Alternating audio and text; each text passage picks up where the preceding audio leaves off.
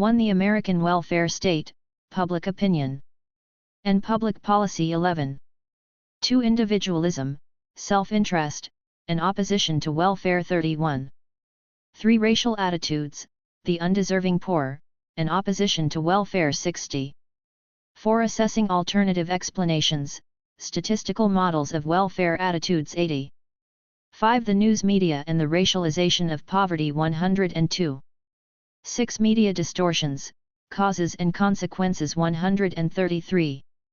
7. Racial Stereotypes and Public Responses to Poverty. 154. 8. Beyond the Attitude Survey, Public Opinion and Anti-Poverty Policy. 174. 9. The Politics of the American Welfare State. 204. The topics I explore in this book: why Americans hate welfare, and what they would prefer to see in its place, are just a small part of a much larger question: how should an affluent society respond to poverty? For most of human history, most people struggled just to obtain the basic necessities of life. But America at the turn of the 21st century is among the richest societies ever to exist. Today we possess the means to provide all our citizens not only with life's necessities, but with material abundance that would have astounded our nation's founders. Yet in the midst of this wealth live many who suffer material deprivation. Millions of Americans lack sufficient food, clothing, and shelter.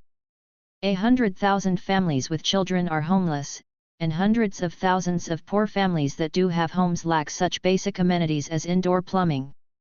According to government statistics, 1 out of 5 American children is living in poverty, a proportion that is higher now than it was 30 years ago. The pages that follow are not really about poor Americans, at least not directly. My focus instead is on what Americans in general think about the poor, their images of poverty, their beliefs about its causes, and especially their notions of what the government should and should not do in its efforts to help the poor. I care about the public's attitudes toward welfare and poverty because I believe that these attitudes have shaped government anti-poverty policy. But one also care about public attitudes toward welfare and poverty because I think they tell us something important about the nature of our society and the passions and concerns that animate Americans' political views. Many of the findings in this book confirm what most people already believe, that Americans oppose welfare, that they hold cynical views of welfare recipients, and that their thinking about poverty and welfare is permeated by their beliefs about blacks. But just as important, although less widely understood, is that Americans are committed to helping the poor. They donate their own time and money to charitable causes, they want their government to do more to help the poor, and they consistently express a willingness to pay higher taxes to help poor people and welfare recipients obtain better wages, better housing, medical care, child care, education, and job training. When I began this research, I thought public attitudes toward welfare would be a narrow and clearly circumscribed topic. But I soon came to realize that, even in this one small domain, the public's views are a complex amalgam of competing, though not incompatible, considerations. This book represents my effort to understand the complexities of Americans' welfare attitudes and to describe the contours of this one aspect of the public's political thinking. This book grew out of my dissertation at the University of California, Berkeley, where I had the good fortune to meet up with an exceptional group of faculty and graduate students studying American politics and society. In the sociology department where I was formally enrolled, I benefited greatly from the guidance of my faculty advisors Neil Smelser and Michael Hout. More surprising, to me at least, was the generosity of the political science professors, who took me under their wings. Raymond Wolfinger and Merrill Shanks introduced me to the study of American public opinion and, along with Henry Brady, gave generously of their time and expertise. Paul Snyderman, affiliated with both Stanford University and the Survey Research Center at UC Berkeley, contributed enormously to my work as a graduate student and to my subsequent research. In the past decade, Paul has been the principal force behind national telephone surveys of Americans conducted by the Survey Research Center. Each has been a collaborative effort among faculty from around the country, and I am fortunate to have been involved in them all. Berkeley is a hard place to leave, but joining Yale's unusually collegial and stimulating political science department eased the pain. My colleagues here at Yale have supported my work, challenged my ideas, broadened my understanding, and showed me by example what XI distinguished social science research looks like. I am especially grateful to Alan Gerber, Donald Green, David Mayhew, Eric Potashnik, and Roger Smith for both their criticisms and their encouragement. Over the years, many people have read one or another part of this work, and it is a far better piece of research as a result. For their comments, I am indebted to Henry Brady, Dennis Chong, Kathy Cohen, Janet Felton, Herbert Gans, Alan Gerber, James Glazer, Marissa Martino Golden, Donald Green, Michael Hagan, Michael Hout, Ian Hurd, James Kuklinski, David Mayhew, Benjamin Page, Eric Potashnik, Mark Peffley, Robert Shapiro, Neil Smelser, Rogers Smith, Paul Snyderman, Davida Weinberger, and Raymond Wolfinger. I owe a particularly large debt to my graduate school colleague, occasional co-author, and most importantly good friend Jim Glazer. Over the years, Jim has been a keen critic and an ardent supporter, and he possesses that rare ability to discern the logic lurking beneath pages of rambling prose. In addition to good mentors, colleagues, and friends, I was fortunate to have able research assistants in many aspects of this work, not least the painstaking process of coding hundreds of news magazine and television news stories. I am happy to thank Daniel Dowd, Michael Ebid, Jane Hahn, Ian Hurd, Andrew Rich, Simon Rodberg, Peter Stein, and Linda Stork for their help. The television news stories I analyzed were obtained from the Vanderbilt Television News Archive, and I am indebted to the VTNA's director, John Lynch, for his considerable assistance in making these materials more accessible. Financial support for this research was provided by a grant from the Social Science Research Council's Program for Research on the Urban Underclass and by a variety of programs and institutions at Yale University, including the Block Fund for Research on Politics and the Media, the Social Science Faculty Research Fund, the Institution for Social and Policy Studies, the Center for the Study of Race, Inequality, and Politics, and the Hillis Publication Fund. The University of Chicago Press, and especially my editor John Trinsky, have been wonderful to work with, and I am indebted as well to Benjamin Page and Susan Herbst, the series editors, and to an anonymous reviewer for their very helpful suggestions. This project began on one side of the country and ended, many years later, on the other. My wife, Janet Felton, put up with our geographical upheaval and my constantly revised research schedule with less grumbling and more patience than I had any right to expect. As every parent knows, geographical upheaval cannot hold a candle to the arrival of children into one's life. During the course of this research my own two little upheavals arrived, my daughter Naomi and my son Joshua. They have added immensely not only to the tumult, but to the richness, of my life. Writing is a hard and lonely task. The long nights sitting in front of a computer were made bearable by the love of my family. For that love, I am truly blessed. For 30 years now, welfare bashing has been a popular staple of American politics.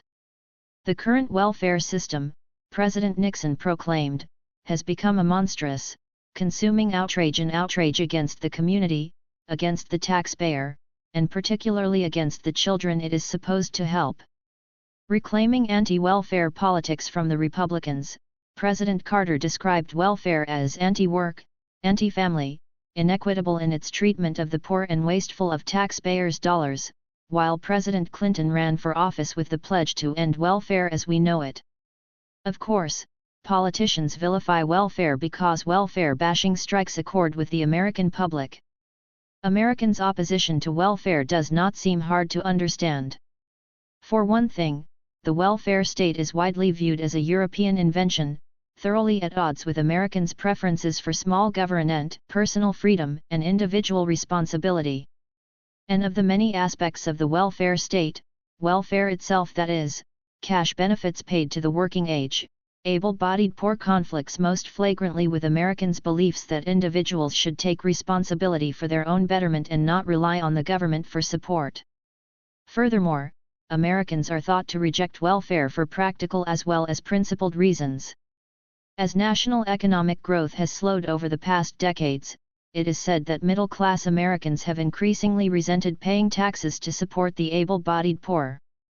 For most Americans, then, interests and ideology point clearly in the same direction: welfare is a violation of America's cherished values and an unwelcome claim upon its economic resources. The purpose of this book is to subject these popular claims to empirical scrutiny.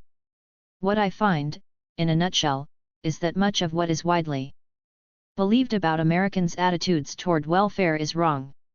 Despite their individualistic inclinations, Americans do not oppose the welfare state; in fact, they strongly support it. The American public consistently expresses a desire for more government effort, and higher levels of spending, for almost every aspect of the welfare state.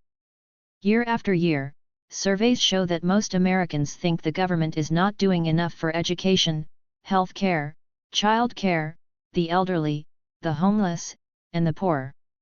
To be sure, individualism is alive and well in America. But the public's commitment to individual effort and responsibility is subtler than is commonly assumed.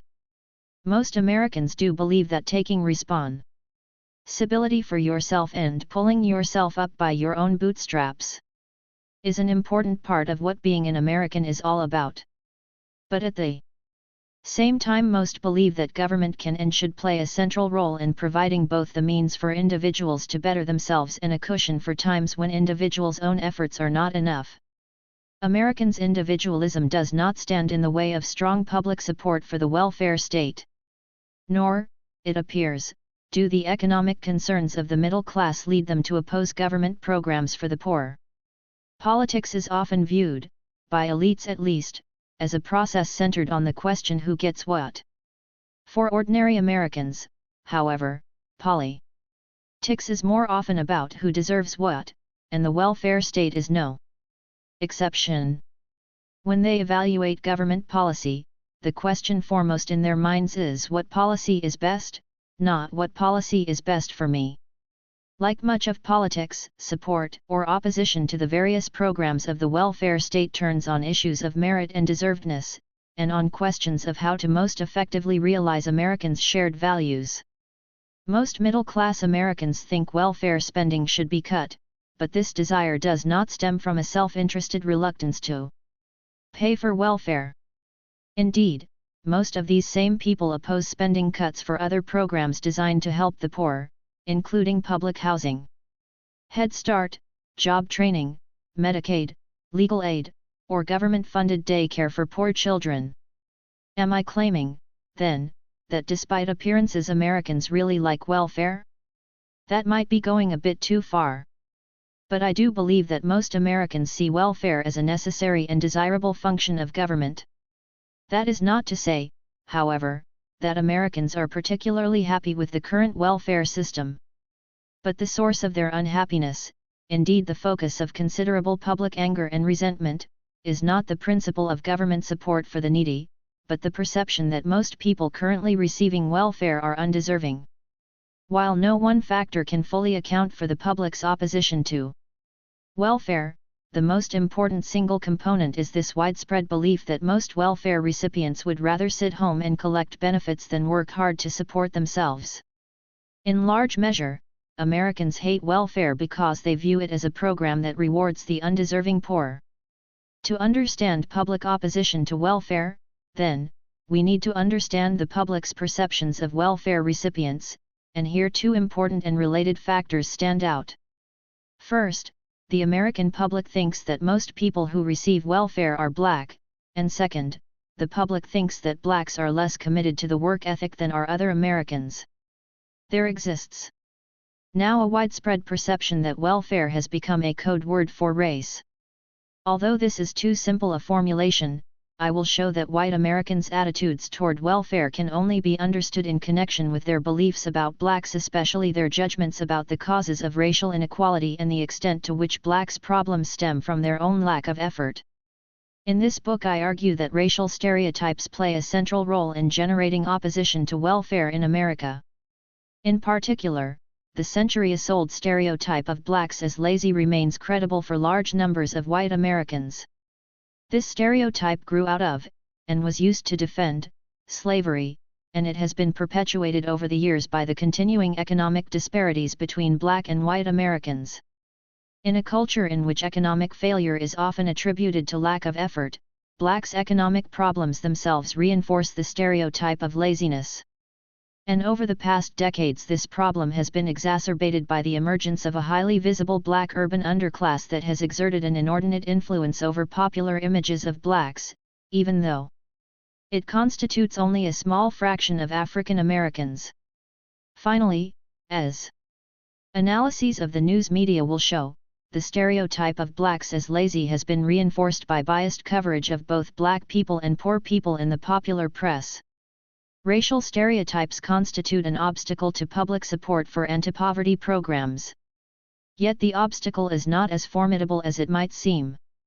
For most white Americans, race-based opposition to welfare is not fed by ill will toward Blacks, nor is it based on whites' desire to maintain their economic advantages over African Americans. Instead, race-based opposition to welfare stems from the specific perception that, as a group, African Americans are not committed to the work ethic. Because the racial attitudes that are most responsible for white opposition to welfare are narrowly focused, the impact of those attitudes on anti-poverty policy preferences is limited. Anti-poverty programs that evoke the stereotype of Blacks as lazy are opposed by most white Americans, but programs that are viewed as helping the deserving poor to better support themselves are quite popular, even if those programs are strongly associated with Blacks. Whites oppose welfare not because they think it primarily benefits Blacks, but because they think it benefits Blacks who prefer to live off the government rather than work.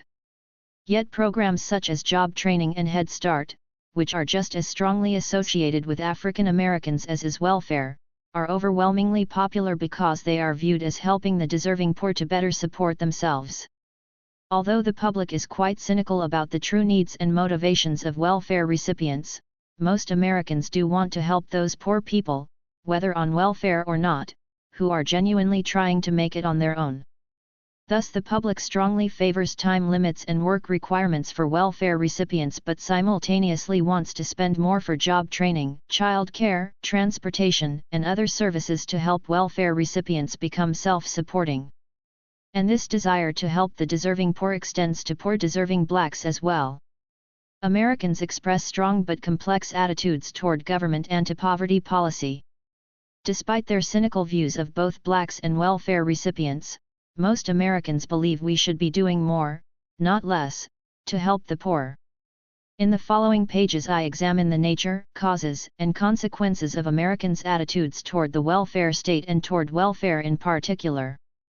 In 1, I briefly describe America's current social welfare programs and examine the differing levels of support they receive from the public. Consistent with popular beliefs, I find that Americans overwhelmingly think we are spending too much on welfare.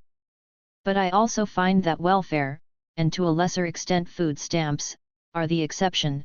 Americans think spending should be increased for most welfare state programs, including not only programs that benefit the middle class, like education or Social Security, but efforts to help the poor as well. In 2, 1 explore 2 popular explanations for Americans' dislike of welfare: economic self-interest and individualism. I argue that self-interest plays little role in explaining Americans' opposition to welfare. Careful comparison shows that public support for means-tested programs that benefit only the poor is just as high as support for similar universal programs that also benefit the middle class and the affluent. Moreover, contrary to popular perceptions, public support for welfare spending does not decline during economic downturns. Hard times, I show, do not elicit from the middle class a self-interested concern with minimizing taxes or a resentment over paying for welfare. On the contrary, national economic adversity leads to a greater sense that poor people are the victims of circumstances beyond their control and hence to greater support for welfare. Individualism, that is, a commitment to the values of hard work and individual responsibility, has long been an important element of American culture. But most Americans temper their commitment to individualism with the understanding that people cannot always support themselves, and most believe that when individuals are in need, the government has a responsibility to help. Americans' attraction to individualist values is important in understanding opposition to welfare. I argue, however, that individualism does not lead to a principled rejection of government support for the poor, but rather to a strong demand that welfare recipients, like everyone else, share a commitment to individual effort and responsibility. The third examines two additional explanations for opposition to welfare: cynicism toward welfare recipients and attitudes toward blacks.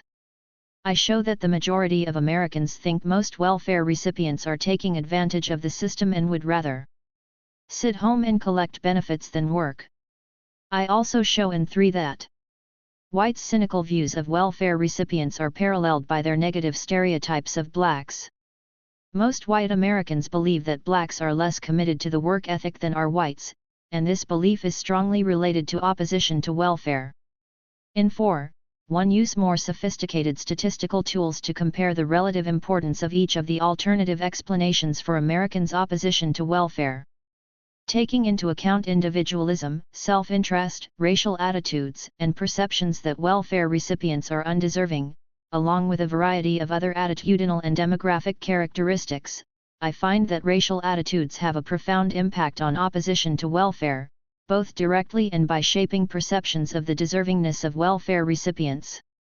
Despite the fact that African Americans constitute only 36% of welfare recipients and only 27% of all poor Americans, whites' attitudes toward poverty and welfare are dominated by their beliefs about blacks. The 5th looks at the historical circumstances surrounding the racialization of welfare and poverty in the American mind.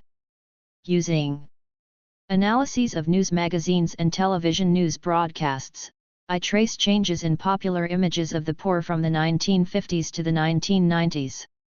Poverty emerged as a subject of scientific inquiry in the late 19th century. Yet poor African Americans were almost wholly ignored until the mid-1960s, when public images of poverty shifted dramatically and came to focus disproportionately on blacks. In an effort to explain this striking shift in perceptions of the poor, I examine the roles of African American migration from southern states to the industrial cities of the North and West, President Johnson's War on Poverty, changes in the Aid to Families with Dependent Children program, shifts in the focus of the civil rights movement, and the urban riots that occupied the nation during the summers of 1965 through 1968. Each of these factors played some role in the racialization of poverty images in America. My analyses suggest, however, that changes in the complexion of poverty coverage stemmed from the news media's increasingly negative discourse on poverty and welfare and its consistent tendency to associate African Americans with the least sympathetic aspects of poverty. In 6, one argue that racial distortions in the media's coverage of poverty are largely responsible for public misperceptions of the poor. Furthermore, these misperceptions have important consequences for Americans' political preferences. Whites with the most exaggerated misperceptions of the extent to which blacks compose the poor express the most cynical attitudes toward welfare recipients and the greatest opposition to welfare.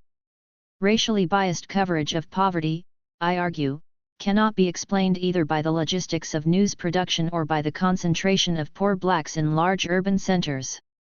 Instead, the overly racialized images of poverty and the association of blacks with the least sympathetic subgroups of the poor reflect news professionals' own racial stereotypes, which operate as an unconscious influence on the content of the news they produce. Despite the generally liberal political orientations of individual news workers, the racialization of welfare and poverty in the mid-1960s did not reflect a sympathetic effort to draw attention to the black poor. Instead, blacks began to appear in poverty coverage only as that coverage turned a critical eye toward the country's poor and toward the war on poverty in particular. Similarly, the pattern of poverty coverage over the ensuing decades reveals a tendency to portray the black poor more negatively than the non-black poor. Pictures of poor blacks are abundant when poverty coverage is most negative, while pictures of non-blacks dominate the more sympathetic coverage that accompanies periods of national economic hardship. In 7, one look in more detail at the nature and history of racial stereotypes. I describe stereotypes as exaggerated or wholly erroneous generalizations about specific social groups. Although stereotypes can reflect and embody both prejudice and material group interests, I argue that whites' belief that blacks are lazy and the opposition to welfare that grows out of this belief do not primarily reflect either a general animus toward African Americans or racial conflict over tangible resources.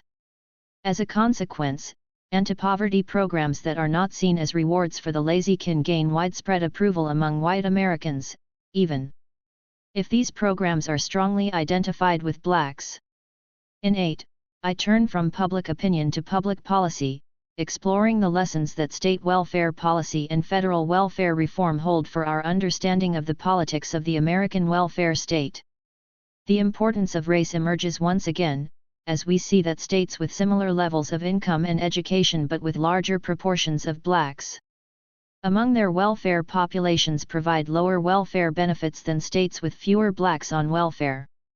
The history of welfare reform at the federal level also provides alternative evidence to complement what surveys tell us about Americans' views on welfare. 30 years of welfare reform efforts have, for the most part, been consistent with the public's desires. Work requirements for welfare recipients, time limits on welfare receipt, job training and work readiness programs, and social supports such as child care, health care, and transportation have been used in the effort to move people from welfare to work. Surveys show that Americans strongly support both the carrots and the sticks of welfare reform, and are more concerned with helping the poor to become self-supporting than with saving taxpayer dollars. Finally, I conclude by examining the policy implications of Americans' attitudes toward blacks and toward the poor. I argue that a reservoir of public support exists for increasing government efforts to help the poor. Furthermore, the perception that a program's beneficiaries are largely, or even primarily black, does not preclude overwhelming public support. As long as blacks remain disproportionately poor, it is unlikely that anti-poverty policy can ever be divorced from racial politics, but even programs strongly associated with African Americans can enjoy broad support among the white public as long as they are seen as helping the deserving poor to better their lot.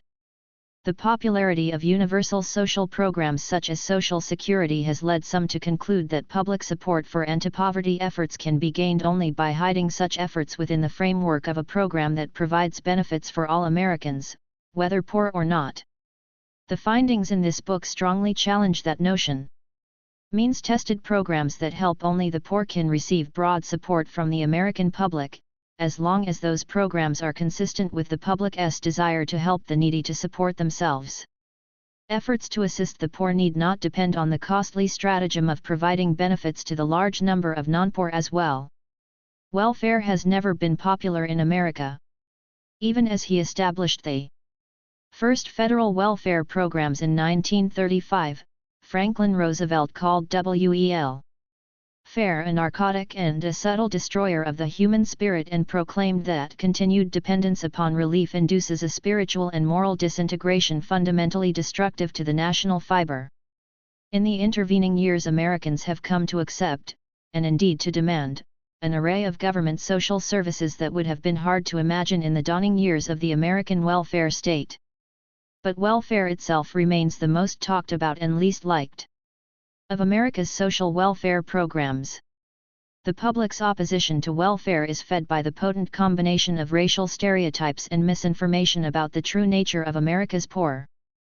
But the very real and widespread opposition to welfare evident among the American people is accompanied by an equally widespread desire to do more to help the poor. And the view among white Americans that blacks lack commitment to the work ethic is accompanied not by ill will toward blacks but by a willingness to assist all needy Americans, black and white, who are trying to improve their lot through hard work. The American public is often characterized as simple-minded and inattentive when it comes to politics, and to some degree this charge is fair. Most Americans are not knowledgeable about the details of public policy or the nuances of partisan political arguments. But welfare is an enduring political issue that touches on the central values that animate public life. On such issues, Americans are often more sophisticated in their thinking and more nuanced in their preferences than they are given credit for. When we look closely, we find that Americans express a stable, coherent, and complex set of preferences toward anti-poverty policy, preferences that reflect a balance between the desire to help the deserving poor and a concern with undermining their work ethic or rewarding those who prefer government support to self-support. If we insist on a simple story about the politics of anti-poverty policy, we will fail in the task of understanding the public's views. Whites tend to stereotype African Americans as lazy, yet most want to increase assistance for those blacks who are trying to make it on their own. Most Americans reject the view that welfare is a right and that welfare recipients are victims of the economic system, but they dismiss just as strongly the idea that government already does too much in trying to help the poor. Americans are neither mean-spirited in their opposition to welfare nor indiscriminate in their desire to do more for the poor. Their attitudes attest both to the complexity of the issue and to the sophistication of the public's views about government anti-poverty policy. Public opinion and public policy. The relationship between the prosperous and the poor is a central concern in all but the simplest societies. Although disparities in wealth vary by degree, every society contains some who are more privileged than others. How a society feels and acts toward its less fortunate members tells us much, not only about the society's social and political arrangements, but also the beliefs, values, and inner lives of its population. Are the sick made well? Are the destitute cared for? Do the frail, the disabled, and those too old to work have the means to live on? Are the fortunate concerned or indifferent to the plight of the less well-off? Is assistance given generously, grudgingly, or not at all? The social and economic needs of a nation are not met solely through any one channel. Individuals rely on themselves and their families, on their friends and their communities, on their government, and often on strangers through organized charities or personal kindnesses. In industrial societies, however, government social welfare programs have become an indispensable source of assistance to both the needy and the more privileged. In every developed country, government programs are central in providing education, health care, and housing for the general populace, as well as income support for the poor, the elderly, and the disabled. Indeed, government social spending, or the welfare state for short, now accounts for the majority of government expenditures in most economically advanced countries. In this I briefly sketch the development of the American welfare state and the various government programs that make it up, and I then examine Americans' varying levels of support for those programs. I show that, contrary to popular image, Americans are not individualistic opponents of the welfare state. In fact, the American 12. Public strongly supports most aspects of the welfare state and in most cases believes that government should be doing more to assist its citizens. Large majorities of Americans, for example, think the government should be spending more money to fight poverty and homelessness, to improve our nation's education and health care, and to assist displaced workers and the elderly. One exception stands out, however: when it comes to welfare itself, widespread support turns to widespread opposition. The aim of this book is to understand why Americans seem to hate welfare even while they embrace most other elements of the welfare state. The first step in studying Americans' attitudes toward welfare is to identify the subject of our inquiry. This is not a trivial exercise, since none of the dozens of different government anti-poverty programs bears the title welfare. Like many other terms, welfare has a fairly clear center but rather fuzzy borders. It is easier to point to clear examples of welfare than to identify the full set of criteria that would define the boundaries of the concept. Nevertheless, as it is usually understood, the term welfare refers to a subset of government assistance programs that share the following characteristics. First, benefits are means-tested, meaning that only individuals with incomes or assets below a set level are eligible. Second, benefits are provided in cash or in a near-cash form.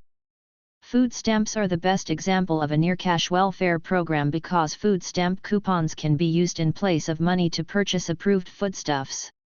In addition, food stamps resemble cash in that they can be sold or traded, unlike other in-kind benefits such as medical care or public housing. Nevertheless, because food stamps are intended to purchase only a single commodity, this program might better be considered a quasi-welfare program that differs slightly from the core welfare programs that provide cash benefits. Finally, welfare is usually understood to refer to programs that assist the working age, able-bodied poor. Thus, disability and retirement programs are not typically thought of as welfare, even if those programs limit their benefits to poor members of those populations. Understood in this way, the term welfare refers most clearly to the state-run general assistance programs for the poor and the federal/state program now called Temporary Assistance for Needy Families, and formerly known as Aid to Families with Dependent Children. These programs provide cash benefits to the able-bodied, working-age poor. As already mentioned, food stamps can be considered a somewhat less typical example of welfare, while even 13. Further out on the boundaries of the category lies the Federal Supplemental Security Income Program, a means-tested program that provides cash benefits to poor people who are aged, blind, or otherwise disabled. Such a loosely defined concept as welfare might seem a poor subject for study. If our concern was with public policy alone, we might ignore the amorphous term welfare and simply identify the specific government programs of interest. But in studying public attitudes, we must adopt the language and concepts that the public employs. The lack of an official definition has not kept the American public from developing clear and strong views about welfare, nor has this lack dissuaded political elites and the mass media from talking about welfare. Even the most casual acquaintance with recent public discussions of anti-poverty policy makes clear that the central referent in these debates is welfare. I will use the term welfare to refer to means-tested cash benefit programs available to able-bodied, working-age adults. Welfare, in this narrow sense, is distinguished from the welfare state, which refers to the broad array of government social programs that assist poor and non-poor Americans of all ages and economic conditions. Despite a certain unavoidable ambiguity, my focus in this book is public attitudes toward welfare, and my central goal is to understand the often boisterous opposition to welfare expressed by the American public. Before turning to public attitudes, however, I look briefly at the nature and history of the American welfare state. Industrialization and the birth of the welfare state. The welfare state emerged in the 19th century as a response to the new problems and opportunities created by industrialization and economic growth. After centuries of stasis, the Industrial Revolution had reformed the social and economic landscape of much of the Western world. New jobs arose as technology transformed the making of textiles, clothing, shoes, iron, and steel, and the mining of coal and metals. New technologies, including the coal-fired steam engine, the blast furnace, the power loom, and the railroad, transformed the economies of Europe and North America. In the meantime, agriculture was shifting from subsistence farming to market production to feed the growing populations of the cities, and new agricultural technologies were reducing the demand for farm labor. In combination, the pull of new opportunities in manufacturing and the decline of employment in agriculture led to a dramatic shift of population from rural to urban areas and from subsistence farming to wage employment. In 1850, only 16% of the U.S. workforce was employed in manufacturing and construction, while 64% worked in agriculture. By 1870, manufacturing and construction employed 23% of the labor force, and by 1920 this figure had risen to 31%. In the meantime, the proportion of agricultural workers declined to 58% by 1870 and 27% by 1920. In the span of 70 years, an economy dominated by agriculture was transformed into a modern industrial economy in which a majority of workers were employed in manufacturing, mining, construction, trade, finance, and transportation. Among the social consequences of industrialization and urbanization was a decline in birth rates and the demise of the extended, multi-generational family. Birth rates declined in part because children were less valuable economically for urban workers than for farmers, while extended families were harder to maintain as workers became more mobile in search of employment. As the birth rate declined, the population aged, since each successive generation contained fewer children to replace the aging adults. In addition, because the elderly were less likely to be living with their children, the population of older adults trying to scrape by with limited economic resources grew. The welfare state emerged in the late 19th century as a response to the social problems created by the Industrial Revolution and its demographic repercussions. The uncertainties of industrial employment and the collapse of the extended family gave rise to the first widespread government social programs: industrial accident insurance, old age pensions, unemployment insurance, and health care. By the end of the 19th century, Denmark and Germany had national workers' compensation, pensions, and sickness insurance programs, and by 1913 Britain, Sweden, and the Netherlands had all of these programs as well. In most aspects of the welfare state, the United States lagged behind the more advanced Western European nations. With the exception of a pension program for Northern Civil War veterans, which stretched into the first 2 decades of the 20th century, Americans had to wait until the New Deal for government old age pensions, and not until the 1960s did broad government-funded health insurance programs arrive in the United States. Overall, the United States continues to devote less of its resources to social welfare than do most other 15 developed countries.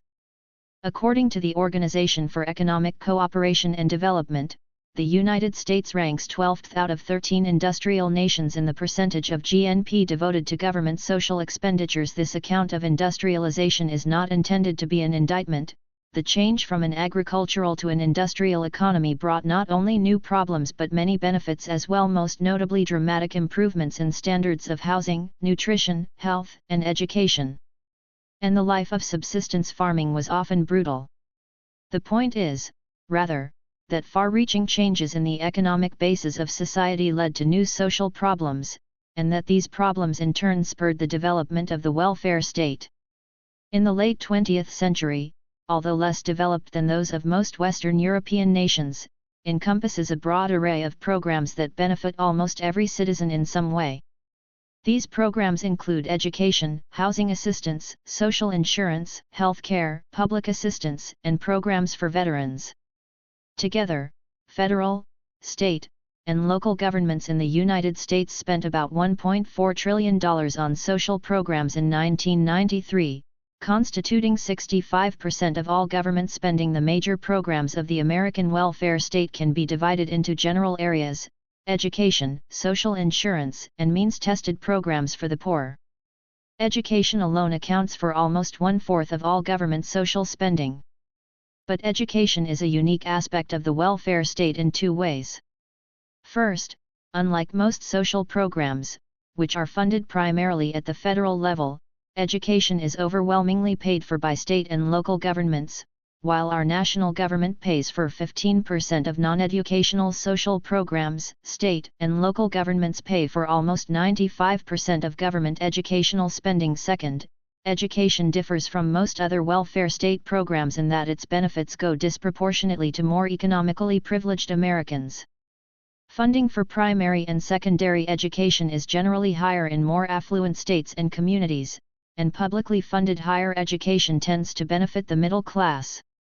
As one scholar of welfare state development points out, public higher education represents a transfer of resources from the parents of the less affluent to the children of the more affluent. Outside of education, the remaining government social programs can be divided into social insurance programs, which provide benefits to those who have made previous contributions through earmarked taxes, and means-tested programs, which offer benefits only to the poor. The social insurance programs, which include Social Security, Medicare, the Public Employee Retirement Program, workers' compensation, and unemployment insurance, account for 47% of all social spending. The welfare state is often associated with aid to the poor. But as Figure 1.1 shows, 5/6 of all social spending is for universal programs like old age pensions and education that also benefit the middle class and the well-off. Only 17% of government social spending is directed toward means-tested programs that specifically target the poor. Among these means-tested programs, welfare has by far the highest public profile. TANF/AFDC offers aid to poor families with dependent children, about 90% of which are headed by single mothers, while General Assistance is a program of last resort for poor adults without dependent children. GA is both funded and administered by state governments, and while benefit levels and eligibility criteria vary from state to state, General Assistance typically provides only 17. The most minimal support to its beneficiaries. Together these two programs constitute only 2.6% of government social spending and about 1.7% of all government spending. Food stamps, a quasi-welfare program that benefits a somewhat larger group of poor Americans, and SSI, which offers assistance to the aged, blind, and disabled poor, each account for just under 2% of social spending. In addition to these cash and near-cash benefit programs, the Earned Income Tax Credit also provides cash to poor Americans. Unlike General Assistance, SSI, or TANF, however, the EITC works entirely through the federal income tax structure. Low-income families with children receive a tax refund through the EITC that may exceed the total amount of federal income tax that they owe. Even families with earnings too low to owe any federal income tax can receive a refundable tax credit through the EITC. Because the EITC operates through the tax system and because it often serves simply to reduce taxes owed, it has not been portrayed as a welfare program. Whether separating the EITC from more straightforward cash transfer programs makes sense or not, the fact is that neither the American government nor the American public considers the EITC a form of welfare. As Figure 1.1 reveals, most means-tested social spending does not provide cash assistance or cash-like aid such as food stamps. Rather, most targeted spending for the poor provides in-kind benefits in the form of medical care or housing assistance. Medicaid alone costs state and federal governments $125 billion a year and accounts for 9% of all social spending, while housing programs in the form of public housing and rental assistance comprise an additional 1.4% of social welfare expenditures. The growth and decline of welfare. Of all the programs of the welfare state, welfare generates the greatest controversy and receives the most sustained attention from politicians, the press, and the public. Social Security and Medicare occasionally attract interest, especially when new concerns about these programs' continued viability are raised. But over the past 30 years, welfare has never been out of the political spotlight for long. TANF/AFDC and state-run General Assistance are the quintessential welfare programs, since they provide cash benefits to the working age, able-bodied poor. 18. In dollar terms, however, General Assistance is a minuscule program. Only $3.3 billion was spent on General Assistance in 1994, compared to the $26 billion spent on AFDC. AFDC also served many more people than did General Assistance programs. In 1994, more than 14 million people were receiving AFDC in any given month, while only 1.1 million were receiving General Assistance. Happy face, measured in terms of either dollars or numbers of recipients, TANF/AFDC is clearly America's most significant welfare program. The AFDC program was an element of Franklin Roosevelt's New Deal. Established during the Depression as part of the Social Security Act of 1935, ADC represented the first federal commitment of cash support for poor children, and by 1939 ADC was providing grants to about 700,000 children of single mothers. Happy face, although an important improvement over the previously existing state-run mothers' pensions programs, ADC provided limited benefits and spotty coverage. In 1940 the average ADC family received only $32 per month and only 1 out of every eligible children was receiving benefits. In the original formulation, states were required to pay for 2/3 of the cost of their ADC programs, with the federal government covering the remaining third. In addition, states were allowed to set their own eligibility criteria, a freedom that was often used to exclude black mothers and unworthy white mothers. Over the next decades, restrictions were eased and the federal government accepted a larger share of the cost. By the early 1960s the ADC program had expanded considerably from its small beginnings. Benefits slowly grew and the benefit formula was changed to include a grant for the mother as well as the dependent children. In today's dollars, average monthly payments increased from $360 in 1940 to $581 in 1960, a 60% rise in real purchasing power. During this period, the number of families on the rolls also grew, from 370,000 families in 1940 to 800,000 in 1960. Happy face, note that it was not welfare alone that expanded during this period. Social insurance programs grew even faster. In 1945 only 1.3 million people were receiving Social Security benefits, compared to 14.8 million in 1960, but the greatest expansion in both public assistance and social insurance was yet to come. The fastest growth in AFDC came between 1965 and 1975. During this period, the proportion of all American families 19 receiving AFDC tripled, from 2.2% in 1965 to 6.4% in 1975. Naturally, the growing numbers of families on AFDC required growing numbers of state and federal dollars. Adjusted for inflation, spending for AFDC increased from $10 billion in 1965 to $27 billion in 1975, but AFDC spending stopped growing in 1976 and then started to decline.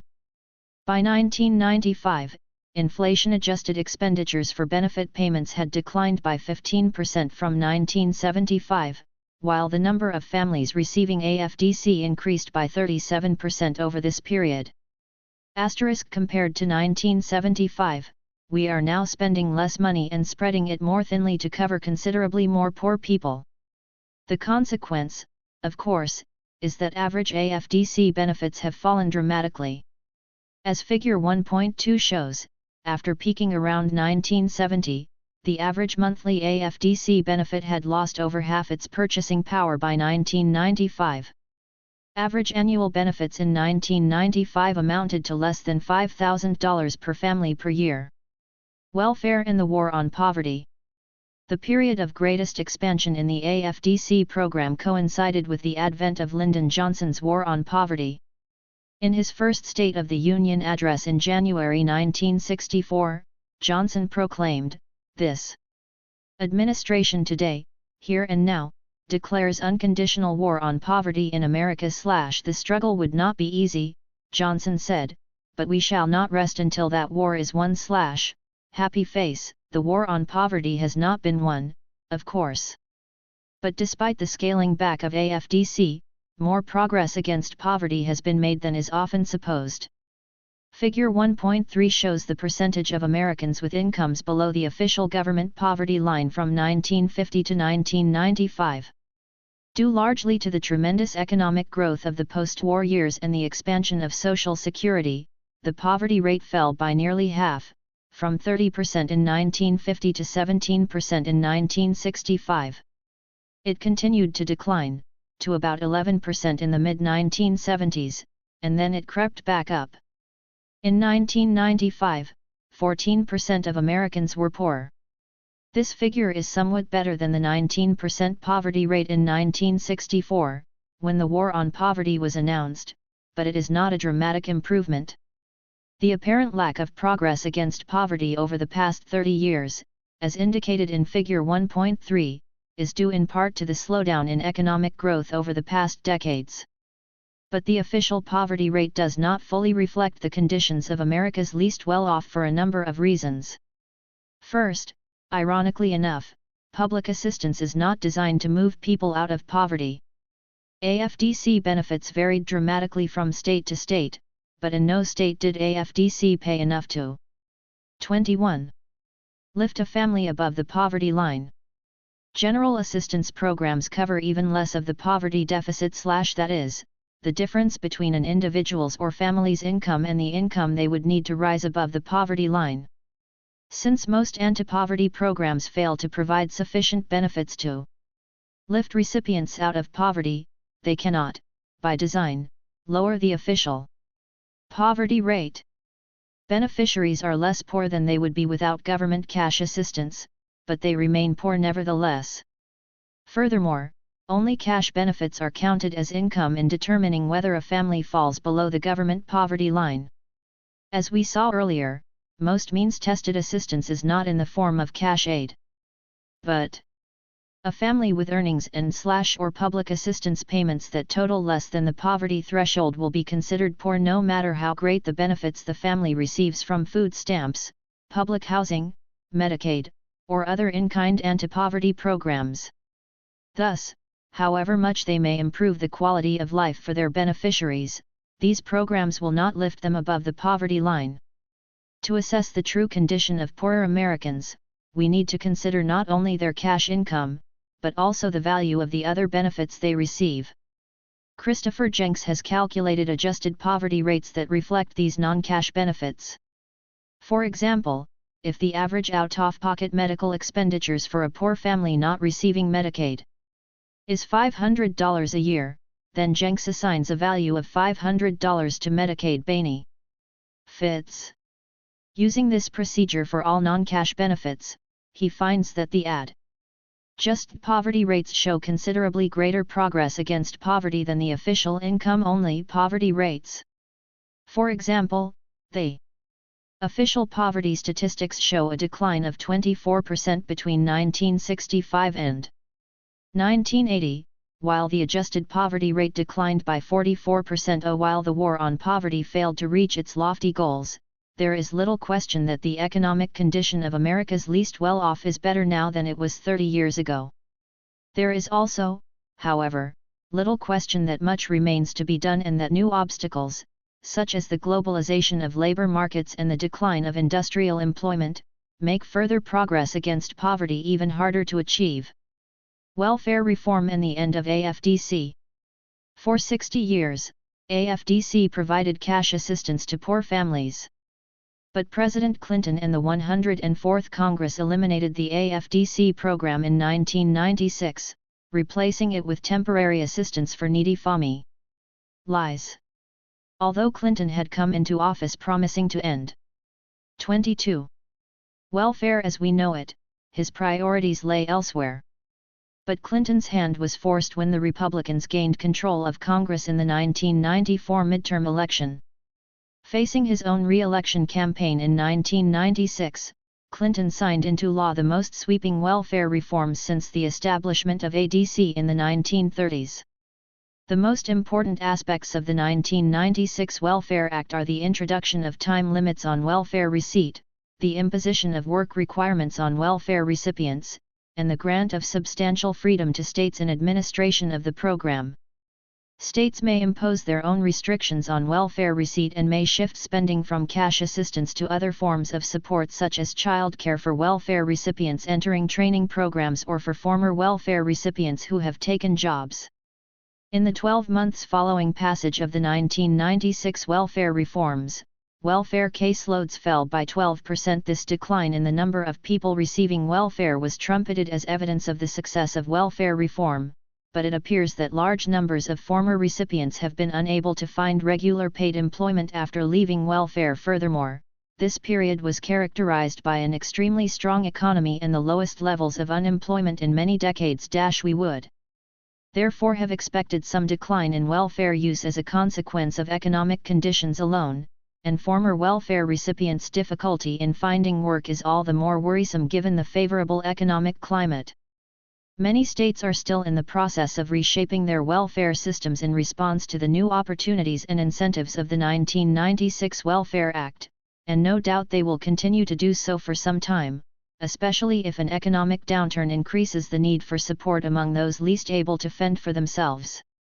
In short, a clear evaluation of the impact of the 1996 welfare reforms will not be possible until we can assess the performance of the reformulated state welfare policies under the more challenging conditions of economic adversity. In comparative perspective, cross-national studies of welfare state development typically identify the United States as a reluctant welfare state or a welfare state laggard. Compared with other affluent industrial nations, the United States does indeed devote less of its resources to government social spending. Among the world's developed nations, only Japan spends less of its gross national product on social programs, and the Scandinavian countries, which tend to be the biggest welfare state spenders. 23. Devote twice as much of their GNP to government social programs as does the United States. The United States not only spends a smaller portion of its assets on social programs than most other developed nations, it also lacks many of the benefits found elsewhere. Most conspicuously, the United States lacks government-supported universal health care, a benefit taken for granted by the citizens of virtually every other affluent democracy. Government programs for families and children are also less developed in America. For example, virtually every European welfare state provides subsidized childcare for preschool children in poor families, while such subsidies remain extremely limited in the United States. Paid maternity benefits are also common in Europe but absent in the United States. Mothers get at least months of government benefits at the same rate as their previous salary in Belgium, Germany, Greece, France, Portugal, Holland, and Luxembourg, while Swedish mothers receive 12 months of benefits at 90% of their previous earnings. Perhaps most importantly, social programs in the United States are less effective at raising people out of poverty than are programs in other developed countries. For example, one study found that child poverty in the United States was only 24. Reduced from 22.3% to 20.4% as a consequence of government programs. Public opinion and public policy. Most efforts to account for our comparatively underdeveloped welfare state focus on political structure. Some scholars point to the importance of labor-based political parties in the development of the European welfare states and the lack of such a party in the United States. A related literature focuses on the importance of strong industrial labor unions, which America also lacks. A third school identifies state structure as a key factor in explaining different patterns of welfare state development. From this perspective, the dispersed political power of the American federal system and the resulting weakness of our national bureaucracies help to explain why the welfare state did not grow as quickly or develop as completely in America as it did in more centralized European states. But political structures are not the only differences between countries that might be relevant to the development of the welfare state. Nations also differ in the values or ideologies held by their citizens. This fourth perspective has been labeled the cultural or national values approach to the cross-national study of the welfare state, and analyses using this approach have often focused on the prominence of liberal individualism in American political culture. Following in the tradition of Louis Hartz, these scholars view American culture as dominated by the 19th-century liberalism rooted in the thinking of Thomas Hobbes and John Locke. Americans, from this point of view, distrust government and value individual rights and private property above other social goods. While few contest that social and political structures influence government policy, the importance of public attitudes is less widely accepted. However, evidence does support the contention that public attitudes shape government policy in important ways. An influential study by Benjamin Page and Robert Shapiro found that over a 4 to 5 year period, changes in public opinion often preceded changes in government policy across a range of substantive issues. Happy face. Page and Shapiro compared the direction of changes in responses to public opinion surveys between 2 points in time with changes in public policy during a period beginning with first survey and ending 1 year after the second survey. They found that, when policy changed during the period under examination, it changed in the same direction. 25. As public opinion 66% of the time. Moreover, when public attitudes changed by 20 percentage points or more on a particular issue, government policy changed in the same direction over 90% of the time. Another approach to ascertaining whether public attitudes shape government policy looks not over time but across states, examining how attitudes vary from place to place. One study gathered data from over 66,000 respondents from 47 U.S. states. The authors constructed a liberalism score for each state, based on its residents' responses when asked whether they considered themselves liberal, moderate, or conservative. After taking into account state differences in income, education, and level of urbanization, they found that states with more liberal citizens tended to have more liberal government policies. This relationship was observed across a wide range of issues, including educational expenditures, criminal justice policy, tax policy, and state ratification of the Federal Equal Rights Amendment. Most important for our purposes, they also found that more liberal states had more generous eligibility levels for AFDC and Medicaid, and higher average benefits levels in these programs, than did states with more conservative residents. If public opinion influences government policy, we might expect to find that Americans are less enthusiastic supporters of the welfare state than are the citizens of countries that devote more of their resources to social programs. Indeed, compared with Western Europeans, Americans express far more limited support for government responsibility for social welfare. In one survey, for example, only 34% of Americans said it is an essential responsibility of the government to see to it that everyone who wants a job can have one, compared with 55% of Britons, 60% of Germans, and 79% of Italians. Similarly, 42% of Americans said that it is an essential government responsibility to provide good medical care, compared with 63% of Germans, 74% of Britons, and 79% of Italians. Americans were also the least likely to view looking after old people and providing adequate housing as essential government responsibilities, in comparison with the citizens of these other countries.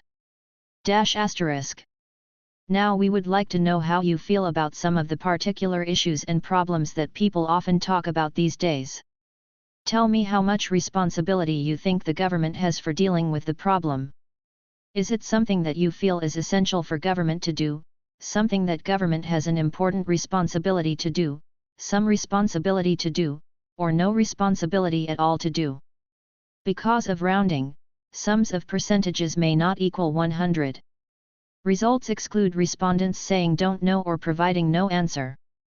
These data appear to support the popular impression that Americans are uniquely hostile toward, or at least uniquely unsupportive of, government responsibility for social welfare.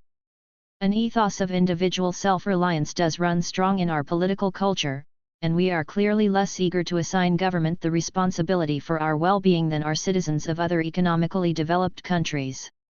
Yet a closer look at Table 1.1 shows that even in the United States, notions of self-responsibility may not run so deep as to preclude support for the welfare state, while Americans do not express the same level of support. 27. For government responsibility that Europeans do, they nevertheless believe that government has an important role in these areas. For example, fully 71% of Americans think that it is either an essential or an important responsibility of government to see to it that everyone who wants a job has one. While this is lower than the percentage of Europeans who express this opinion, it still indicates very strong support for government social responsibility. Similarly, 78% of Americans think that providing good medical care is an essential or important government responsibility, while 81% think the government should look after old people, and 63% think the government should provide adequate housing. Public support for social spending in the United States. Rather than a confirmation of American individualism, the results shown in Table 1.1 are better understood as an indication of the surprisingly strong support for government social responsibility that exists in this land of rugged individualism. In fact, Americans not only support most of the welfare state programs that currently exist, but they also think that in most areas the government is not doing enough to help its citizens. Table 1.2 shows Americans' preferences for increasing or decreasing spending in a variety of social welfare domains in almost every area. Majorities believe that spending should be increased, while only small numbers of Americans think spending should be decreased from current levels. Strong support for the welfare state is clearly evident with regard to the elderly, health care, education, and child care. In none of these areas does more than 13% of the public express a desire to cut back from current levels of spending, and in most cases between half and quarters of Americans think spending should be increased. Experts on public opinion have long recognized Americans' broad support for government social programs, yet the perception remains widespread that the American welfare state lacks popular appeal. As Faye Cook and Edith Barrett note, it is widely but erroneously believed that the American welfare state suffers from a legitimacy deficit among the American people. Asterisk. The public's desire to spend more for the elderly, health care, education, and child care is at variance with the image of Americans as opponents of the welfare state.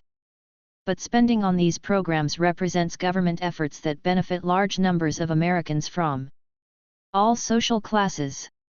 Perhaps the current or expected personal benefits from these programs help to overcome the public's general inclination against government social spending. If so, we might expect support to evaporate when we turn from these universal components of the welfare state to government efforts to help the poor. As Table 1.2 demonstrates, however, this does not seem to be the case. When asked about spending for the poor, the public again expresses a desire for more, not less, government activity. Over 70% of Americans say we are spending too little on fighting poverty, while a similar number think spending for the homeless needs to be increased. Smaller numbers. But still majorities think we are spending too little on poor people, on assistance to the poor, and on child care for poor children. And as was true for education, health care, child care, and the elderly, very few Americans believe spending for the poor should be reduced from current levels. If we limited our attention to these 5 areas of social welfare, we might well come to view the American public as strong supporters of the welfare state, demanding more activity and higher levels of spending from their government. This impression is not inaccurate, but it is incomplete. As Table 1.2 shows, public attitudes towards spending for the unemployed and for food aid are more ambivalent, while attitudes towards spending for welfare are strongly negative.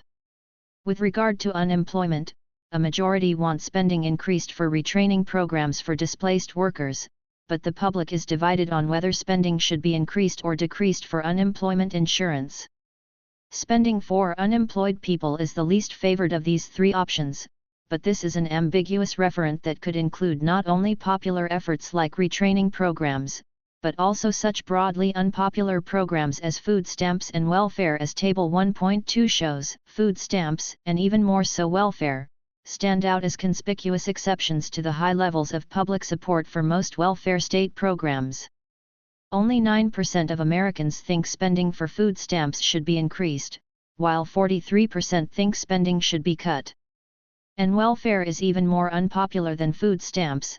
60% to 70% of those polled think we are spending too much for welfare, and most of the rest prefer to keep welfare spending where it is rather than increase it. Why is welfare different? As Tables 1.1 and 1.2 illustrate, Americans are of 2 minds when it comes to the welfare state. In most areas, they think government has important responsibilities to provide social benefits to its citizens, not 30. Only do most Americans support most aspects of government social provision, they also think spending should be increased. But welfare, and to a lesser extent food stamps, are glaring exceptions to this pattern. What explains this sharp contrast between the public's broad support for the welfare state and its emphatic rejection of welfare itself? A number of suggestions have been made to explain the patterns of public support or opposition to government social programs. Some have argued, for example, that Americans harbor a general ideological opposition to government responsibility but are nonetheless fond of specific existing programs of the welfare state. From this perspective, the public is inconsistent, or at least ambivalent, in applying its general principles to specific cases.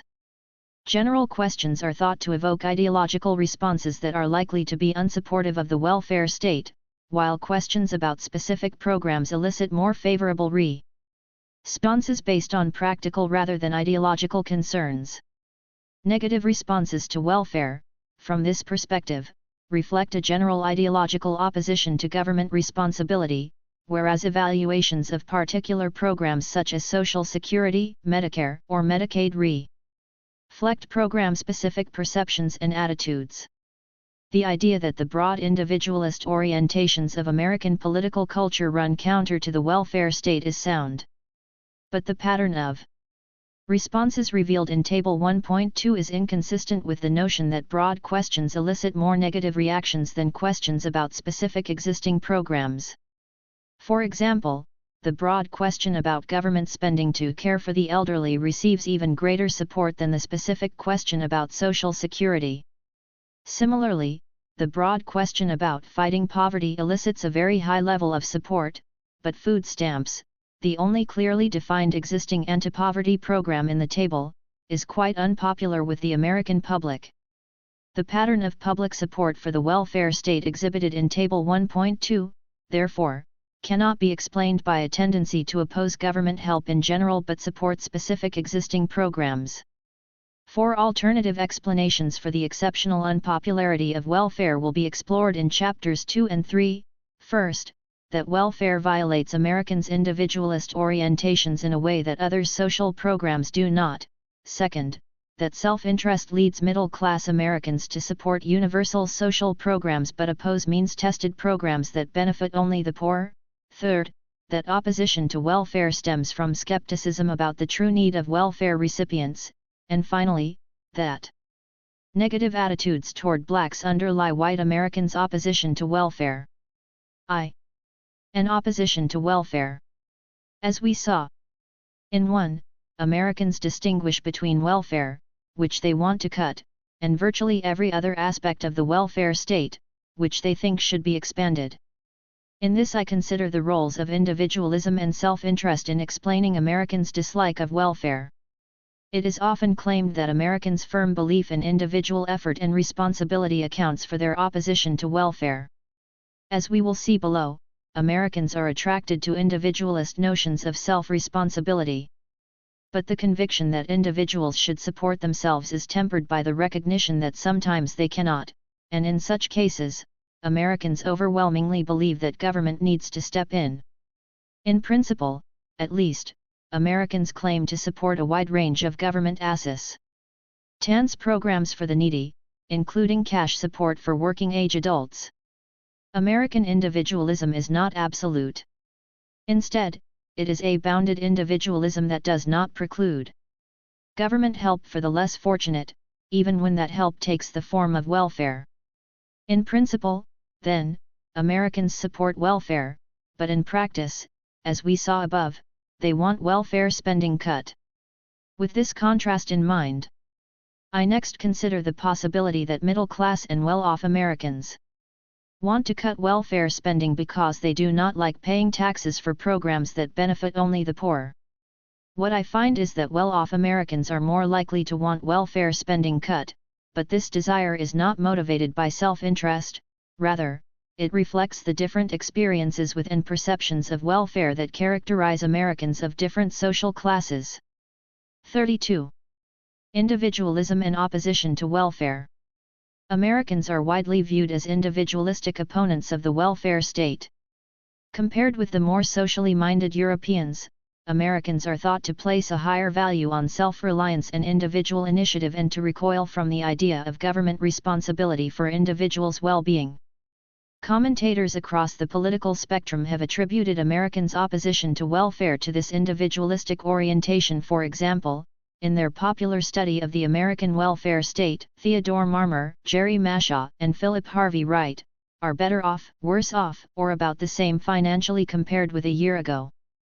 More generous views on welfare spending could be a way of covering their bets. In bad times, even many middle-class families may be living one paycheck away from poverty. If they should need government help due to illness, unemployment, or some other unfortunate development, they want it to be there. Such thinking may play a part in explaining the shift toward more liberal views on welfare spending during periods of poor economic performance. But we have already seen evidence suggesting that the greater public sympathy for the poor evident in these times is not a reflection of self-interested calculations.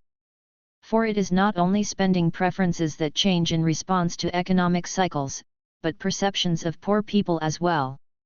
Yet perhaps these more sympathetic views of the poor combine with a self-interested fear of joining their ranks. If so, then economic downturns should elicit greater support for welfare among those most insecure about their economic future. Even in times of economic insecurity and negative economic growth, Americans with the highest incomes are in little danger of finding themselves in need of welfare. And even if such fears are present for some of these high-earning Americans, they are surely not as widespread or as strongly. 51. We are faced with many problems in this country, none of which can be solved easily or inexpensively. I'm going to name some of these problems, and for each one I'd like you to tell me whether you think we're spending too much money on it, too little money, or about the right amount. Welfare. Chart shows for each income group for each year the percentage saying too much minus the percentage saying too little. Felt as they might be among those of more moderate means. Thus the self-interest hypothesis predicts that those with the lowest incomes should respond most clearly to national economic adversity, while high-income Americans should be less likely to shift their views on welfare spending in a liberal direction. Figure 2.4 shows the welfare spending preferences of Americans with family incomes in the lowest, middle, and highest third of all incomes for each year. Those with low incomes are consistently the most supportive of welfare, an observation that we will explore in some depth below. But the patterns of change in welfare support are virtually ident. To call for each income group, with opposition to welfare rising in good times and falling in bad. This similar patterning of welfare attitudes over time reflects the broader tendency for policy attitudes to move in parallel among different subgroups of the public.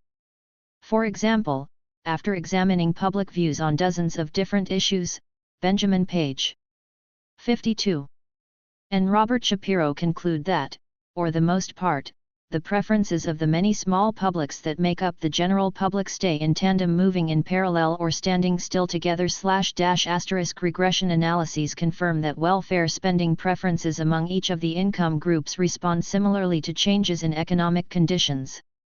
For the bottom third of the income distribution, each percentage point increase in economic growth leads to a 1.9 percentage point increase in opposition to welfare. In contrast, a percentage point increase in economic growth leads to a 2.0 point increase in opposition to welfare among the middle income group and a 1.7 point increase among those with the highest incomes.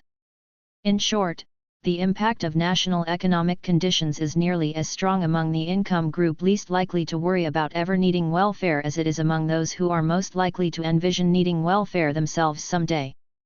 Does self-interest lead to different views of welfare among the middle class and the poor? We have already seen that middle-class self-interest is not a plausible explanation for differences in public support for different social programs or for changes in support for welfare over time. We now examine the role of self-interest in explaining class differences in attitudes toward welfare. Do middle or high-income Americans oppose welfare more than the poor? And if so, do they do so out of self-interest? As Figure 2.5 shows, the least well-off are clearly the most supportive of welfare. Of the poorest Americans, those with family incomes of less than $10,000, only 30% feel that welfare spending should be cut, while 37% would like to see welfare spending increased. As family income rises, the desire to cut welfare spending grows sharply until income reaches about $40,000, above which welfare spending preferences remain fairly constant, with about 60% preferring to cut welfare.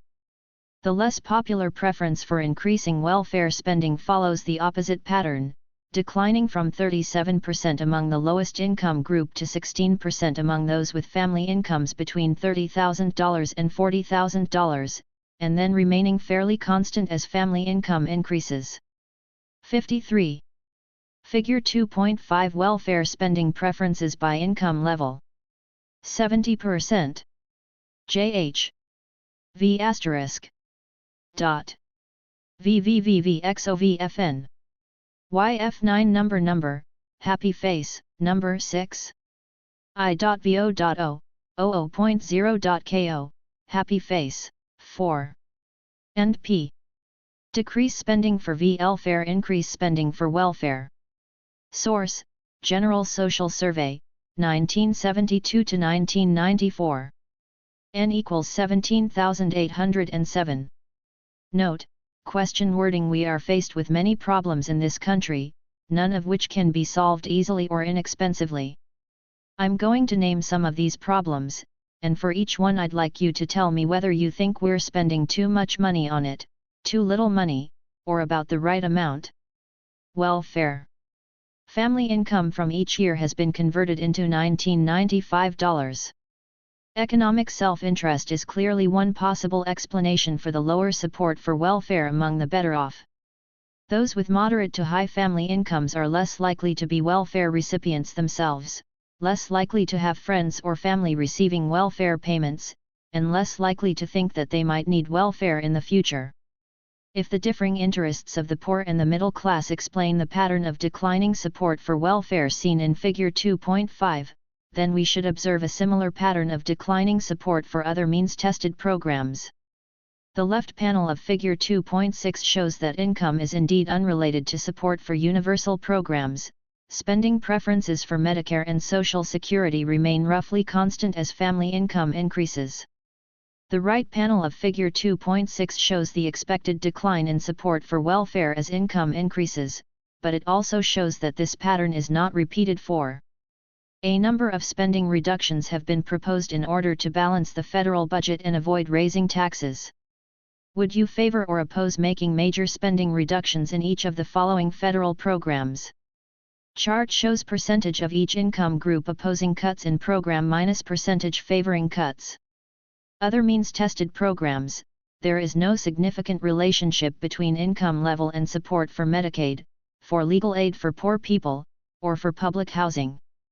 For these programs, support among the well-off is just as strong as support among the lowest income group. The well-off are the strongest opponents of welfare and the poor its strongest supporters.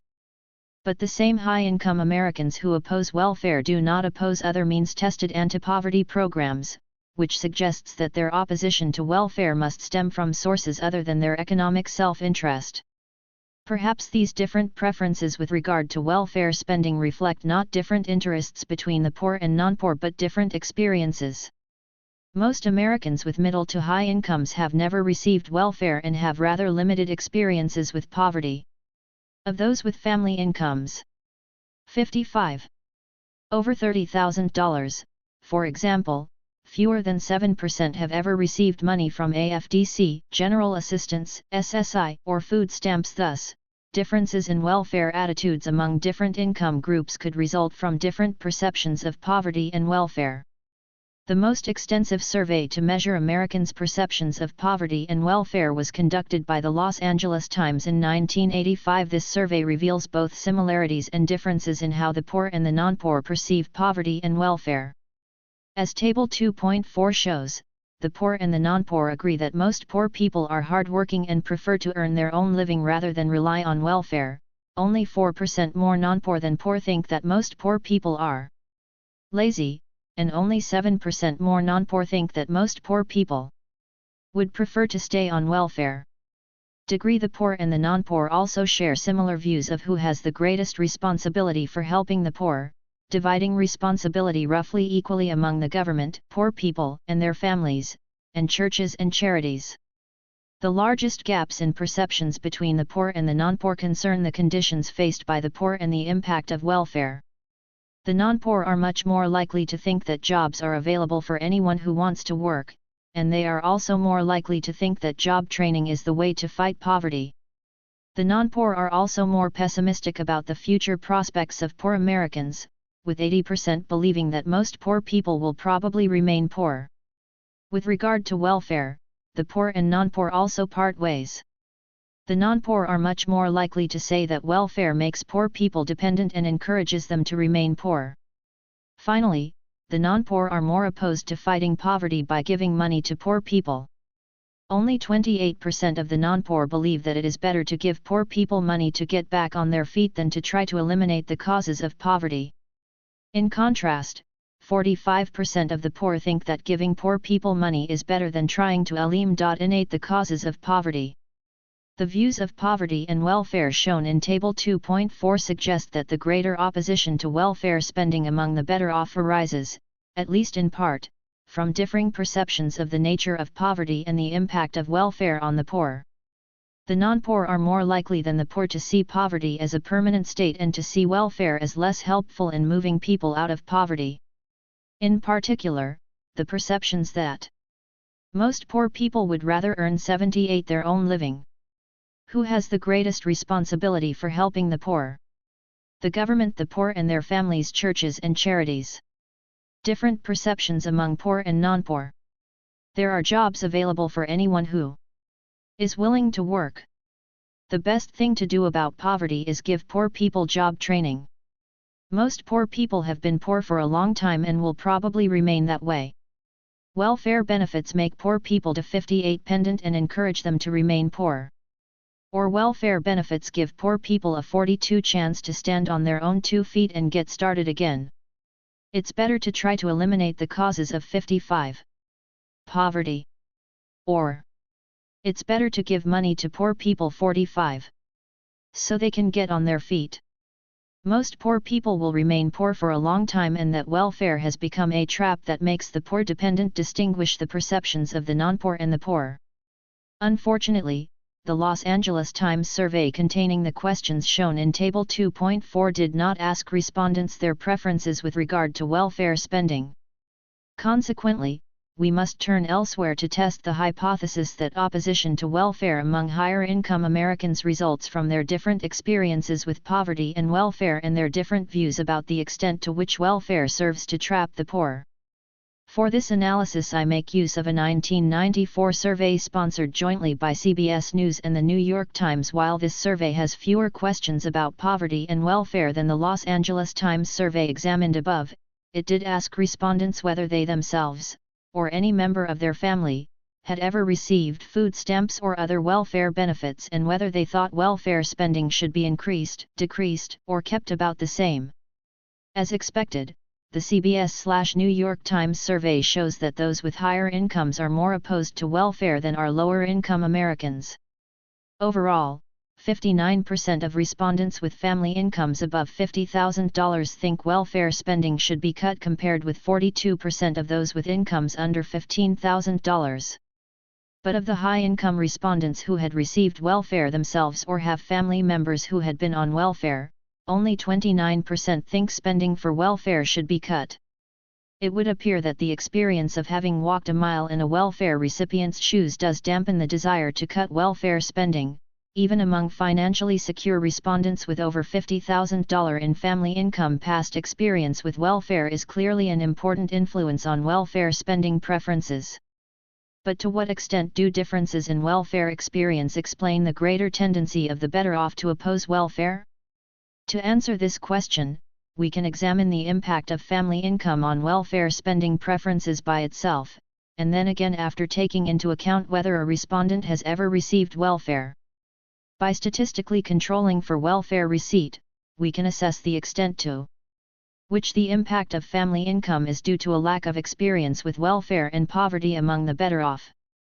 If the apparent impact of family income declines once welfare receipt is controlled for, we can conclude that part of the reason for the greater opposition to welfare among the well-off arises from differences in history of welfare use for respondents with different family incomes.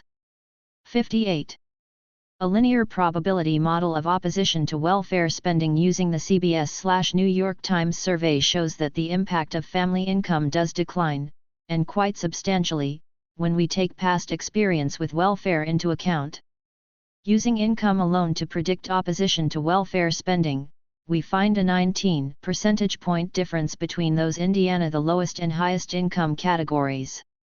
When experience with welfare is held constant, however, the predicted impact of family income declines from 19 percentage points to only 8 percentage points, indicating that over half of the impact of family income on welfare policy preferences can be accounted for by the difference in experience with welfare between high-income and low-income respondents. High and low-income Americans differ both in their experience with welfare and in their perceptions of the impact of government assistance on welfare recipients. Although the 1994 CBS/New York Times survey did not ask explicitly about perceptions that welfare traps the poor, the survey did contain a question about whether the government should impose a time limit on welfare use by mothers with young children. If higher income respondents oppose welfare because they think it saps the work ethic of recipients, they should be more likely to favor time limits, even for young mothers. When we take into account both respondents' history of welfare receipt and whether or not they support time limits for welfare mothers with young children, the impact of family income on opposition to welfare declines further. In this case, only 6 percentage points separate the highest and lowest income groups. In sum, while we cannot account fully for the greater tendency of higher income respondents to oppose welfare, the bulk of this difference appears to be due to the lack of experience with welfare common among those with higher family incomes and differing perceptions of welfare and its impact on the poor.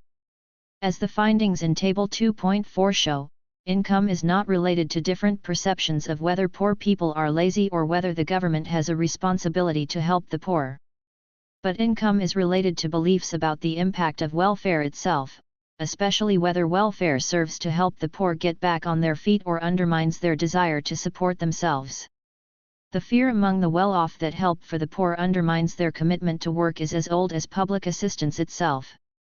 The doctrine of less eligibility, that poor relief must always amount to less than the lowest wage of the least skilled worker, was incorporated into the Elizabethan Poor Laws precisely to maintain poor people's incentive to 59. Work welfare is a cash program, which can provide an alternative to paid work. In-kind programs like Medicaid, legal aid, or public housing, however, can supplement employment earnings but cannot replace them. Thus, higher-income Americans' greater concern with work disincentives of welfare might lead them to oppose cash assistance to the poor but support spending for other anti-poverty programs. Of course, professing to believe that other people are trapped by welfare could be a cynical justification for a self-interested resentment toward paying taxes to help others. For some well-off Americans this is surely the case. But on the whole, higher-income Americans who say that welfare traps the poor and who want to see welfare spending cut do not object to other means-tested programs. This suggests that their negative perceptions of welfare are genuine and do not represent simply an effort to put a more acceptable face on an unwillingness to help those who are worse off. The available survey questions give us only a rough sense of the attitudinal differences between poor and non-poor Americans. But our concern at the moment is with the plausibility of self-interest as the explanation for the greater opposition to welfare among the middle and upper classes. Here the evidence is clear. Consistent with what we saw in comparing support for different welfare state programs, and in changes in support for welfare over time, we find that variation in support for welfare among individuals from different economic strata cannot, for the most part, be attributed to the effects of economic self-interest. 3. And opposition to welfare.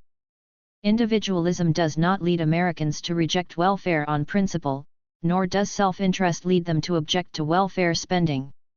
But Americans do object to welfare spending, despite the strong support they express both for universal social programs and for other forms of spending for the poor. In this I focus on two additional explanations for opposition to welfare, both of which concern perceptions of welfare recipients rather than the nature of welfare programs. In particular, we will see first that the public is strongly suspicious of the true need of welfare recipients, and second, that white Americans view blacks as lacking commitment to the work ethic. Furthermore, both of these beliefs are strongly related to opposition to welfare. Americans who hold these popular views are strong opponents of welfare spending, while those who reject these beliefs think spending for welfare should be increased. Before we examine the public's attitudes toward welfare recipients, however, we will look briefly at yet another alternative explanation for the public's opposition to welfare spending. As we saw in 2, Americans simultaneously support welfare in principle but prefer to cut welfare spending. This contrast could be explained by the belief that welfare programs are simply too costly, either because too much money is wasted by inefficient bureaucracies or because benefit levels are too high. As with other areas of government spending, the public does perceive high levels of waste and inefficiency in welfare. 69% of respondents to one national survey agreed that when something is run by the government it is usually inefficient and wasteful, and respondents' average estimate of the percentage of welfare spending devoted to administrative costs is 53%. One might expect perceptions of inefficiency to dampen the public's willingness to spend money for welfare, but this does not seem to be the case. Another survey, for example, asked whether most of the money we pay for welfare goes to the bureaucrats instead of going to the people who need help. Almost 2/3 of the respondents agreed with this statement, but those who agreed were only marginally more likely to favor welfare spending cuts. Of those who agreed, 48% wanted welfare spending cut. Of those who disagreed, 45% wanted to cut welfare spending. Apparently perceived waste or inefficiency is simply not a salient consideration in Americans' thinking about welfare. If the perception of waste and inefficiency is not behind the desire to cut spending, perhaps Americans think that welfare programs are too generous. The belief that we are spending too much money on welfare could stem from the perception that welfare, food stamps, and similar programs go beyond providing for minimum needs. Surveys show, however, that out of 4 Americans believe that poor people can hardly get by on what the government gives them, and half agree that one of the main troubles with welfare is that it doesn't give most people enough to get along on. Another indication that the general preference for decreased welfare spending does not reflect a desire for across-the-board cuts in benefit levels is that only 16% of the respondents to one survey thought that cutting the amount of money given to all people on welfare is a good idea. The undeserving poor. Perceptions of waste do not explain the desire to cut welfare spending, nor do Americans blame excessive welfare costs on extravagant benefit levels. A much more popular view is that the cost of welfare is inflated by bloated welfare rolls filled with undeserving recipients. The perception that many current welfare recipients should not be receiving welfare is widespread. As Table 3.1 shows, only 31% of Americans believe that most welfare recipients who can work try to find jobs. On the other hand, 2 out of Americans say that most people who receive welfare benefits are taking advantage of the system, and only 1 in 3 believes that most welfare recipients are genuinely in need of help. Americans are not shy about expressing their strong opposition to the use of welfare by people who could be supporting themselves. In a survey of Indiana residents, respondents were asked whether welfare 62. Table 3.1 perceived need of welfare recipients. Percentage. Agree.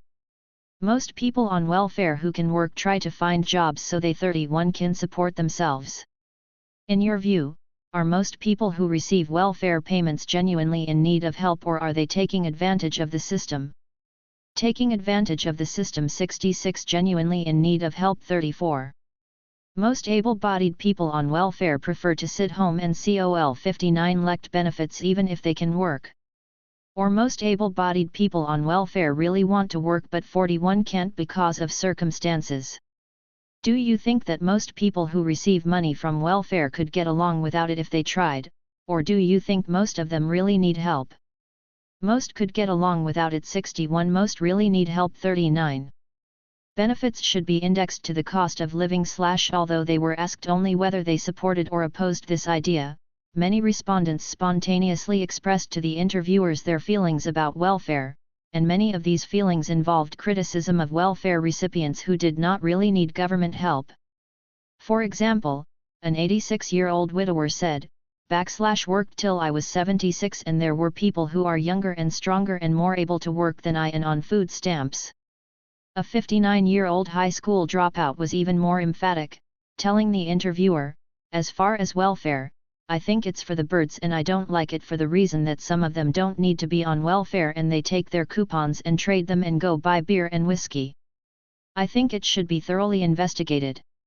The notion that welfare recipients should be thoroughly investigated was also shared by a 34-year-old man, who had this to 63.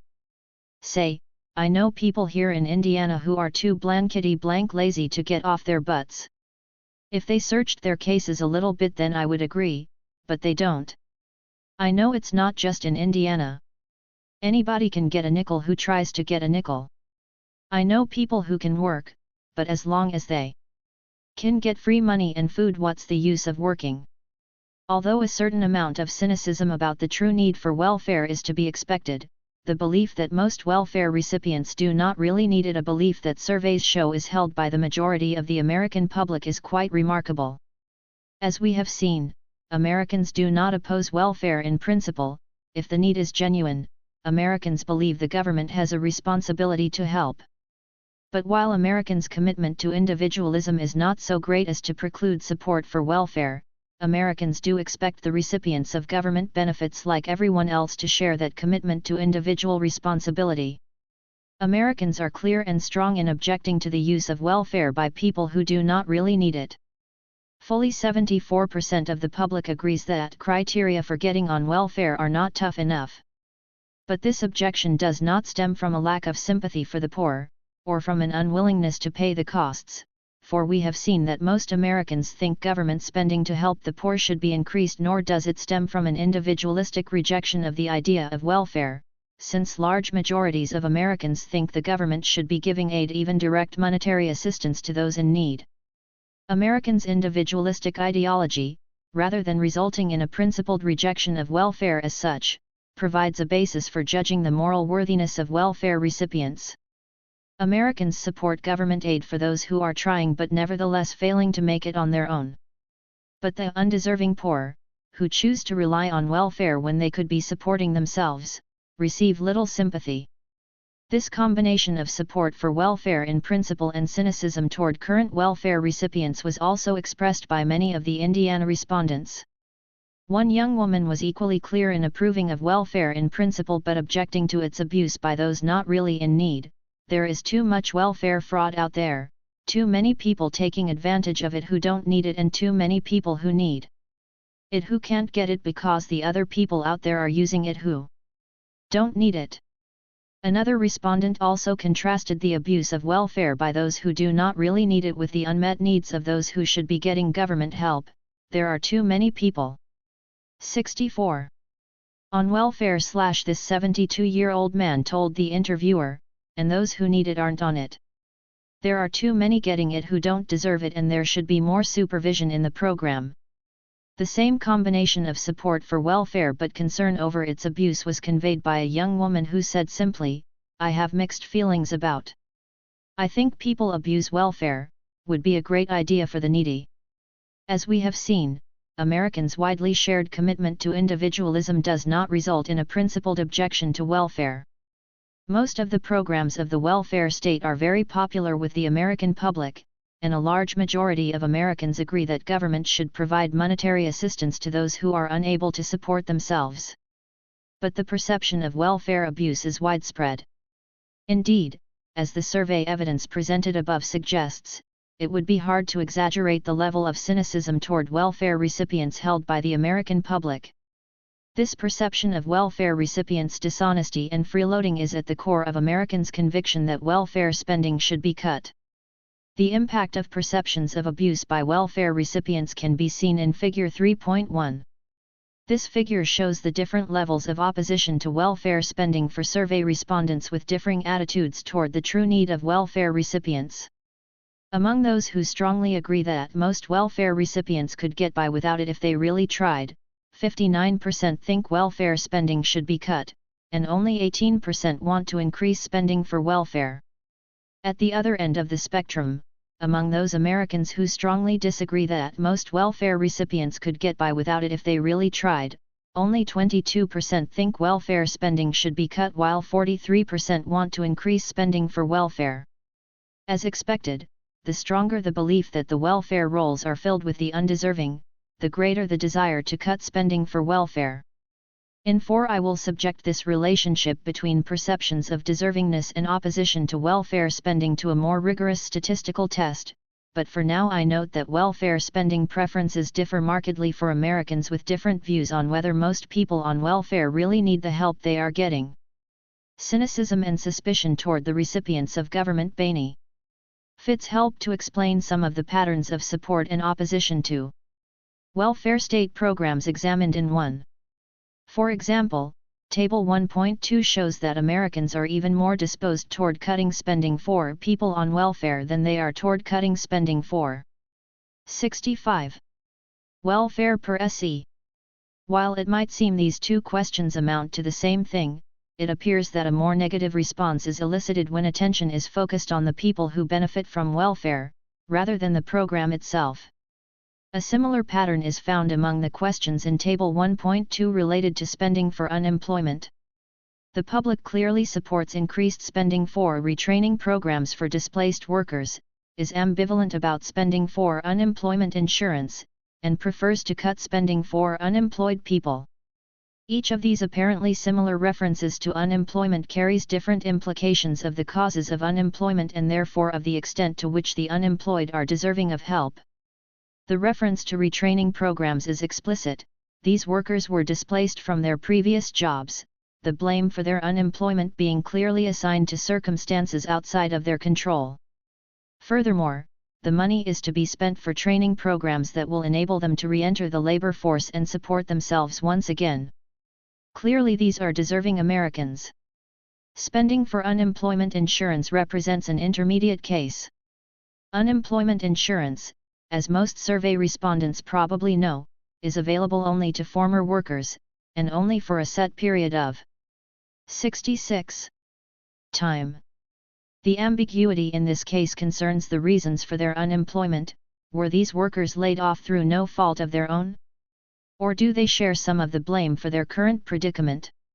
Degree equally important: are they actively looking for a new job, or are they living off their unemployment benefits, content to let the government pay their rent as long as possible? Questions about motives and deservingness are even greater with regard to unemployed people. To some, the term unemployed suggests previously employed, but to others it may conjure up images of the never employed or the chronically unemployed. After all, people can be unemployed for any number of reasons and for any length of time. The welfare loafer is one example of the undeserving unemployed, another is the worker who is fired for stealing, cheating, or simply not making the necessary effort. A focus on the perceived deservingness of beneficiaries is consistent with the different responses to these questions about welfare and unemployment. Americans evaluate government help to individuals with a focus on the moral worth or deservingness of the potential recipient. The contrast between Americans' strong desire to help the poor and their equally strong desire to cut back on welfare spending springs from the distinction between two kinds of poor people, between those who are trying to help themselves and those who are not, between those who share a commitment to individual responsibility and those who prefer to rely on the government for support. In short, between the deserving poor and the undeserving poor. The distinction between the deserving poor and the undeserving poor has long been central to Americans' understanding of the causes of, and appropriate responses to, poverty. Long before the emergence of the welfare state, Americans distinguished between those among the poor who deserved help and those who did not. In 1834 the Reverend Charles Burroughs explained, in speaking of poverty, "Let us never forget that there is a distinction between this and pauperism. The former is an unavoidable evil, to which many are brought from necessity. It is the result, not of our faults, but of our misfortunes. Pauperism is the consequence of willful error, of shameful indolence, of vicious habits. It is a misery of human creation, the pernicious work of man, the lamentable consequence of bad principles and morals." Happy Face, in his study of public orientations toward the poor, Michael Katz describes America's historical preoccupation with distinguishing between different classes of poor people. Public officials in the early 19th century attempted to distinguish between the able-bodied and the 67 impotent poor. A few decades later, officials transmuted these categories into the moral distinction between the worthy and the unworthy, or the deserving and the undeserving poor. Contemporary politicians, moralists, and editorial writers still frequently refer to the deserving and the undeserving poor. These terms serve to isolate one group of poor people from the rest, to stigmatize them. Given the long history of distinguishing between the deserving and the undeserving poor, it is not surprising that most Americans are sensitive to the misuse of welfare by those who could get along without it. What is remarkable, though, is that so many Americans believe that the majority of welfare recipients could get along fine without it. Among welfare recipients at least, the undeserving poor are seen as constituting a very large group indeed. In the next section I explore one of the factors that helps to explain the cynical outlook the American public holds toward those on welfare: their race. Racial attitudes and opposition to welfare. Once we shift our focus from the public's views of welfare as a program to the public's beliefs about welfare recipients, the racialized nature of American poverty comes to the fore. Although political elites typically use race-neutral language in discussing poverty and welfare, it is now widely believed that welfare is a race-coded topic that evokes racial imagery and attitudes even when racial minorities are not explicitly mentioned. In discussing the recent debates over welfare reform, for example, the Minneapolis/St. Paul Star-Tribune writes, "A's coursed just beneath the surface of the welfare debate, and welfare and urban have often been used as political code words that really mean minority."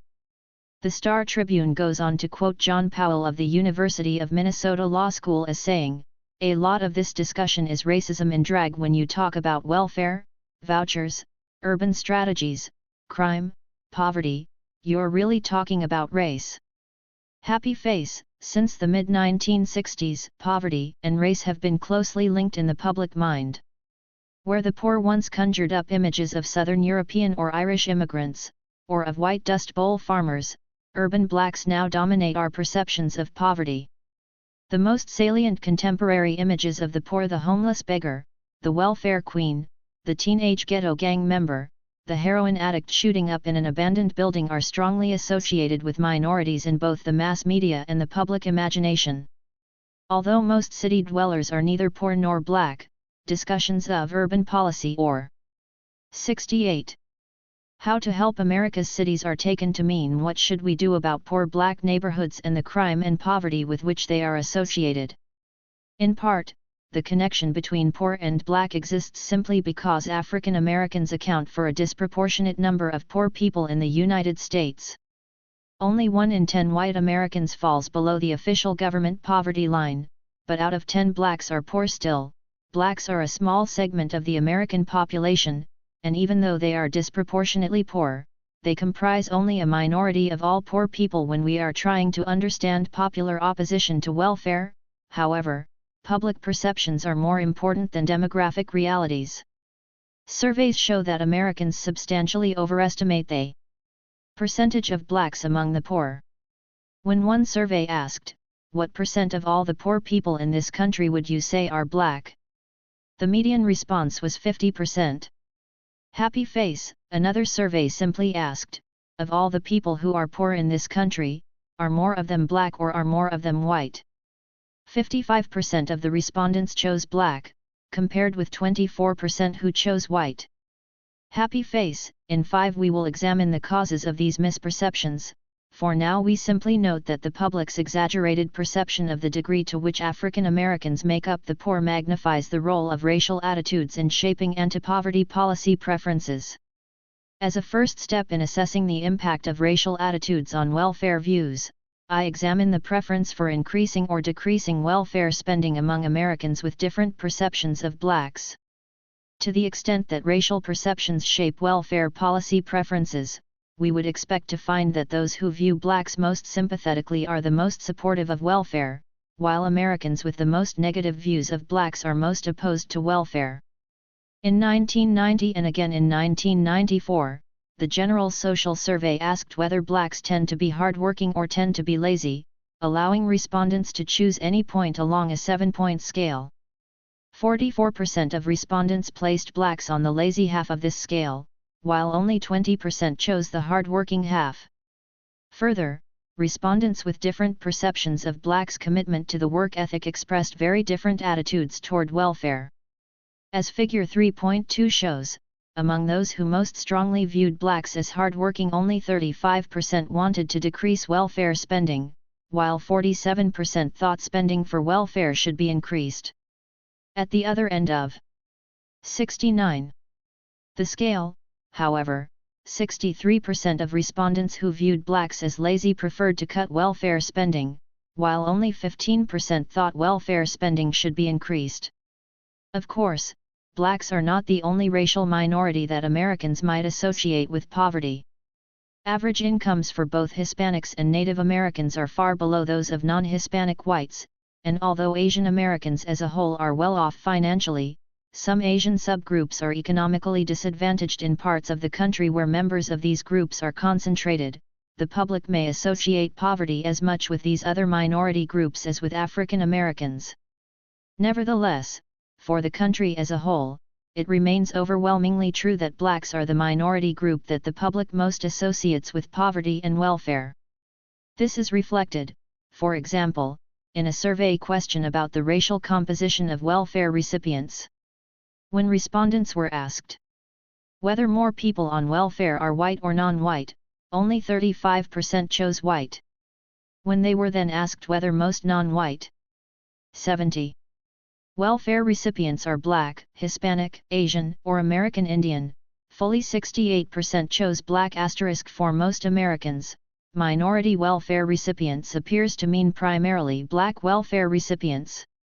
We might also assess whether attitudes toward blacks are uniquely important in shaping welfare views by comparing how perceptions of blacks and perceptions of other social groups affect opposition to welfare. Figure 3.2 showed that Americans with different perceptions of blacks' commitment to the work ethic have very different welfare policy preferences. In addition to asking about perceptions of blacks, the General Social Survey asked respondents to indicate their perceptions of the work ethic of Hispanics, Asians, and whites. The solid columns in Figure 3.3 show the impact of these perceptions of different social groups on welfare spending preferences, taken one at a time. Respondents' beliefs about blacks' commitment to the work ethic is the strongest predictor of welfare attitudes. Beliefs about Hispanics do show some relationship with welfare spending preferences, while beliefs about the work ethic of Asians and whites are virtually unrelated to preferences for increasing, maintaining, or decreasing spending for welfare. While the solid columns in Figure 3.3 show the impact of each group stereotype taken individually, the spotted columns show the unique impact of each stereotype when perceptions of the other social groups are simultaneously taken into account. Using this approach, we can estimate the impact of a particular group stereotype for people who have similar views on the work ethic of each of the other groups in question. This shows even more clearly the special importance of perceptions of blacks. If we hold constant respondents' beliefs about the work ethic of Hispanics, Asians, and whites, their perceptions of blacks continue to have a strong influence on welfare policy preferences. But when we hold constant beliefs about blacks, respondents' views of Hispanics, Asians, and whites show no significant relationship to their preferences for welfare spending. It appears that not only do Americans perceive blacks as numerically the most important minority group among welfare recipients, but Americans' attitudes toward welfare are far more strongly influenced by perceptions of blacks than by perceptions of other racial or ethnic groups. As the country's Hispanic population continues to grow, attitudes toward welfare and poverty may become as strongly associated with perceptions of Hispanics as they are now with perceptions of blacks. For the present, however, perceptions of blacks continue to play the dominant role in shaping the public's attitudes toward welfare. A full understanding of Americans' welfare views would need to consider attitudes toward a variety of minority groups. Because no study can hope to illuminate every aspect of any complex social issue, however, I will concentrate on attitudes toward African Americans in examining the role of racial and ethnic minorities in shaping the public's thinking about welfare, recognizing that my story must remain somewhat incomplete in this respects. If welfare and poverty have indeed become racialized, as many believe and as the relationships shown in Figures 3.2 and 3.3 appear to confirm, why, exactly, is this so? One possibility is that race-based opposition to welfare derives from a general dislike of blacks. Alternatively, race-based opposition might stem from a more policy-oriented rejection of government efforts to assist blacks. Or opposition might 72. Reflect specific racial stereotypes, like the perception of blacks as lazy that is reflected in Figure 3.2. To better understand the nature of race-based opposition to welfare, we need to examine the variety of racial attitudes that might play a part in generating such opposition. Varieties of racial attitudes. Racial attitudes encompass a wide range of feelings, beliefs, policy preferences, and behavioral inclinations. To assess the impact of the various dimensions of racial attitudes on Americans' welfare views, I make use of the 1986 National Election Study Survey. Although more recent surveys are available, the 1986 NES contains the most comprehensive array of racial attitude items from any single national survey, including the more recent National Election Study surveys. From the many questions about blacks contained in the 1986 NES, 10 items were chosen that represent a broad array of racial attitudes. Specifically excluded, however, are questions that tap both racial attitudes and attitudes toward welfare or toward government social spending more generally. For example, questions about federal spending on programs that assist blacks or the belief that most blacks who receive money from welfare programs could get along without it if they tried are excluded. Answers to these questions are indeed related to respondents' preferences for increasing or decreasing welfare spending, but the reason for this relationship is ambiguous. It could be due to respondents' feelings about government spending or welfare recipients more generally, rather than to the specifically racial components of these questions. By excluding these questions, we lessen the possibility that any relationships found between racial attitudes and welfare views arise not from the racial attitudes themselves but from the confounding of these two different factors in the racial attitude measures. Happy face, the following analyses of racial attitudes are limited to white respondents from the 1986 NES. African Americans are excluded from these analyses for two reasons. First, racial attitudes clearly play different roles in shaping policy preferences among blacks and among non-blacks, and the 1986 NES contains too few African American respondents for reliable analysis. Furthermore, African Americans are considerably more supportive of welfare than are non-blacks.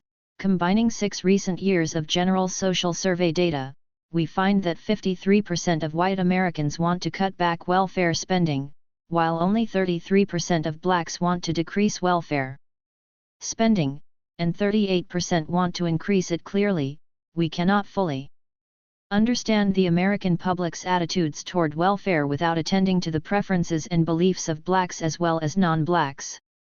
But the more limited purpose of assessing the role of racial attitudes in shaping opposition to welfare is well served by focusing on non-black respondents only.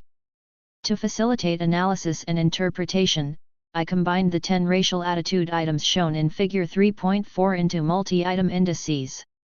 Based on theoretical and empirical considerations, the 10 individual survey questions were reduced to 6 different racial attitude measures, each of which has different implications for our understanding of the racialized nature of welfare views. The first index shown in Figure 3.4 reflects respondents' perceptions of the causes of racial inequality. A series of questions is introduced in the survey as follows. In past studies we have asked people why they think white people seem to get more of the good things in life in America, such as better jobs and more money, than black people do. These are some of the reasons given by both blacks and whites. Please tell me whether you agree or disagree with each reason as to why white people seem to get more of the good things in life. The first 2 reasons offered reflect respondents' attribution of the cause of racial inequality either to lack of effort by blacks or to slavery and discrimination. Most white respondents agree with at least one of these 2 explanations for racial inequality, and some agree with both. But, as one would expect, those who think blacks' lack of effort is to blame are less likely to agree that slavery and discrimination are important factors, compared with whites who reject lack of effort as an explanation. Together these 2 questions tap what social psychologists call the internal/external attributional dimension. Lack of effort identifies the cause of racial inequality as an internal characteristic of African Americans, while slavery and discrimination locates the causes of racial inequality in external conditions. Although these 2 questions are less direct than the hardworking versus lazy scale examined in Figure 3.2, they tap the same underlying beliefs about blacks' commitment to the work ethic. Another explanation for racial inequality stems from the belief that blacks, as a race, are innately inferior to whites. While notions of innate or biological inferiority are much less popular now than they were during their peak in the late 19th century, there are still a minority, 75%, of whites willing to acknowledge such beliefs to survey interviewers.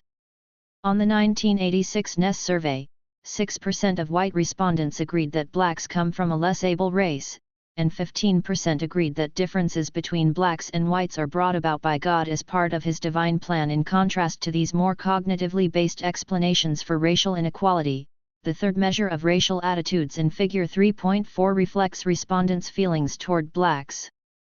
This survey question asks respondents to indicate how warm or cold they feel toward blacks using a 100-point feeling thermometer, in which ratings between degrees and 50 degrees mean that you don't feel favorable toward the person and don't care too much for that person, and ratings between 50 degrees and 100 degrees mean that you feel favorable and warm toward that person. This measure, then, should reveal the extent to which opposition to welfare is rooted in whites' general negative affect toward blacks. The next two sets of racial attitude measures tap respondents' support for government and business policies to assist blacks. The first of these indicates the extent to which race-based opposition to welfare is rooted in a reluctance to use government to combat racial inequality. The second of these policy-focused measures indicates attitudes toward preferential treatment for blacks in hiring and in college admissions, and reflects the extent to which white opposition to welfare grows out of a rejection of efforts to use racially targeted social policy to compensate for racial discrimination. Finally, the last racial attitude measure asks whether civil rights leaders have been trying to push too fast. This question is designed to assess the extent to which whites feel threatened by black progress or angered by black leaders. To the extent that this question emerges as a particularly powerful predictor of opposition to welfare, we can conclude that whites oppose welfare because they view it as part of a larger set of unwelcome accommodations to blacks' demands. Scores on this question, as on the other 5 measures of racial attitudes shown in Figure 3.4, range from 0 to 1, with higher scores indicating more negative views of blacks. To assess respondents' attitudes toward welfare, I use 2 questions. 76. From the 1986 NES survey. Since the survey did not ask about spending preferences for welfare per SE, I use instead a question about whether spending for food stamps should be increased, decreased, or kept the same. This measure is attractive because it reflects respondents' policy views toward a means-tested benefit program. Yet the food stamp program is not a paradigmatic example of welfare, since it provides not cash but a cash-like script that can be used only to purchase approved foodstuffs. Because food stamps can be sold or traded, however, they are more like cash than are other in-kind benefits such as medical care or housing. Thus food stamps can be considered a quasi-welfare program that shares many of the characteristics of cash welfare, including fairly low support among the public. The second measure of respondents' welfare attitudes gauges feelings toward welfare recipients with the same 100-point feeling thermometer used to assess feelings toward blacks. Although this measure is not policy-oriented, it does refer directly to welfare and therefore compensates somewhat for the less direct measure of spending preferences that refers to food stamps instead. In addition to these 2 separate measures of welfare attitudes, I also examine the impact of racial views on an index that combines attitudes toward spending for food stamps with feelings toward welfare recipients.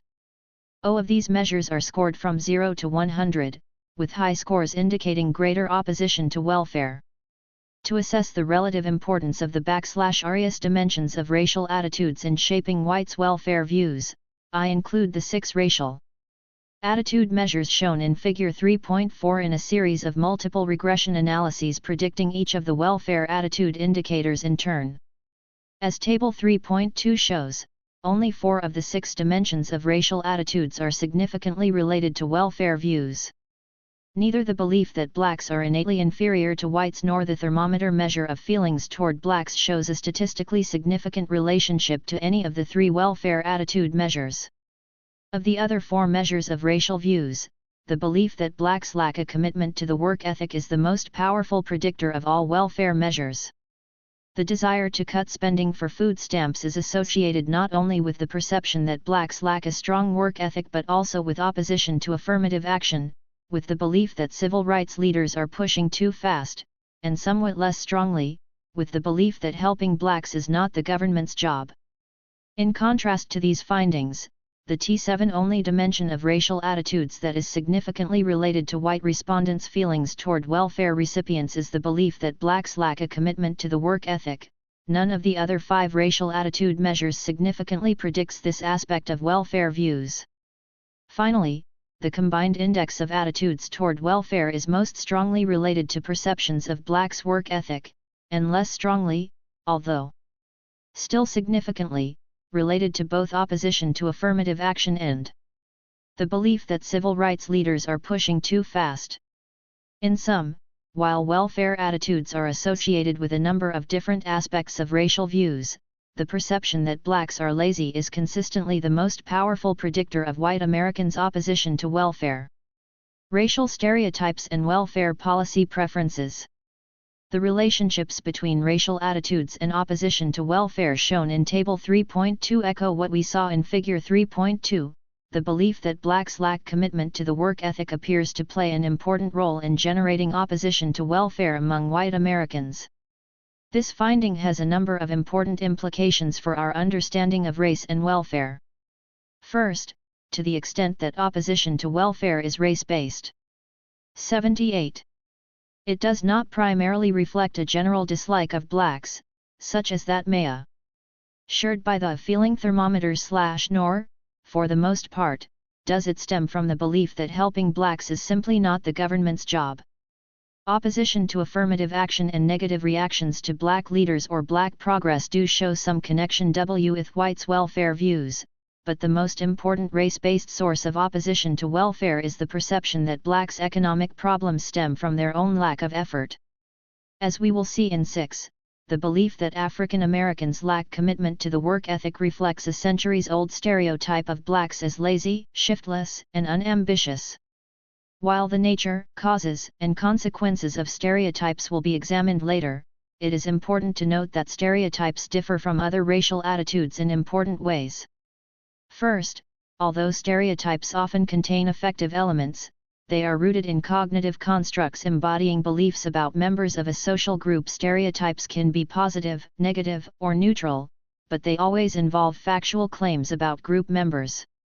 Hostility toward, or dislike of, a group may be one reason for adopting a negative stereotype, just as negative beliefs about a group may lead to hostility or dislike. Nevertheless, it is important to distinguish an individual's affective orientations toward a group from the beliefs about that group that he or she may hold. Stereotypes sometimes develop out of individuals' own experiences with group members. Most stereotypes, however, are beliefs shared within a given society that are learned not from personal experience but from the culture at large as they are passed on from one generation to the next. This is clearly true of the stereotype of blacks as lazy. Long before the birth of the welfare state, the defenders of slavery argued that blacks were unfit for freedom because they were too lackadaisical to survive on their own. This stereotype has been traced by social psychologists through generations of white Americans. Although some evidence suggests that it is not as widespread as it once was, the belief that blacks lack a commitment to the work ethic remains both a popular perception among whites and an important influence on their political attitudes. The 2 sources of opposition to welfare discussed in this chapter. The perception that most welfare recipients are not truly needy and the belief that blacks are lazy are parallel judgments about the character of distinct but overlapping groups. In 5 we will look in more detail at the racialization of poverty and welfare in America. 79. And in 6 we will explore the nature and history of racial stereotypes. But first we need to subject these findings about the impact of racial attitudes and perceptions of the true need of welfare recipients to a more rigorous analysis. In the next I will use more sophisticated statistical techniques to disentangle the racial and non-racial sources of opposition to welfare, while taking into account the variety of other demographic characteristics and political views that shape public attitudes toward welfare. 1. Assessing alternative explanations. Statistical models of welfare attitudes. The previous chapters explored 4 alternative explanations for Americans' opposition to welfare: individualism, economic self-interest, perceptions that welfare recipients are undeserving, and racial attitudes. In the analyses below, these 4 explanations are assessed in combination, using data from a single large-scale national survey. Combining the various factors that influence Americans' welfare views into a single comprehensive statistical model has two important advantages. First, the different factors that have an impact on welfare attitudes do not operate in isolation. With a comprehensive model, we can take account of the relationships among these factors as well as the impact of each factor on opposition to welfare.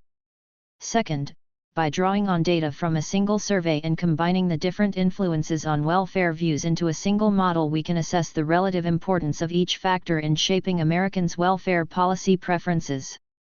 As we will see below, a variety of political attitudes and demographic characteristics have some effect on opposition to welfare, but two factors stand out as the most significant.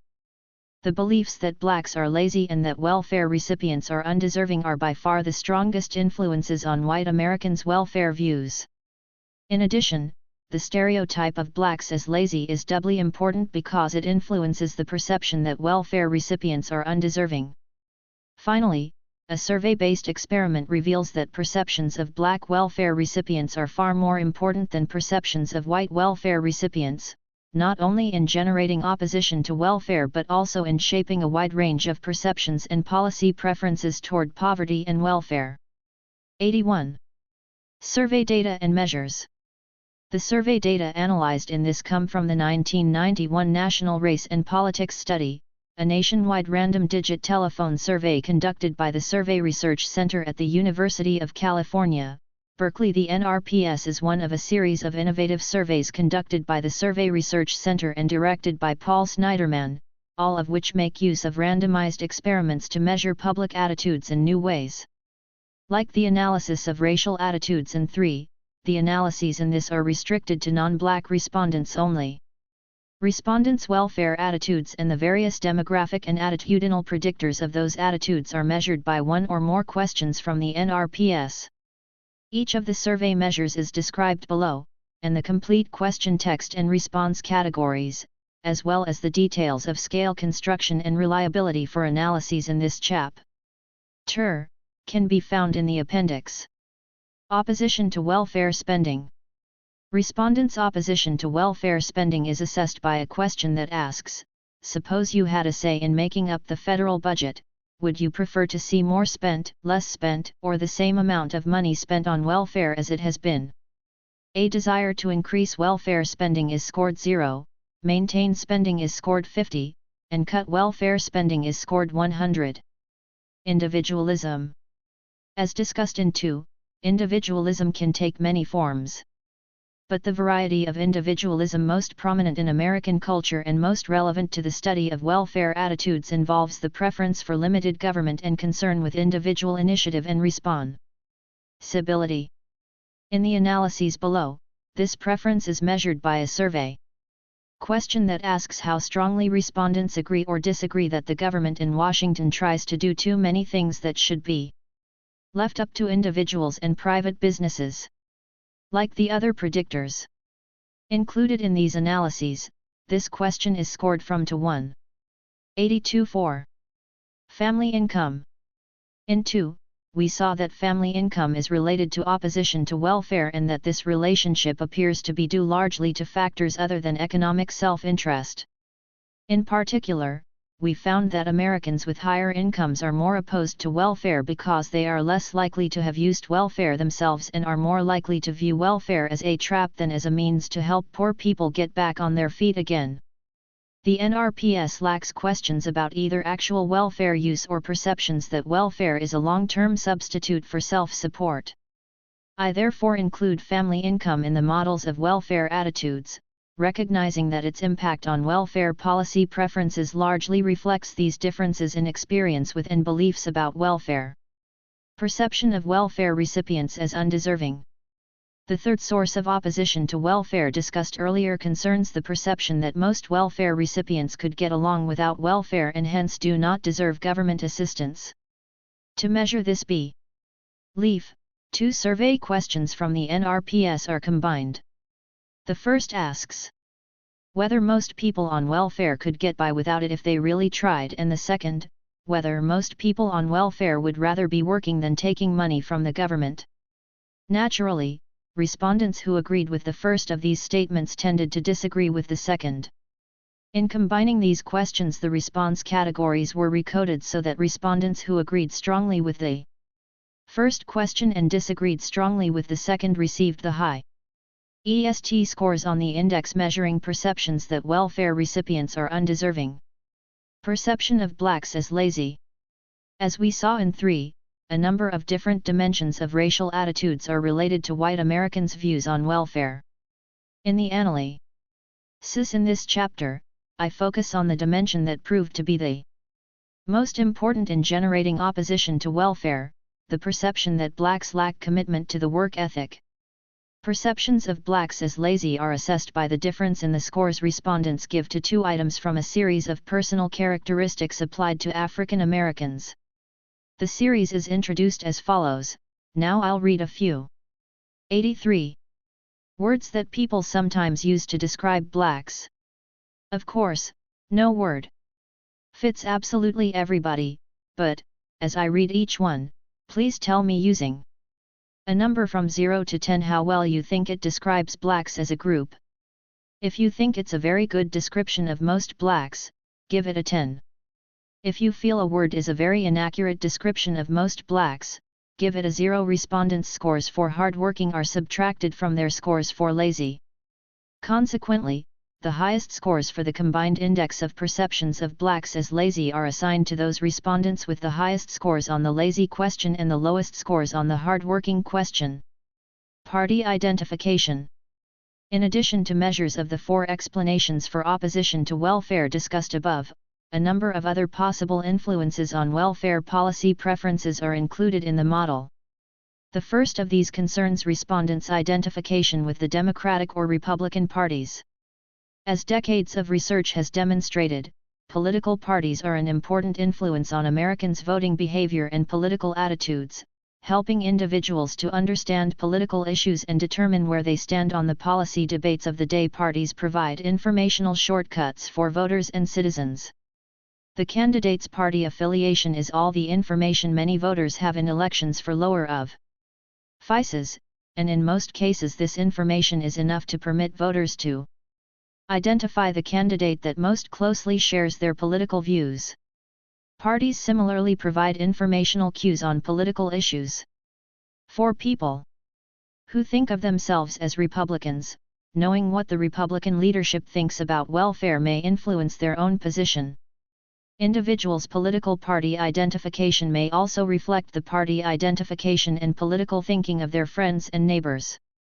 Republicans tend to spend time with other Republicans, and Democrats with other Democrats. Since most political conversations take place with politically like-minded people, social networks may reinforce voters' tendencies to share the views of the political party with which they identify. The modern welfare state was born under Franklin Roosevelt, a Democratic president, and expanded under Lyndon Johnson, another Democrat. Even as the Democrats have tried in recent years to distance their party from its strong identification with the welfare state, the Democrats remain much more strongly 84.4 identified with government social programs than do the Republicans. Not surprisingly, then, previous research shows that Republicans express greater opposition to welfare than Democrats. Consequently, the analyses in this will take into account respondents' identification with the Democratic or Republican parties. Liberal/conservative ideology. Another possible influence that will be included in this chapter's statistical models concerns an individual's general liberal or conservative orientation. Liberal and conservative can mean many different things. Nevertheless, one element of conservatism, as the term is used today, is an opposition to government activism in general and to government spending to redress social ills in particular. Self-identified conservatives are consequently more likely to oppose welfare than are liberals, and survey measures asking whether, generally speaking, respondents consider themselves liberal, moderate, or conservative are included in the statistical models below. Age, sex, region, education, and marital status. In addition to family income and the various attitudinal measures discussed above, a number of demographic characteristics might be thought to play a role in shaping Americans' welfare views. First, respondents' age might influence their welfare spending preferences, either because older respondents differ in their political attitudes and orientations or because they differ in their perceived self-interest. Welfare is associated with young families, and older Americans should therefore be less likely to see welfare as a program from which they might directly benefit. We might also expect men to oppose welfare more strongly than women. First, since AFDC is targeted to women, men should be less likely to see themselves as potential welfare beneficiaries. Second, past research on sex differences in political attitudes has found that women tend to be more supportive of government social programs and generally express more compassionate views on issues from the death penalty to care for the elderly to foreign policy. 85. Another demographic characteristic that might affect welfare views is region of residence, in particular whether respondents live in the South or elsewhere in the United States. We include a measure of Southern residence in the analyses both because the South is traditionally the most politically conservative region of the country and because Southern whites remain more racially conservative than whites living outside the South. To assess the impact of racial attitudes on welfare preferences accurately, we must therefore take into account the regional differences in whites' racial views. Respondents' education and marital status are also included in the analyses below. Each of these characteristics might be thought to influence welfare views themselves, and each might also play a role in accounting for other relevant characteristics such as family income or political orientations. The logic of statistical controls and causal modeling is explained above. The goal of this is to evaluate the relative importance of these various influences on Americans' welfare spending preferences by examining them simultaneously in a single statistical model. But to assess the contribution of each of these different predictors of welfare spending preferences, we must recognize that each of them can influence welfare views not only directly but also through its influence on the other predictors in the model. Age can have a direct influence on respondents' preferences for increasing or decreasing welfare spending, but it can also influence such preferences through its impact on other political orientations. For example, older Americans might oppose welfare spending because they are more committed individualists than are younger Americans. In this case, some of the influence of age on welfare attitudes is channeled through attitudes toward individualism. A complete understanding of the sources of opposition to welfare would recognize both the total impact of age and the way in which age comes to influence attitudes toward welfare. To assess the total effect of each predictor on welfare attitudes as well as the paths through which that predictor exerts its influence, we must estimate both the direct and indirect impact of each predictor using a multistage regression model. This technique is somewhat more complex than the more common single equation model, but it provides both an estimate of the total impact of each influence on welfare views and an understanding of how that influence operates. Figure 4.1 Multistage causal model of opposition to welfare spending.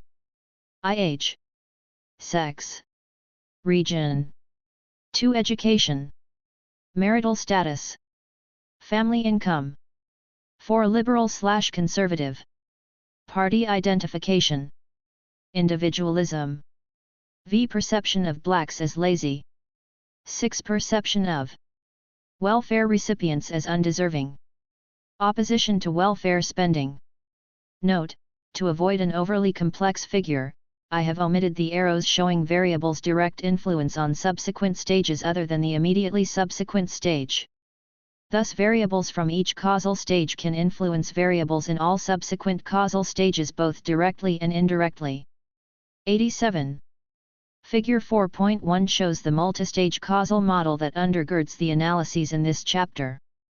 The 11 predictors of welfare spending preferences are divided into 6 different causal levels, depending on the causal relationships thought to exist among the different predictors.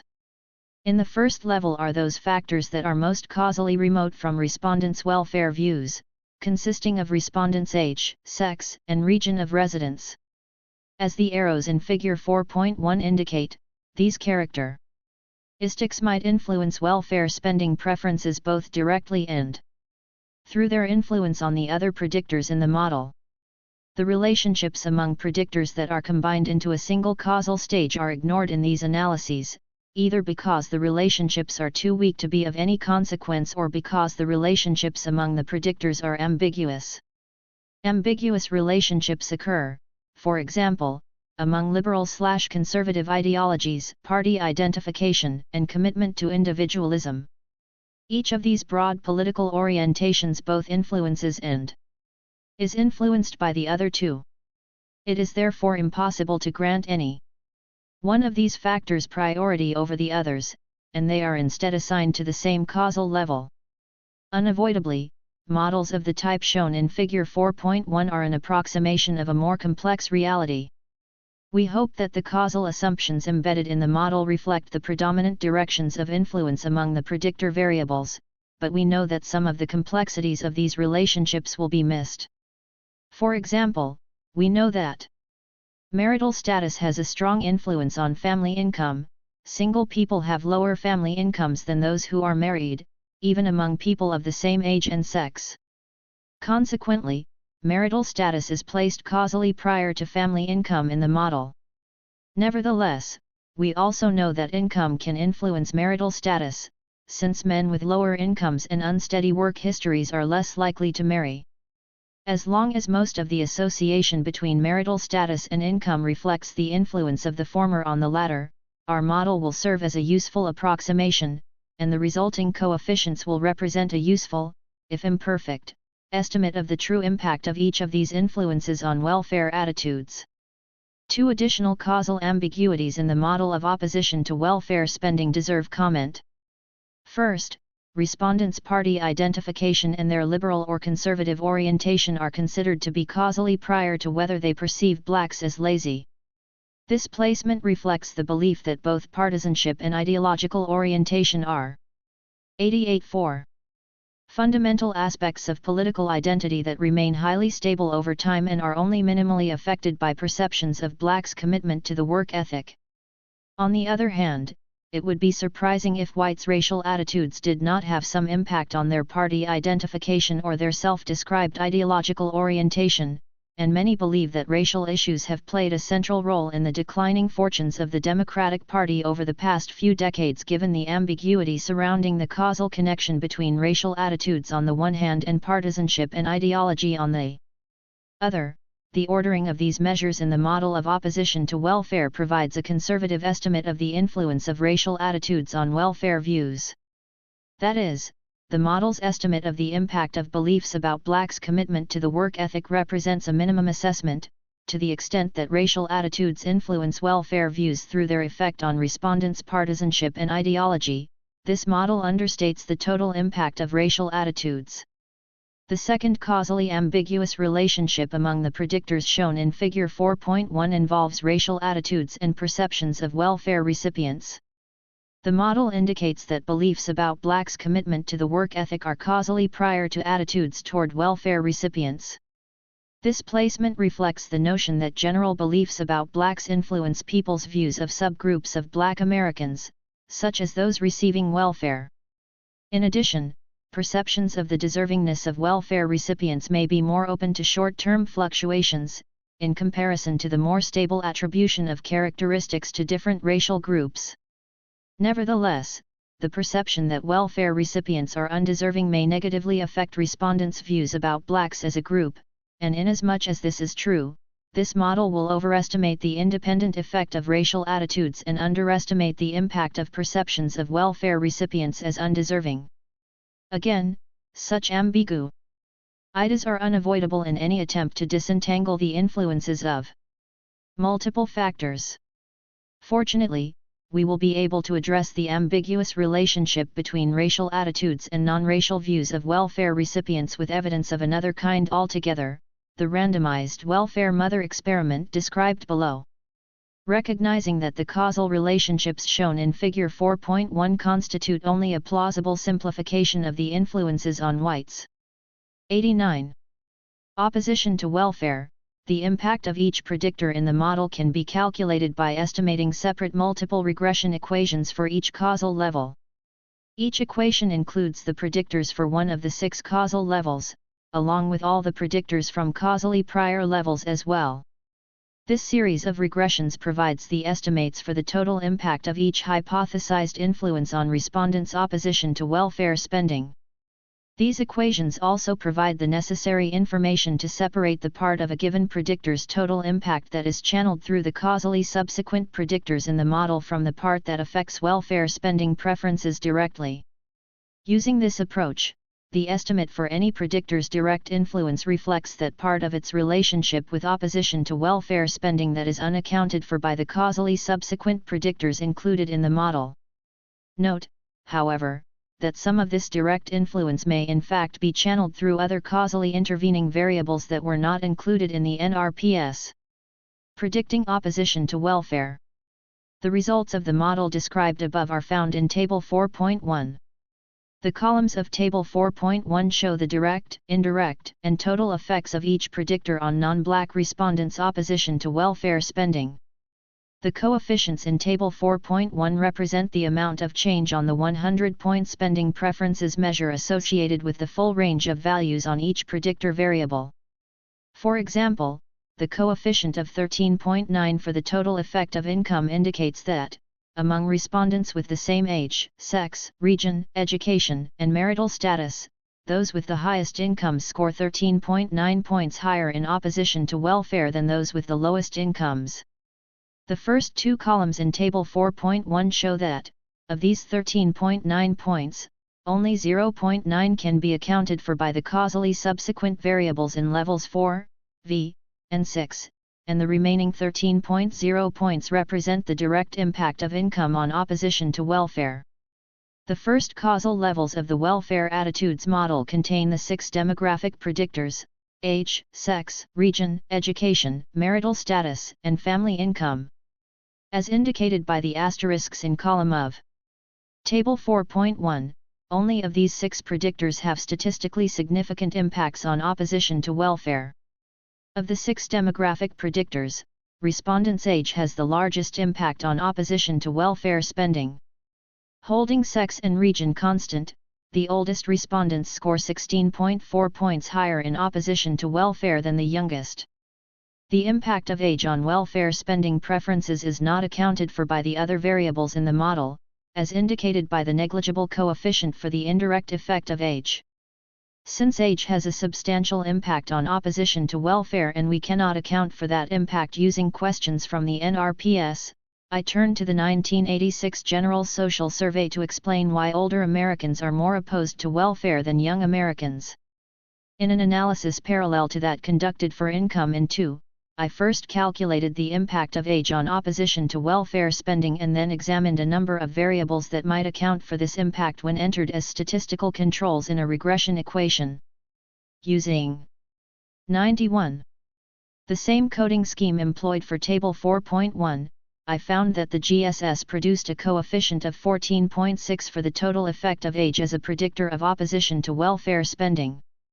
After examining a number of possible explanations, I found that most of this impact can be accounted for by the perception that welfare leads to family breakup and encourages single motherhood. 2 questions from the GSS address this issue. The first asks whether or not welfare encourages young women to have babies before marriage, and the second, whether welfare discourages young women who get pregnant from marrying the father of the child. When these 2 questions are added to the regression of age on welfare spending preferences, the impact of age declines from 14.6 to only 4.5. Thus most of the impact of age on welfare spending preferences can be attributed to the greater fear among older Americans that welfare fosters out-of-wedlock births among young women. Marital status is the second important predictor of opposition to welfare. Table 4.1 shows that married respondents score 10.5 units higher on the 100-point scale of opposition to welfare, in comparison to unmarried respondents of the same age, sex, region, and education. About half of the influence of marital status is indirect and is therefore accounted for by the more causally proximate variables in the model. The full series of regression models provided in the appendix reveals that married respondents are more likely to oppose welfare partly because they have higher family incomes than the unmarried and partly because married people have somewhat more conservative political orientations than their unmarried peers. Income is the third demographic predictor that is significantly related to opposition to welfare spending. As the last column in Table 4.1 shows, the full range of income is associated with a 13.9-point difference in welfare spending preferences. As with age, virtually none of the impact of income is accounted for by the more causally proximate variables in the model, but as we saw in 2, this impact can be explained largely by differences between better and worse off Americans in experience with welfare and perceptions that welfare has become a long-term trap for its recipients rather than an avenue out of poverty. The fourth causal level of the welfare attitudes model contains broad political orientations, each of which has a significant impact on opposition to welfare. Strong conservatives are 18 points higher in 92.4. opposition to welfare than are strong liberals with the same demographic characteristics. Similarly, respondents who strongly identify with the Republican Party are 14 points higher in opposition to welfare than are demographically similar Democrats. Finally, individualists who agree strongly that the government has encroached on the proper domain of individuals and business are 15.5 points higher in opposition to welfare than are those who disagree strongly with this notion. Each of these political orientations primarily influences opposition to welfare spending directly. Still, between 1/5 and 1/3 of the total impact of these variables is accounted for by perceptions of blacks as lazy and perceptions of welfare recipients as undeserving. Causal levels 5 and 6 contain what are clearly the most important predictors of welfare policy preferences. Respondents who think that blacks are lazy and those who think welfare recipients are undeserving express dramatically higher levels of opposition to welfare. Among respondents with the same demographic characteristics, ideology, party identification, and attitudes toward individualism, those who hold the most extreme views of blacks as lazy score 40 points higher in opposition to welfare than those who view blacks as hardworking. Moreover, those who feel most strongly that welfare recipients could get along without it are almost 42 points higher in opposition to welfare than otherwise similar respondents who think most people on welfare would rather be working if they could. Each of these predictors is over twice as strong as the next most powerful predictor of opposition to welfare. Most of the impact of racial views on opposition to welfare is direct, but a substantial portion is accounted for by the tendency of those who view blacks as lazy to also view welfare recipients as undeserving. Since perceptions of deservingness constitutes the last causal stage in the model, the impact on opposition to welfare is necessarily direct only. The results in Table 4.1 are summarized in Figure 4.2, which illustrates graphically the direct, indirect, and total effect of each of the significant predictors and underlines again the importance of racial views and perceptions of welfare recipients as undeserving. These findings add strong support to our earlier analyses suggesting that racial attitudes and perceptions of deservingness are central elements in generating public opposition to welfare. This model of welfare attitudes also 93. confirms that individualist beliefs play a role in generating opposition to welfare, although individualism is clearly less important than racial attitudes or perceptions of deservingness. Finally, among the attitude measures, conservative ideology and identification with the Republican Party both contribute toward opposition to welfare. These analyses also show that demographic characteristics influence respondents' welfare views. Age, marital status, and family income all have significant impacts on opposition to welfare spending. While it is easy to see how the impact of each of these characteristics might reflect economic self-interest, the supplementary analyses in this and in 2 suggest that it is the attitudes and experiences associated with age, marital status, and income that explain most of their impact on opposition to welfare. As we saw above, the greater opposition of the elderly is due in large measure to their greater concern with the impact of welfare on the family. Greater opposition among the married is due in part to their more conservative outlooks and higher incomes. 94.4. And most of the impact of income itself, as we saw in 2, can be accounted for by the lack of experience with welfare among higher income Americans and the perception among the better off that welfare too often becomes a long-term trap for the poor. To the extent that these analyses of welfare spending preferences overlap with previous work conducted by other scholars, the results are consistent. For example, Fay Cook and Edith Barrett present a multilevel latent variable model of spending preferences for AFDC. Cook and Barrett do not include measures of racial attitudes in their analyses, but in those cases where their predictors parallel the predictors used in the models above, the results are similar. Happy Face, taking a different approach, Jim Kluckel and Elliott Smith present a single equation model of welfare attitudes using a wide array of predictors. Kluckel and Smith do include racial attitudes in their model and find it to be among the strongest predictors of welfare views, but their theoretical interests lie elsewhere and racial attitudes do not figure prominently in their subsequent discussion or analysis. Determinants of racial attitudes and perceptions of welfare recipients as undeserving. The multistage analysis of welfare attitudes shows that the two most important sources of opposition to welfare are the perceptions that blacks are lazy and that welfare recipients are undeserving. The next step in analyzing the sources of Americans' opposition to welfare is to take a step back from this analysis and examine the determinants of these two factors. The analyses in Table 4.2 use the same set of predictor variables but this time examine their impact, not on welfare spending preferences, but on perceptions that welfare recipients are undeserving and blacks are lazy. For brevity's sake, Table 4.2 reports only the total effect of each predictor, but the full regression results are provided in Appendix Tables A.6 and A7. We see first that age is a significant influence on both perceptions of welfare recipients and racial attitudes, but with opposite effects. Older respondents are less likely to view welfare recipients as undeserving but more likely to think that blacks are lazy. The first of these findings underscores the observation made earlier that older Americans are more opposed to welfare spending because they think welfare breaks up families, not because they think people on welfare are undeserving. The more negative views of blacks expressed by older respondents may reflect the generational differences that have emerged over the past 95 half-century as younger cohorts of whites have adopted more liberal racial attitudes than their older peers. Region has a smaller but consistent effect on these two sets of beliefs. Although the differences are not great, residents of the South hold more negative views of both welfare recipients and blacks. Education is only weakly related to welfare spending preferences, but it is a strong predictor of both perceptions of welfare recipients and racial attitudes.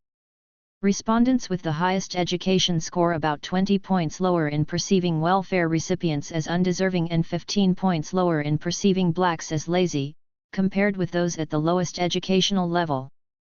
The general political orientations liberal/conservative ideology, party identification, and individualism all shape perceptions of welfare recipients, but only ideology is significantly related to the belief that blacks are lazy.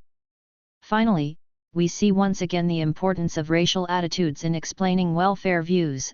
The belief that blacks are lazy is the strongest predictor of the perception that welfare recipients are undeserving, with a coefficient almost twice as strong as that of the next most powerful predictor.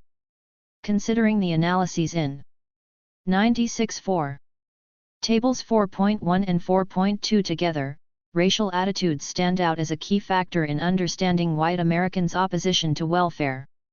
Not only is the perception of blacks as lazy the second most powerful predictor of welfare spending preferences, but it is the most important influence on the perception that welfare recipients are undeserving. But before we accept that racial attitudes are central to Americans' opposition to welfare, there is one complicating factor we need to consider. As discussed in 3, poor people in this country are disproportionately black, and more important for our purposes, Americans perceive the poor to be disproportionately black. As a consequence, it is difficult to disentangle Americans' perceptions of blacks from their perceptions of poor people in general. For example, respondents' evaluation of blacks as lazy may simply reflect their beliefs that poor people in general tend to be lazy and that blacks tend to be poor. The question arises, then, to what extent are the racial views that so strongly influence welfare attitudes tied specifically to respondents' beliefs about blacks, as opposed to their broader beliefs about poor people of all races? We cannot be confident that we have uncovered the operation of racial attitudes until we have succeeded in disentangling these two overlapping sets of beliefs. The most common technique for statistically isolating one set of beliefs from another is to include them both in a multiple regression model like those used in this chapter. In this case, however, we run into a problem. To successfully partial out perceptions of the poor from similar perceptions of blacks, we need to ask identical questions about these two different target groups. However, we cannot simply ask respondents to evaluate both blacks and poor people using the same questions. Because social norms of equality apply to racial issues, respondents may feel pressured to provide the same responses to questions about blacks and about whites. Happy face, for example, if white respondents acknowledge their belief that black welfare recipients are lazy, they face a pressure to say that white welfare recipients are lazy as well, if asked in a subsequent question. Alternatively, if they first indicate that whites on welfare would prefer to be working, they might feel pressured to respond that African American welfare recipients would rather be working too. To avoid this kind of consistency pressure, I use a survey-based experiment from the NRPS that yields independent and uncontaminated measures of respondents' attitudes toward poor blacks and poor whites. 97. Using a survey experiment to assess racial attitudes. To gauge white respondents' true views of poor blacks and poor whites with identical questions, I analyze the results of an experimental manipulation in the NRPS in which half the respondents are asked only about blacks and the other half are asked otherwise identical questions about whites. Because each respondent is asked about only one racial group, consistency pressures are absent.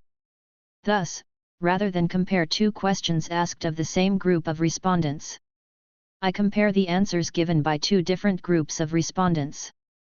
Key to this experiment is the fact that respondents are randomly assigned the black or white versions of these questions. With a large enough sample, random assignment of respondents to different experimental groups ensures that the different groups will be nearly identical in every way, including the attitudes of interest. Consequently, we can treat the two experimental groups as equally representative of the larger population of Americans from which they are drawn. Thus, although we have not asked any single respondent about both poor blacks and poor whites, we can nevertheless assess attitudes toward both groups with confidence. This technique combines the advantages of the randomized experiment with those of the sample survey. Happy face. By randomly assigning respondents to different question treatments, we ensure that differences in responses result from differences in the questions asked, and since the random assignment is uncorrected with respondents' characteristics, we need not worry that differences in responses to poor blacks and poor whites are confounded with other factors such as education, region, or political attitudes. By embedding this experiment within a large-scale national survey, we also retain the ability to generalize to the American population at large, an ability that is severely limited in the typical small-scale experiment. By means of this survey experiment, we can reveal something of the thought process respondents use in evaluating welfare. When white Americans assess welfare in general, or identify their preferences with regard to welfare spending, are they thinking more about black welfare recipients, white welfare recipients, or both equally?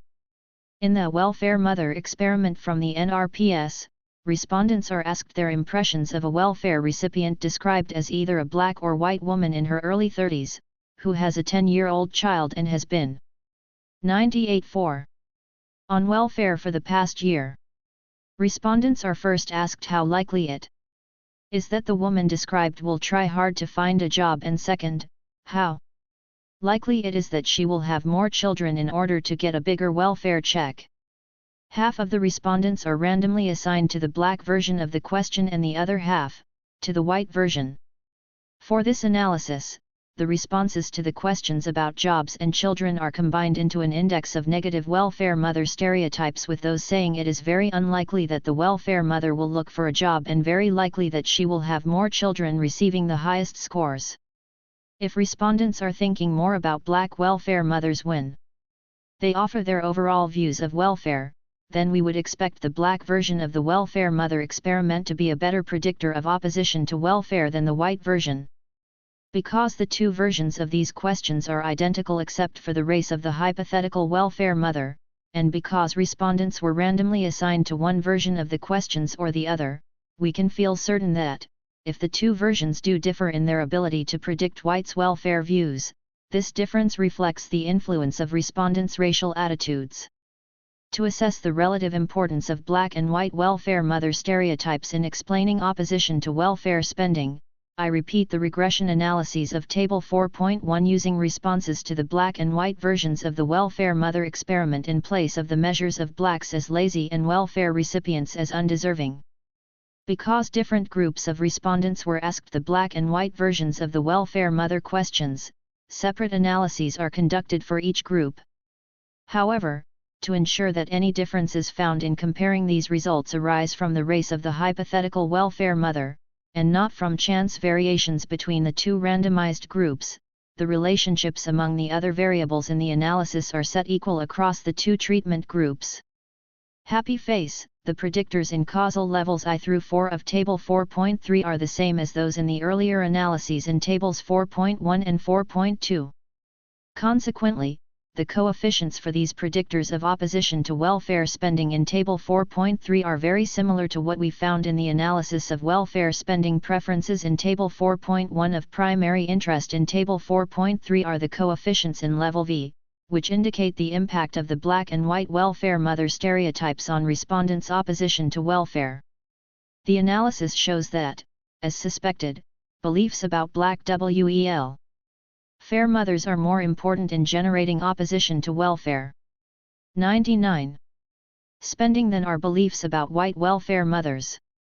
Using identically worded questions, we find that stereotypes of black welfare recipients are almost twice as strong in predicting opposition to welfare as are stereotypes of white welfare recipients. Non-black respondents with the most negative views of black welfare recipients are 30 points higher in opposition to welfare than are those with the most positive views of black welfare mothers.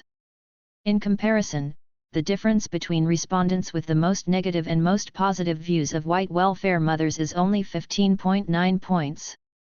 Despite the fact that blacks constitute only 36% of all welfare recipients, they clearly dominate the American public's thinking about welfare.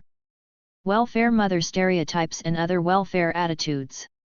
If racial attitudes truly pervade the public's thinking about poverty and welfare, then the same logic that applies to welfare spending preferences should apply to other aspects of welfare attitudes. That is, compared with their perceptions of white welfare mothers, respondents' perceptions of black welfare mothers should be more strongly related to most of their attitudes, perceptions, and policy preferences with regard to welfare. Figure 4.3 shows that this is exactly the case. Black welfare mother stereotypes have consistently stronger correlations than do white welfare mother stereotypes with a wide range of welfare attitude measures. On one of these 8 questions, black welfare mother stereotypes barely edge out white welfare mother stereotypes as a predictor, but on most of the questions the difference is substantial. Indeed, in some cases the association with welfare attitudes is 4 or 5 times as large for the black version of the welfare mother questions as it is for the white version. African Americans are a minority of both poor people and welfare recipients, and political elites usually talk about welfare in race-neutral 101 terms. Yet images of blacks have come to dominate the public's thinking about poverty and welfare, generating negative perceptions of welfare recipients and fostering demands for cuts in welfare spending. Why does race play such a central role in the public's attitudes toward welfare? To answer this question we need to explore what is so often missing from analyses of survey data, the cultural and historical context that gives rise to contemporary attitudes. As we will see in 5, poor Americans have been disproportionately black for centuries, but the current racialized image of poverty emerged only in the 1960s. By looking at historical changes in public images of the poor, we can better understand the current dominance of racial attitudes in the public's thinking about poverty. The news media and the racialization of poverty. As we have seen, racial attitudes play a central role in generating opposition to welfare spending among white Americans and in shaping whites' views on many aspects of poverty and welfare. In this I investigate the historical process by which race has come to dominate the public's thinking about the poor. It might seem that this question is barely worth asking. After all, it is a simple fact that poor people in this country are disproportionately black. Yet African Americans constitute a small percentage of all Americans, and even though they are more likely to be poor than are whites, they nevertheless constitute a minority of both poor people and welfare recipients. As we saw in 3, however, the public exaggerates the extent to which African Americans compose the poor. On average, Americans believe that blacks make up not 27%, but 50% of all poor people. In the following pages I explore the shifting images of the poor that have held sway during different periods of American history. I argue that the exaggerated link between blacks and the poor that now exists in the public's imagination developed only in the 1960s, and that it developed in response to a series of rather dramatic social changes and events. But I also argue that the racialization of poverty images in this period reflected a pre-existing stereotype of blacks as lazy. As media discourse on poverty and welfare became more negative in the mid-1960s, the complexion of the poor grew darker. African Americans, the once invisible poor. The American public now associates poverty and welfare with blacks. But this was not always the case. Although African Americans have news media and raclalization of poverty 103 always been disproportionately poor, black poverty was ignored by white society throughout most of American history. The scientific study of poverty in America began around the end of the 19th century. During this period, social reformers and poverty experts made the first systematic efforts to describe and analyze America's poor. Racial distinctions were common in these works, but such distinctions usually referred to the various white European races such as the Irish, Italians, and Poles. This early poverty literature had little or nothing to say about blacks. The classic work from this era is Robert Hunter's book Poverty, published in 1904. Hunter drew from the existing statistical and ethnographic accounts of poverty to paint a picture of the American poor at the turn of the century.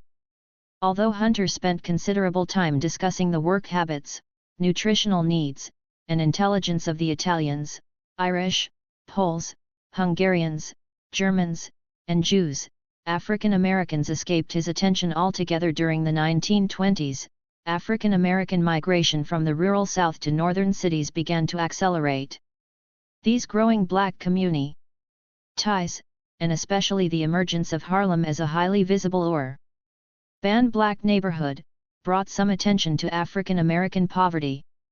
According to one study, white America's revolutionary recognition of black life and culture in the 1920s was evident in the popular white-oriented periodicals of the day.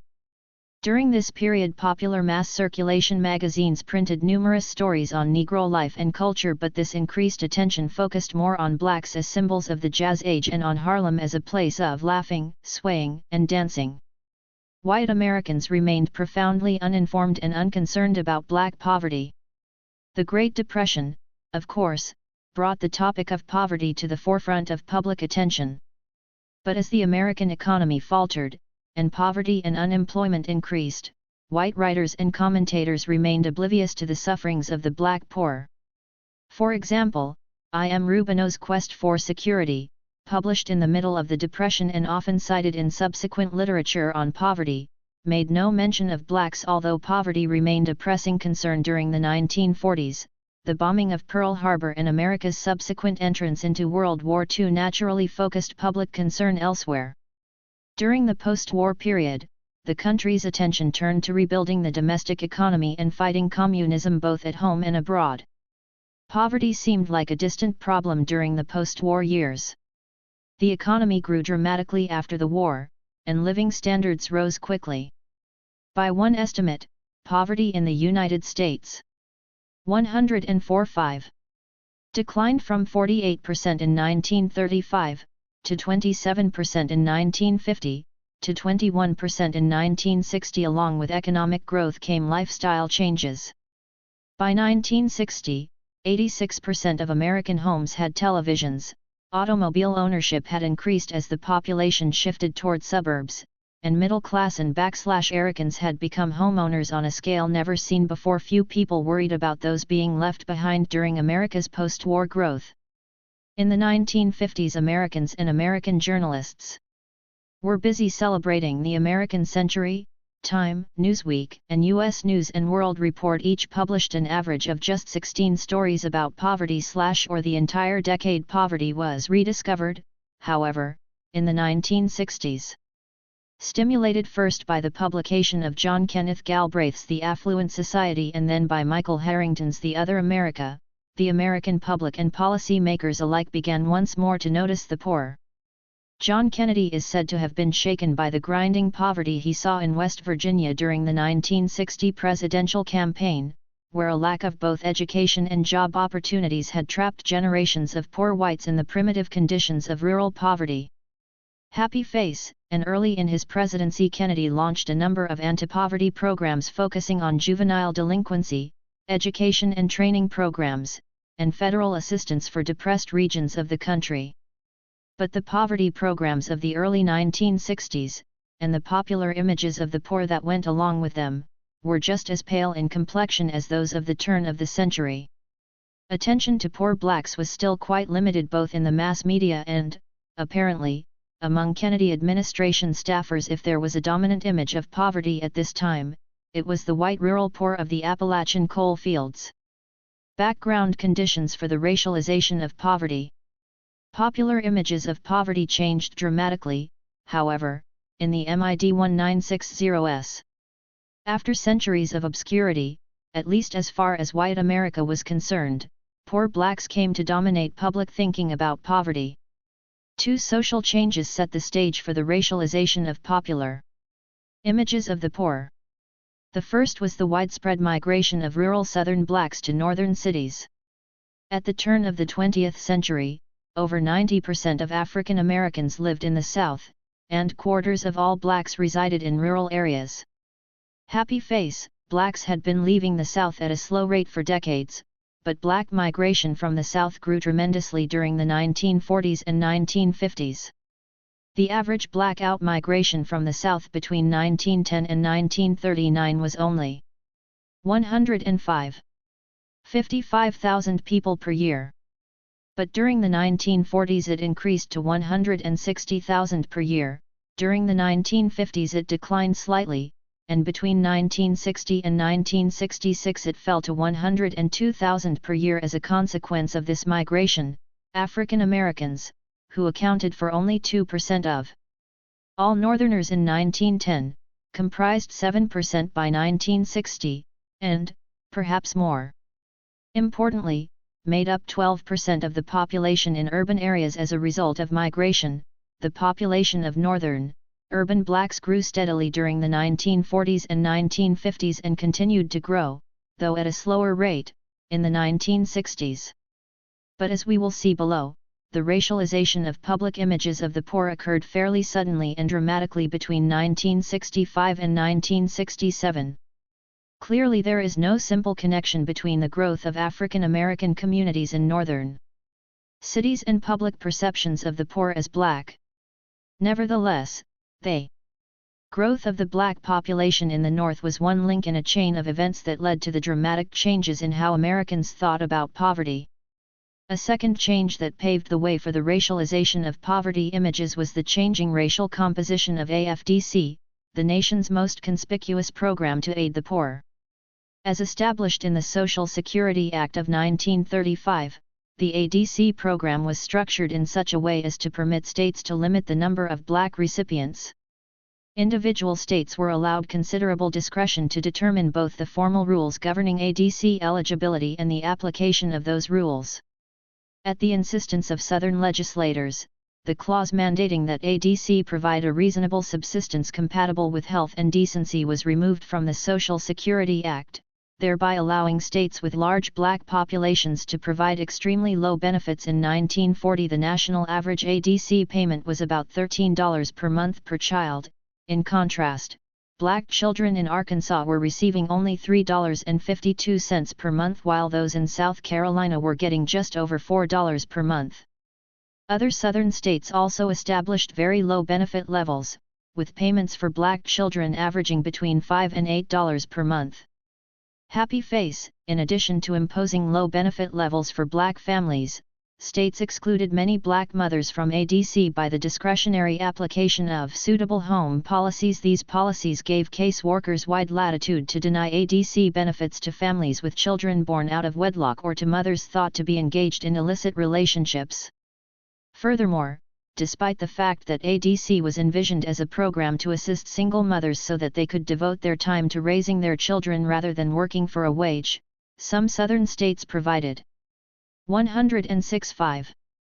Only seasonal benefits to blacks, eliminating assistance when additional labor was needed in the fields during harvest time. As a result of these various policies, African Americans were disproportionately excluded from ADC.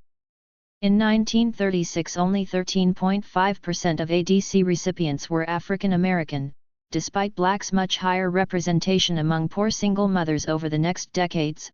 However, the proportion of blacks among ADC recipients rose steadily. This increase resulted from a variety of influences, both legislative and economic. For example, the establishment of Social Security survivors' benefits in 1939 removed proportionately more white than black widows from the ADC rolls, thereby increasing the percentage of blacks among those remaining. In addition, an increase in the federal matching grant contribution to the ADC program from 1/3 to 1/2 of total state ADC expenditures encouraged some states to expand their coverage or to begin participating in the ADC program for the first time, as Figure 5.1 shows. The percentage of African Americans among ADC/AFDC recipients increased steadily from about 14% in 1936 to about 46% in 1973. Thereafter, the proportion of blacks declined slowly until it reached about 36% in 1995. Between the mid-1960s and early 1970s, then, African Americans made up a very substantial minority of AFDC recipients. Consequently, as the welfare rolls began, Figure 5.1 percentage African American among ADC/AFDC recipients, 1936 to 1995. 50% in 1969. 40%. 1967. 1973. 1979. 1990 YYI 960 *99 51 30% J-1953 /1948 20% A Y 1942 10% 0% W 1936 1935 1945 1955 1965 1975 1985 1995 Sources: for 1936 to 53 and 1967 to 79, Turner, Federal/State Aid to Dependent Children, for 1960, Piven and Cloward, Regulating the Poor, for 1986 to 95, U.S. House of Representatives, 1998 Green Book. 107. To expand in the late 1960s, the public's attention was drawn disproportionately to poor blacks. Yet the pattern of growth in the proportion of African American welfare recipients shown in Figure 5.1 also makes clear that the sudden shift in images of poverty during the 1960s cannot be attributed to any sudden change in the makeup of the welfare population. The proportion of blacks among AFDC participants had been growing steadily for decades. Like black migration to the north, the changing racial composition of the welfare rolls constituted a background condition that contributed to the changes in public perceptions of the poor, but it did not serve as a precipitating cause of those changes. After all, the proportion of blacks among welfare recipients was almost as high in 1960 as it was in 1967, yet public concern in 1960 was still focused on poor whites, in particular, the poor rural whites of Appalachia, precipitating events in the racialization of poverty. Gradual demographic changes in residential patterns and welfare receipt by African Americans laid the groundwork for the changes to come in how Americans viewed the poor. But the more immediate precipitating events were the shift in focus within the civil rights movement from the fight for legal equality to the battle for economic equality and the urban riots that rocked the country during the summers of 1964 through 1968. In the 1950s, African Americans living in the South attended segregated schools, rode segregated buses, and used segregated bathrooms. Blacks could not drink from white water fountains, eat in white restaurants, or sleep in white hotels. African Americans had little voice in government and little hope for fair treatment from the white police or the white judiciary. In the North, legal segregation of the races was less common, but racial discrimination by individuals, governments, and other institutions maintained high levels of both residential and school segregation. Some progress toward racial equality did occur in the immediate post-war years. Fair employment laws were adopted in 12 states and 30 cities by 1953. Median black family income rose from 41% of white family income in 1940 to 51% by 1952. And school enrollment among blacks increased from 68% in 1940 to 15% by 1950, only 4 percentage points lower than white school enrollment. 25 But the South in particular remained steadfast in its resistance to racial equality and its commitment to the de jure separatism of 108.5. Jim Crow. Black protests against racial injustice had been sporadic in the early decades of the 20th century and had largely died out during World War II. But in the mid-1950s, the modern civil rights movement began a concerted and sustained effort to force an end to the injustice and indignities of racial segregation. In December 1955, Rosa Parks, a black seamstress, was jailed for refusing to vacate her seat on a segregated bus. Ms. Parks' quiet protest began the Montgomery bus boycott, led by a previously unknown young black minister named Martin Luther King Jr. The eventual success of the year-long bus boycott led to a decade of demonstrations, protests, and sit-ins throughout the South, all pressing the demand for legal equality and an end to racial segregation. The struggles of the early civil rights movement were for equal rights, black enfranchisement, and an end to legal segregation.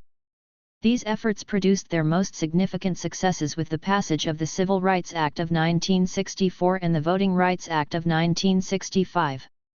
The Civil Rights Act prohibited segregation in public accommodations and banned discrimination by trade unions and schools, and by employers involved in interstate commerce or doing business with the federal government. It also called for the desegregation of public schools and outlawed some of the voting procedures used to impede African Americans.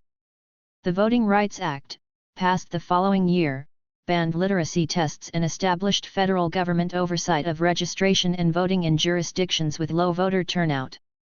As a consequence of these and other legal measures, nationwide voter registration rates among African Americans increased from only 29% in 1962 to 67% in 1970.2. In the second half of the 1960s, civil rights leaders shifted their attention from legal inequality to economic inequality.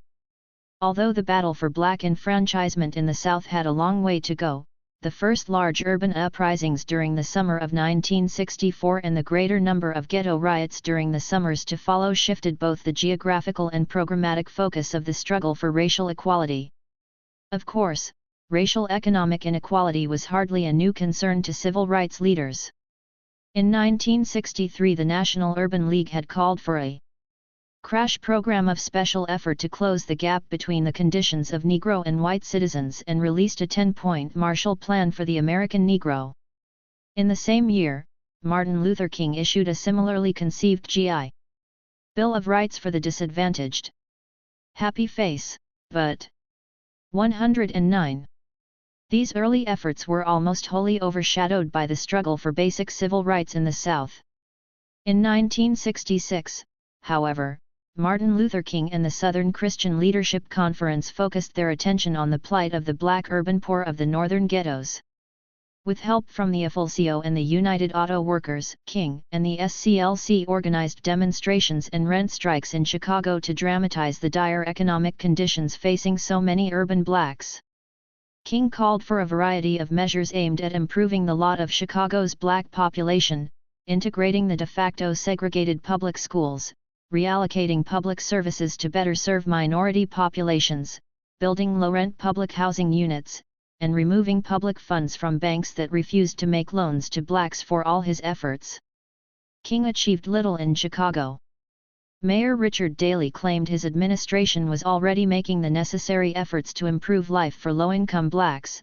The more moderate local civil rights organizations resented King's intrusion and the attention he received, and black militants called King a sellout for compromising with the white political powers.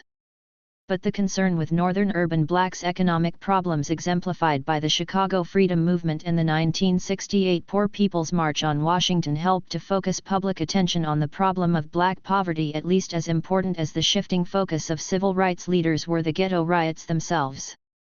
Poor blacks, for so long invisible to most of white America, made their presence known in the most dramatic way possible. During the summer of 1964, riots broke out in Harlem, Rochester, Chicago, Philadelphia, and New Jersey. 5 lives were lost and property damage was estimated at $6 million. Civil rights leaders tried to respond to these disturbances, but much of their attention, and the rest of the country's as well, was still focused on the South. The Voting Rights Act had been passed, but much work remained in actually registering black voters. Mississippi, in particular, had been staunchly resisting blacks' efforts to vote. To press for voting rights in Mississippi, the leading civil rights organizations united to mobilize local blacks and out-of-state volunteers for the Freedom Summer of 1964. 900 volunteers, many of them white college students from the country's elite universities, joined the effort to register Mississippi's blacks. White Mississippi responded with violence. 27 black churches were burned that summer. 110 in Mississippi, and 30 blacks were murdered between January and August of 1964. But the nation's attention was grabbed by the murder of young civil rights workers James Chaney, Andrew Goodman, and Michael Schwerner, the first a black Mississippian, the other 2 white New Yorkers. They disappeared while returning from an investigation of the burned-out Mt. Zion Methodist Church in Neshoba County, Mississippi.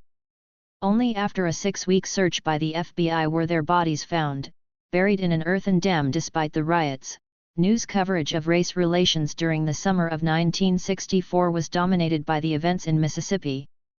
But in the next few years, ghetto uprisings and the militant voices of Malcolm X, Stokely Carmichael, and the Black Panthers would become increasingly central fixtures in the struggle for racial equality. In August 1965, the Los Angeles neighborhood of Watts exploded. A 6-day riot left 34 people dead, 900 injured, and nearly 4,000 arrested, and caused $30 million in property damage. The Watts riots were followed that summer by more disturbances in Chicago and in Springfield, Massachusetts. The summers of 1966 and 1967 saw even more rioting, as blacks took to the streets in dozens of American cities. In 1967 alone, rioting led to at least 90 deaths, more than 4,000 injuries, and nearly 17,000 arrests. There is no doubt that the rioting of the mid-1960s marked a dramatic in American race relations. But the impact of the riots on white Americans' attitudes toward blacks remains subject to debate. Some see the urban riots of the 1960s as ushering in a new era of anti-black racism. Donald Kinder and Lynn Sanders, for example, point out that blacks and whites reacted very differently to the riots, which blacks tended to see as expressions of legitimate grievances, and whites, as senseless violence. Yet survey-based studies reveal little that could be interpreted as a negative shift in whites' racial attitudes during this period. On the contrary, the many survey questions on racial attitudes that span the period of the mid-1960s show either no change or a liberal shift in whites' attitudes.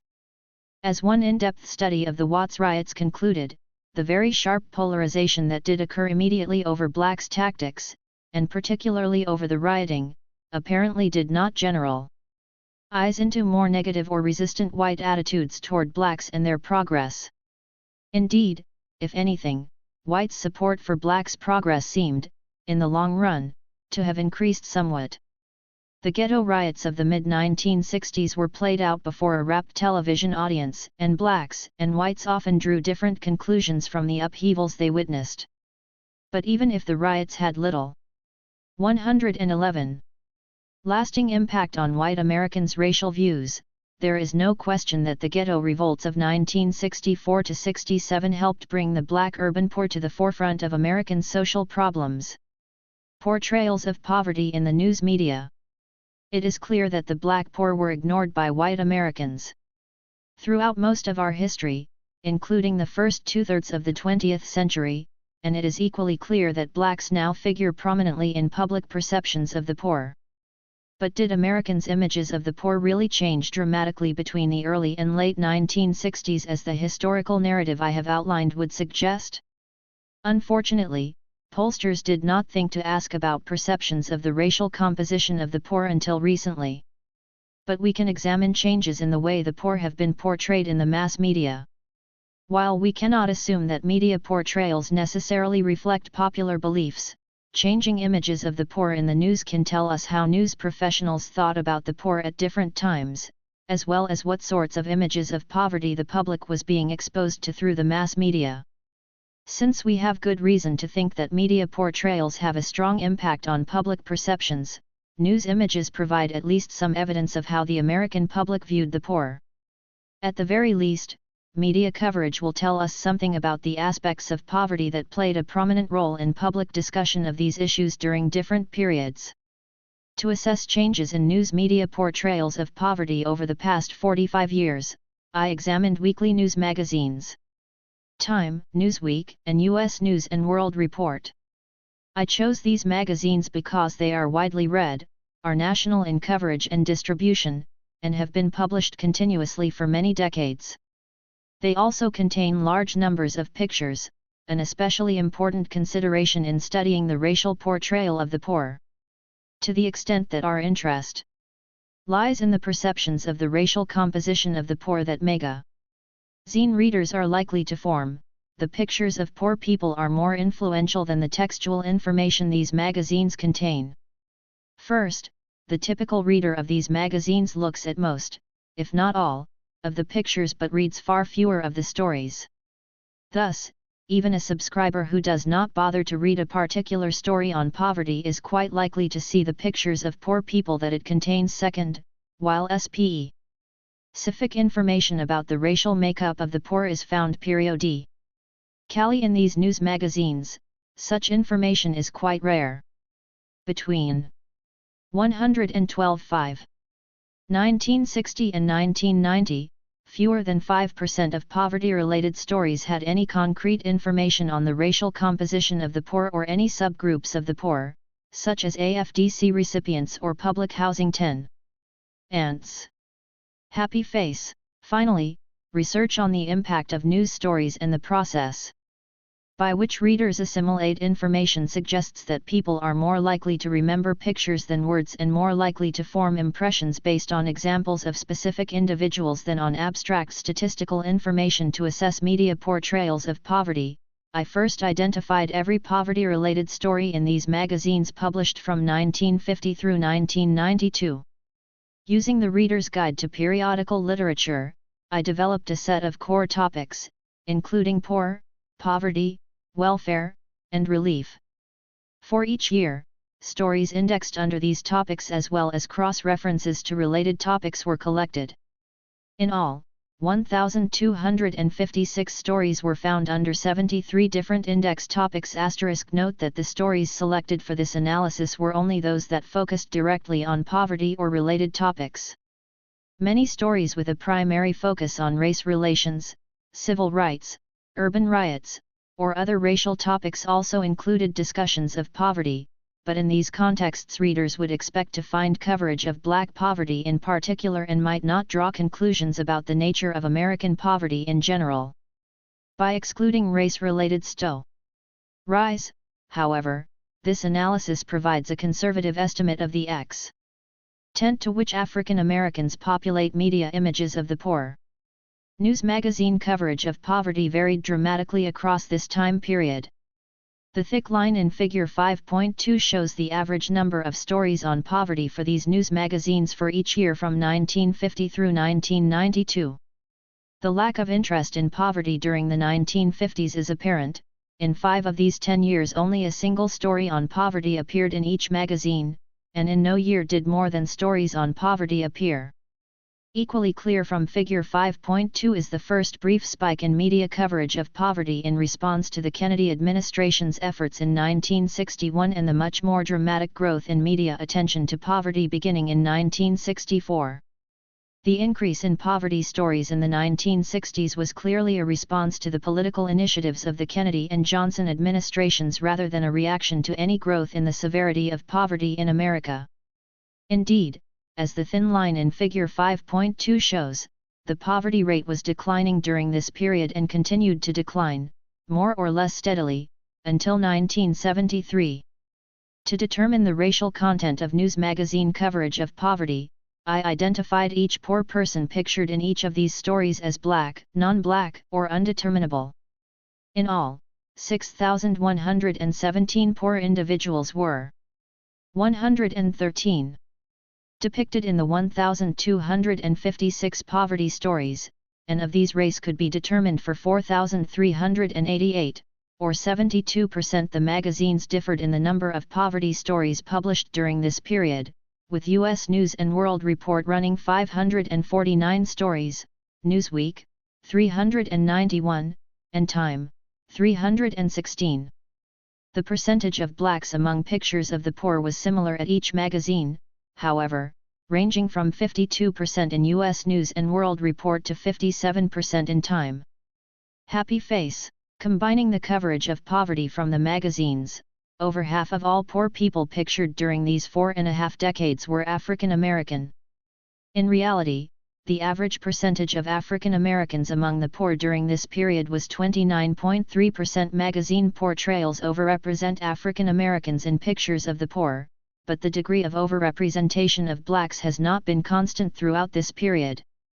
The thick line in Figure 5.3 shows the variation in the percentage of African Americans pictured in poverty stories in Time, Newsweek, and U.S. News & World Report from 1950 through 1992. Images of poverty in these magazines did change quite dramatically in 114.5. Figure 5.3% African American in news magazine pictures of the poor, 1950 to 1992. 0%. True % black among the poor. Sources: True % Black Bauer and Lamison White, Poverty in the United States, 1995, pp. C2-C4. Magazine pictures. Time, Newsweek, and U.S. News & World Report. The mid-1960s. From the beginning of this study through 1964, poor people were portrayed as predominantly white. But starting in 1965 the complexion of the poor turned decidedly darker. From only 27% in 1964, the proportion of African Americans in pictures of the poor increased to 49% and 53% in 1965 and 1966, and then to 72% in 1967. Nor has the portrayal of the poor returned to its previous predominantly white orientation. Although there have been important declines and fluctuations in the extent to which blacks have been overrepresented in pictures of poverty, African Americans have generally dominated news media images of the poor since the late 1960s. From 1967 through 1992, blacks averaged 57% of the poor people pictured in these magazines, about twice the true proportion of blacks among the nation's poor. Early news magazine coverage of poverty, 1950 to 1964. News magazines in the 1950s contained few stories on poverty and few pictures of blacks in the stories that were published. Between 1950 and 1959, only 18% of the poor people pictured in these magazines were African American. The increased attention to poverty in the early 1960s was accompanied by some increase in the proportion of blacks. 115. Depicted among the poor, but this racialization of poverty images was quite modest compared with what was to come. News magazine coverage of poverty was generally rather sparse between 1960 and 1963. The exception was 1961, when a total of 24 poverty-related stories appeared in the magazines. Much of the press attention to poverty in 1961 was in response to the Kennedy administration's anti-poverty initiatives, with coverage focusing on a new housing bill, the revival of the Depression-era food stamp program, and federal aid for distressed areas. These policy-focused stories were illustrated almost exclusively with pictures of poor whites. A second theme in media coverage of poverty during 1960 to 63 was welfare abuse and efforts to reduce it. Some of these stories focused on Senator Robert Byrd's 1962 investigation into welfare fraud in Washington, D.C., which uncovered welfare recipients who spent their benefits on alcohol or who were secretly living with boyfriends that welfare investigators found hiding in closets or bathrooms. Pictures of poor blacks and poor whites were both found in these strongly anti-welfare stories. Finally, 5 of the 41 stories published from 1960 through 1963 focused on the controversial crackdown on welfare by Joseph Mitchell, the city manager of Newburgh, New York. Mitchell claimed that recent black migrants from the South were swelling Newburgh's public assistance rolls. In response, he instituted a 13-point program aimed at removing as many people from welfare as possible. Not surprisingly, coverage of Newburgh was illustrated with pictures of blacks. News magazine coverage of poverty in the early 1960s presaged later coverage in 2 ways. First, stories on new policy initiatives tended to be both neutral in tone and dominated by images of whites. This was the case with the Kennedy administration's programs during 1961, and it was repeated in coverage of the Johnson administration's war on POV. 30 years later. In contrast, the more critical stories about existing programs, such as reports on the Byrd Committee's investigation of welfare abuse, were more likely to contain pictures of blacks. Once again, this pattern is repeated in the later 1960s, as largely negative field reports from the War on Poverty programs start to appear in the media. News coverage of poverty expanded dramatically beginning in 1964 and reached its height between 1965 and 1969.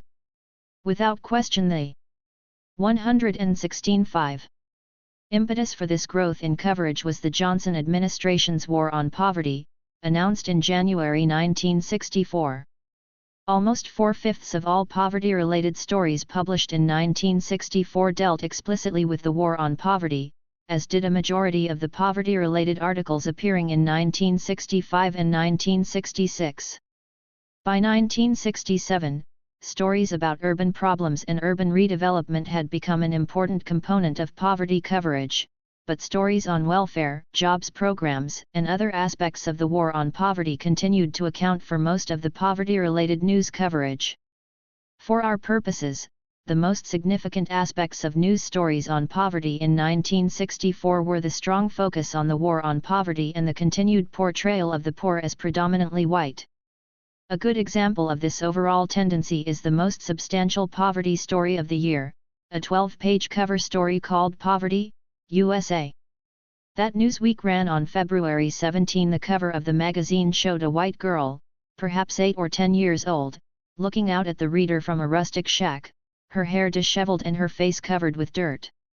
As this picture suggests, the story had a strong focus on Appalachia, but it profiled a variety of poor people from around the country. Yet of the 54 poor people pictured in this story, only 14 were black. Significantly, the poor white people who appeared in this story resided in both urban and rural areas. There were, for example, 6 photos of poor whites from Appalachia as well as photos of a 37-year-old Main Street wino from Los Angeles, an unemployed father of 5 from Detroit, and an old lady alone with poverty in San Francisco. This story was typical of War on Poverty coverage during 1964 in its substantial focus on rural poverty, its emphasis on images of poor whites, and its generally neutral tone toward the Johnson administration's anti-poverty efforts.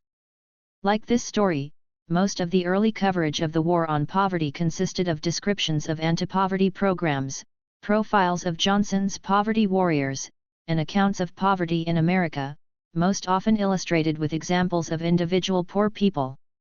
Clearly, the expansion of news coverage that accompanied the war on poverty did not coincide with the racialization of poverty images. At its inception at least, the war on poverty was not portrayed by the news media as a program for blacks. The racialization of poverty in the news, 1965 to 1967. The year 1965 saw another large jump in media attention to poverty and a clear turning point in the racialization of poverty images in the 117. News. The percentage of blacks among pictures of the poor jumped from 27% in 1964 to 49% in 1965. One factor that clearly does not explain the larger number of poor African Americans in the news during this period is true change in the proportion of blacks among the poor. As the thin line in Figure 5.3 shows, the true percentage of blacks among the poor increased only marginally between the early and late 1960s, while the percentage of blacks found in news magazine portrayals of the poor more than doubled during this period. The most conspicuous change in the coverage of poverty between 1964 and 1965 is the tone of stories covering welfare and the war on poverty. Whereas coverage in 1964 focused on the initiation of the war on poverty and general descriptions of the American poor, stories in 1965 were much more critical examinations of the government's anti-poverty efforts. Lines of criticism were prominent. First, many stories questioned Sergeant Shriver's leadership of the anti-poverty effort, focusing on mismanagement, confusion, and waste in the Office of Economic Opportunity. Second, considerable attention was devoted to local disputes between city government and community groups over control of war on poverty resources.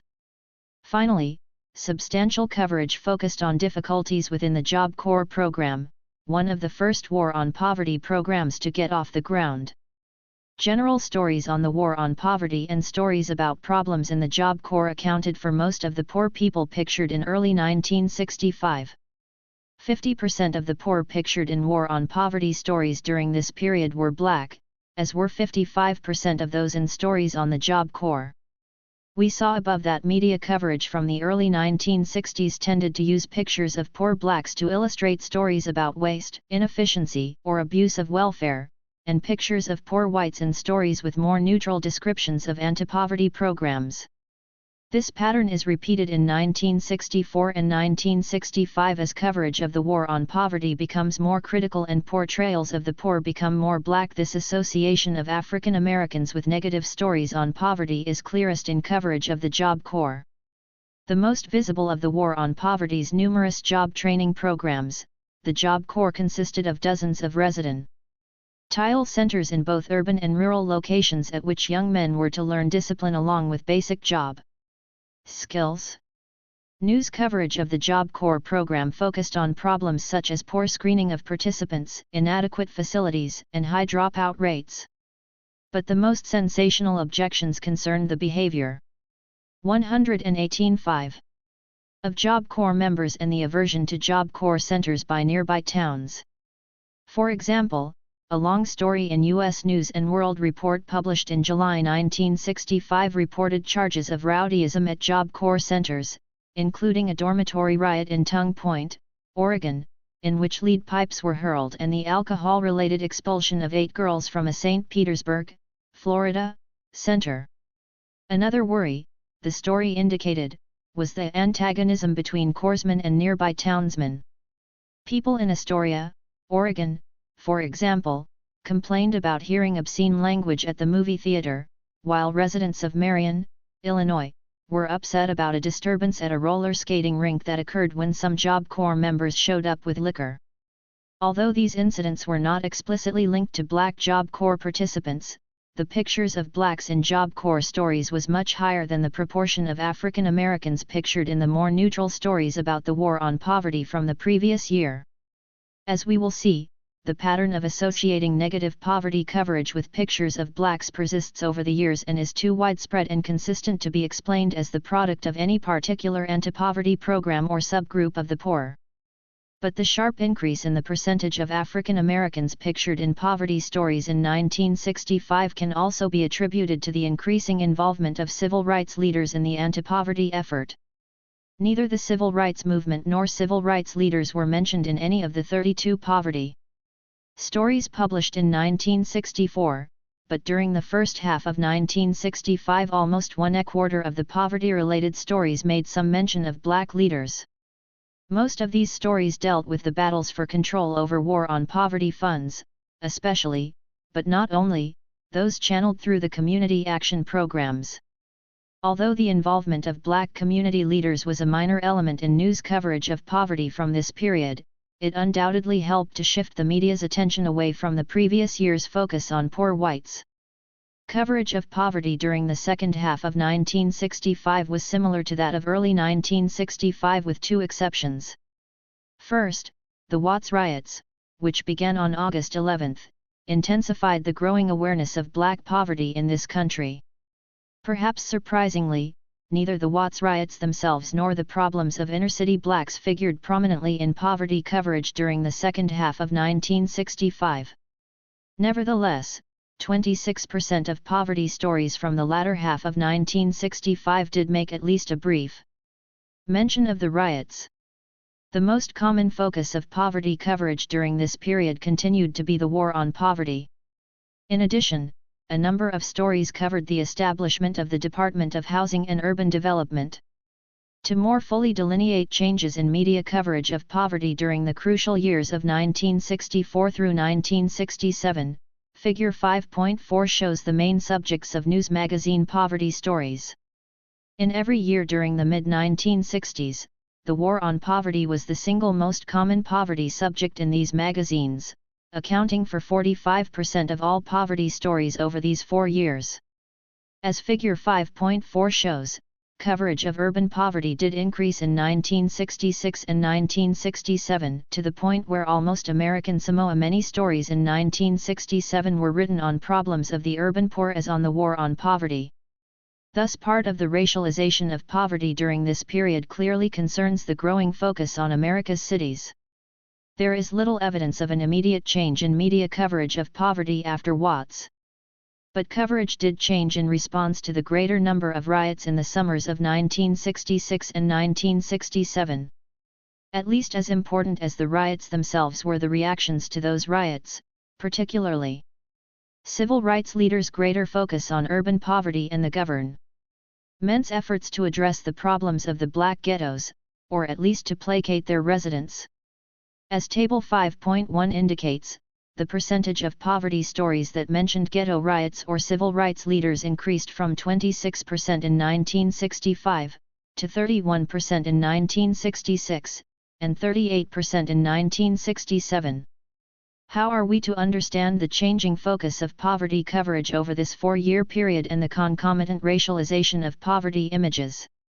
One possibility is that a series of events led news organizations to focus on new aspects of poverty or new subgroups of the poor and that these subgroups happen to be disproportionately black. This explanation is almost surely true to some degree. For example, pictures of the poor in stories on urban poverty from 1964 through 1967 were 95% black. Consequently, the increase in urban poverty stories accounts for some part of the racialization of poverty coverage during this period. On the other hand, even if we exclude urban poverty stories, the percentage of blacks in tours of the poor grew dramatically over these 4 years, as Table 5.1 shows. Of those stories that were not focused on urban poverty, the percentage of blacks among pictures of the poor more than doubled, growing from 27% in 1964 to 58% in 1967. While growing attention to urban poverty did contribute to the changing racial portrayal of the poor between 1965 and 1967, it cannot explain the sharp increase in the percentage of blacks in poverty pictures between 1964 and 1965. Coverage during both of these years was 121. Dominated by stories on the war on poverty, with no particular emphasis on urban problems in either year. Furthermore, the jump in percent Black had already occurred before the Watts riots in August 1965, indeed, news magazine poverty stories included just as high a percentage of blacks in the first half of 1965 as they did in the months following Watts. A second possibility is that the mainstream news media were more likely to associate negative poverty stories with blacks and neutral or positive stories with whites. I have already suggested that this tendency can be observed in the coverage of poverty from 1960 through 1963, and the same phenomenon might explain the sharp increase in pictures of poor blacks between 1964 and the earlier months of 1965.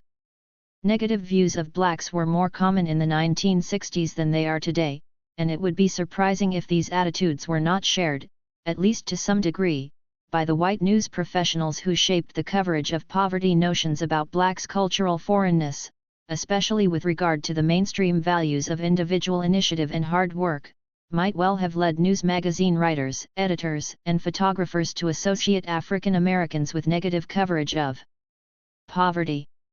Of course, the racial patterns within poverty coverage in 1960–63 and 1964–65 are slender threads on which to hang so important a claim. A wealth of other evidence, however, points in the same direction. In particular, we can make use of the full breadth of news magazine coverage between 1950 and 1992 to examine both the differences in the racial portrayals of different subgroups of the poor, and changes over time in racial images of the poor as media coverage responds to changing social conditions. In both cases, we find that positive coverage of poverty, coverage that focuses on either more sympathetic subgroups of the poor or periods in which the poor as a whole were viewed more sympathetically, was more likely to include pictures of poor whites than was the negative coverage of poverty associated with less sympathetic groups and less sympathetic times. Changing racial portrayals of the poor, 1968 to 1992. Poverty took on a black face in news magazines during the tumultuous years of the mid-1960s. But as urban riots subsided and the country's attention turned toward Vietnam, Watergate, and the economic problems of the 1970s, the racial portrayal of the poor in news coverage 122.5 did not return to the predominantly white images of the 1950s and early 1960s. Instead, as Figure 5.3 indicates, the racial representation of the poor in media images of poverty fluctuated considerably, with very high proportions of African Americans in 1972 and 1973 and dramatic whitening of poverty images during the economic recessions of 1974–75 and 1982–83. To understand variations over time in the racial portrayal of poverty, I examine next these extremes in the racial images of the poor. Images of blacks and the welfare mess, 1972–1973. Coverage of poverty during 1972 and 1973 focused primarily on perceived problems with welfare and efforts at welfare reform. Almost half of the poverty coverage in these 2 years focused directly on welfare or related anti-poverty programs, while the next most frequent poverty topic accounted for only 20% of news magazine reporting on poverty. As we saw in 1, the percentage of all Americans receiving welfare increased dramatically from about 2% in the mid-1960s to about 6% in the mid-1970s, while aggregate spending on welfare more than doubled, from 0.24% of GNP in 1965 to 0.60% in 1975. The growth of welfare spending during this period resulted from a number of factors, including higher benefit levels in many states and the court-mandated elimination of residency requirements and man-in-the-house rules. The most important components of welfare growth, however, were the jump in the percentage of eligible families that applied for aid and the rise in the percentage of families that were enrolled from among those who did apply. By the early 1970s, the expansion of welfare had come to be viewed as an urgent national problem that demanded action. News magazine stories during 1972 and 1973 almost invariably referred to this situation as the welfare mess and published story after story focusing on mismanagement in state welfare bureaucracies or abuse of welfare by people who could be supporting themselves. Of course, news magazines did not simply take it upon themselves to turn a critical eye toward welfare. they were reporting on the political events of the time. Numerous welfare reform proposals were debated in Congress during this period. Welfare was an important issue in the 1972 presidential election, with both Richard Nixon and George McGovern offering plans to fix the welfare mess, and in 1973 President Nixon closed down the Office of Economic 123. Opportunity, the central administrative arm of President Johnson's War on Poverty. The racial composition of the welfare population hardly changed between the late 1960s and the early 1970s, but the images of the poor in news magazine stories changed dramatically. 52% of poor people pictured in poverty and welfare stories from 1969 and 1970 were African American, but in 1972 and 1973 blacks comprised 70% of the poor people pictured in stories indexed under poverty and 75% of those pictured in stories on welfare. Nor was the heavy representation of blacks limited to stories on poverty and welfare per se. Virtually all poverty-related coverage during these 2 years, whatever the topic, was illustrated with pictures of blacks. During 1972 and 1973, African Americans composed 76% of the poor people pictured in stories on all other poverty-related topics, including housing, urban problems, employment programs, old age, unemployment, and legal aid. Overall, the sustained negative coverage of welfare during 1972–73 was accompanied by the highest proportions of blacks in news magazine images of the poor of any point during the entire 43-year period examined. Blacks and whites in poverty, 1974–1975. The mid-1970s marked the first severe economic downturn since the tremendous period of sustained growth that began in the early 1960s. Of particular concern during 1974 and 1975 was unemployment, which had risen from under 5% in 1970 to 8.5% in 1975, in contrast to the very heavily black coverage of poverty in 1972 to 73. Only 49% of the poor people pictured in stories published during 1974 and 1975 were black. General stories on poverty and welfare were still common during these years, accounting for 27% of all poverty coverage. Not surprisingly, however, given the economic conditions of the time, unemployment and government efforts to combat it emerged as an important focus of poverty-related news coverage, accounting for 24% of all poverty stories in 1974–75. In addition, 14% of poverty stories focused on hunger.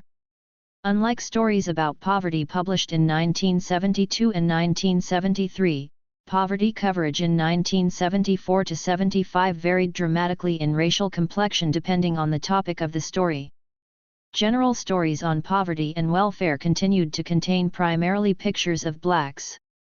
69% of 124.5 poor people in these stories were African American, a figure hardly changed from the 73% black in such stories from 1972 and 1973. But poverty stories that focused on unemployment policy were illustrated predominantly with whites. The poverty-related coverage of unemployment in 1974 and 1975 dealt largely with government jobs programs and other efforts to put America back to work, and only 37% of poor people pictured in these stories were black. Stories on hunger pictured somewhat larger numbers of blacks, while the few stories on homelessness from 1974 and 1975 pictured no African Americans at all. As the focus of media coverage of poverty shifts in response to changing conditions and events, we would expect to find changes in the racial portrayals of the poor.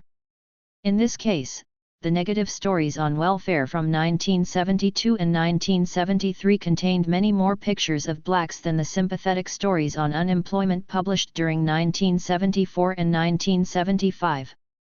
To some extent this shift is warranted, since the percentage of blacks among welfare recipients in the early 1970s was higher than the percentage of blacks in jobs programs during the mid-1970s. In other words, African Americans may be associated with the less sympathetic topics of poverty coverage simply because they are more likely to be found among subgroups of the poor that arouse less sympathy. During the 1970s, blacks did in fact compose a larger percentage of welfare recipients than of government jobs programs participants or of the poor in general. Nevertheless, the size of these differences is not sufficient to account for the dramatically larger differences in the racial portrayals of these different groups. In the early 1970s, African Americans comprised about 32% of all poor Americans and about 43% of AFDC recipients. In contrast, during the mid-1970s, blacks accounted for about 30% of the participants in the Comprehensive Employment and Training Act program, which was the largest and most politically prominent jobs program during this period since blacks comprised 37% of the poor people pictured in unemployment-related coverage during 1974–75, they were actually overrepresented in these sympathetic news stories. Nevertheless, these stories were much more accurate in their racial portrayals than were the unsympathetic stories on welfare from the previous years. That is, African Americans comprised a minority of both welfare recipients and CETA participants, but news magazines only slightly exaggerated their representation in jobs programs and dramatically exaggerated 125. Their numbers among those on welfare 5% in magazine pictures versus 43% in reality during 1972–73. While sympathy was extended to unemployed Americans and support was broad for jobs programs such as CETA, welfare continued to be attacked during the mid-1970s, as it had been in the 1972–73 period. Time magazine declared in 1975 that practically everyone feels that welfare has become a hydra sustaining many who do not deserve help, breeding incredible bureaucracy and inefficiency, and entangling the nation in ideological clashes over just how much aid should go to whom. Too, there were a few sympathetic stories during 1974–75 that drew a connection between national economic difficulties and the conditions facing welfare recipients. But most coverage of welfare continued to stress its spiraling costs and the burden of caring for the poor when government was being squeezed for funds due to the state of the economy. Welfare stories continued to stress abuse by welfare recipients who could be supporting themselves and the supposed resentment of the middle class toward paying for welfare loafers. And unlike the unemployment-related stories, stories on welfare were filled primarily with black faces. During 1974–75, fully 76% of the poor people pictured in welfare stories were African American. In sum, the news magazine coverage of poverty and welfare from the affluent period of the early 1970s was overwhelmingly negative in tone and dominated by pictures of African Americans. The economy faltered during 1974 and 1975, however, and in these years news coverage of poverty was decidedly more mixed in tone. Negative stories about welfare were still plentiful, and these stories still tended to be illustrated with pictures of blacks. But more positive coverage of the problems of the unemployed were also common, and in these stories the faces of the poor were predominantly white. These patterns of news coverage from the 1970s are consistent with the patterns we observed in the 1960s. Negative coverage of poverty tends to be associated with African Americans while positive coverage is illustrated with pictures of whites. As we will see next, this pattern also extends to the unusually sympathetic stories on poverty published during the Reagan recession of the early 1980s. Sympathetic coverage of white poverty, 1982–1983. The recession of the early 1980s brought America's worst economic performance in decades. Per capita gross domestic product fell over 3% between 1981 and 1982, unemployment rose to almost 11%. 126.5. And the poverty rate increased from about 11% in 1979 to over 15% in 1983. Coincident with this economic downturn were the Reagan administration's domestic spending cutbacks and rhetorical attacks on government anti-poverty programs.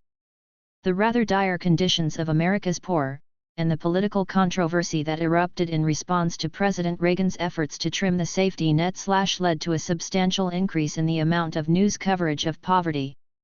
After publishing only 43 stories on poverty in 1979 and 1980, the weekly news magazines published 103 poverty stories in 1982 and 1983. Reflecting the nature of the times, news coverage of poverty during the early 1980s was concentrated on the growing problems of poverty and unemployment and on debates over the proper response of government to these conditions. About 39% of poverty-related news magazine stories in 1982-83 focused on poverty or government anti-poverty programs, with another 28% on unemployment or efforts to combat it.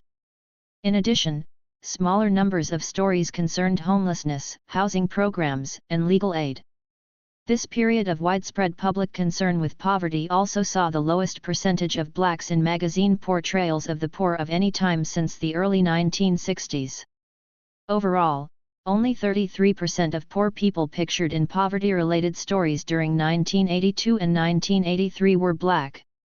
But unlike coverage during the recession of 1974-75, news coverage in 1982-83 often drew a connection between national economic conditions and the problems of the poor. Moreover, poor whites in news coverage during the early 1980s were more likely to be found in general stories on poverty and welfare than in stories on unemployment. The two most common themes of poverty stories during this period concerned the growth of poverty and the debates over government cutbacks. Although a few of these stories sought to convince readers that the safety net remains, most of this coverage was highly critical of the Reagan administration's efforts to trim government programs for the poor. A good example is Newsweek's prominent story titled The Hard Luck Christmas of '82, which proclaimed, with 12 million unemployed and 2 million homeless, private charity cannot make up for federal cutbacks. Happy face, this story went on to describe the desperate condition of poor families living in camp tents or in automobiles, portraying them as the noble victims who are paying the price of America's failure of nerve in the war on poverty. Reflecting the general lack of black faces in these sympathetic poverty stories, The Hard Luck Christmas of '82 included only 17 African Americans among the 90 poor people. 127.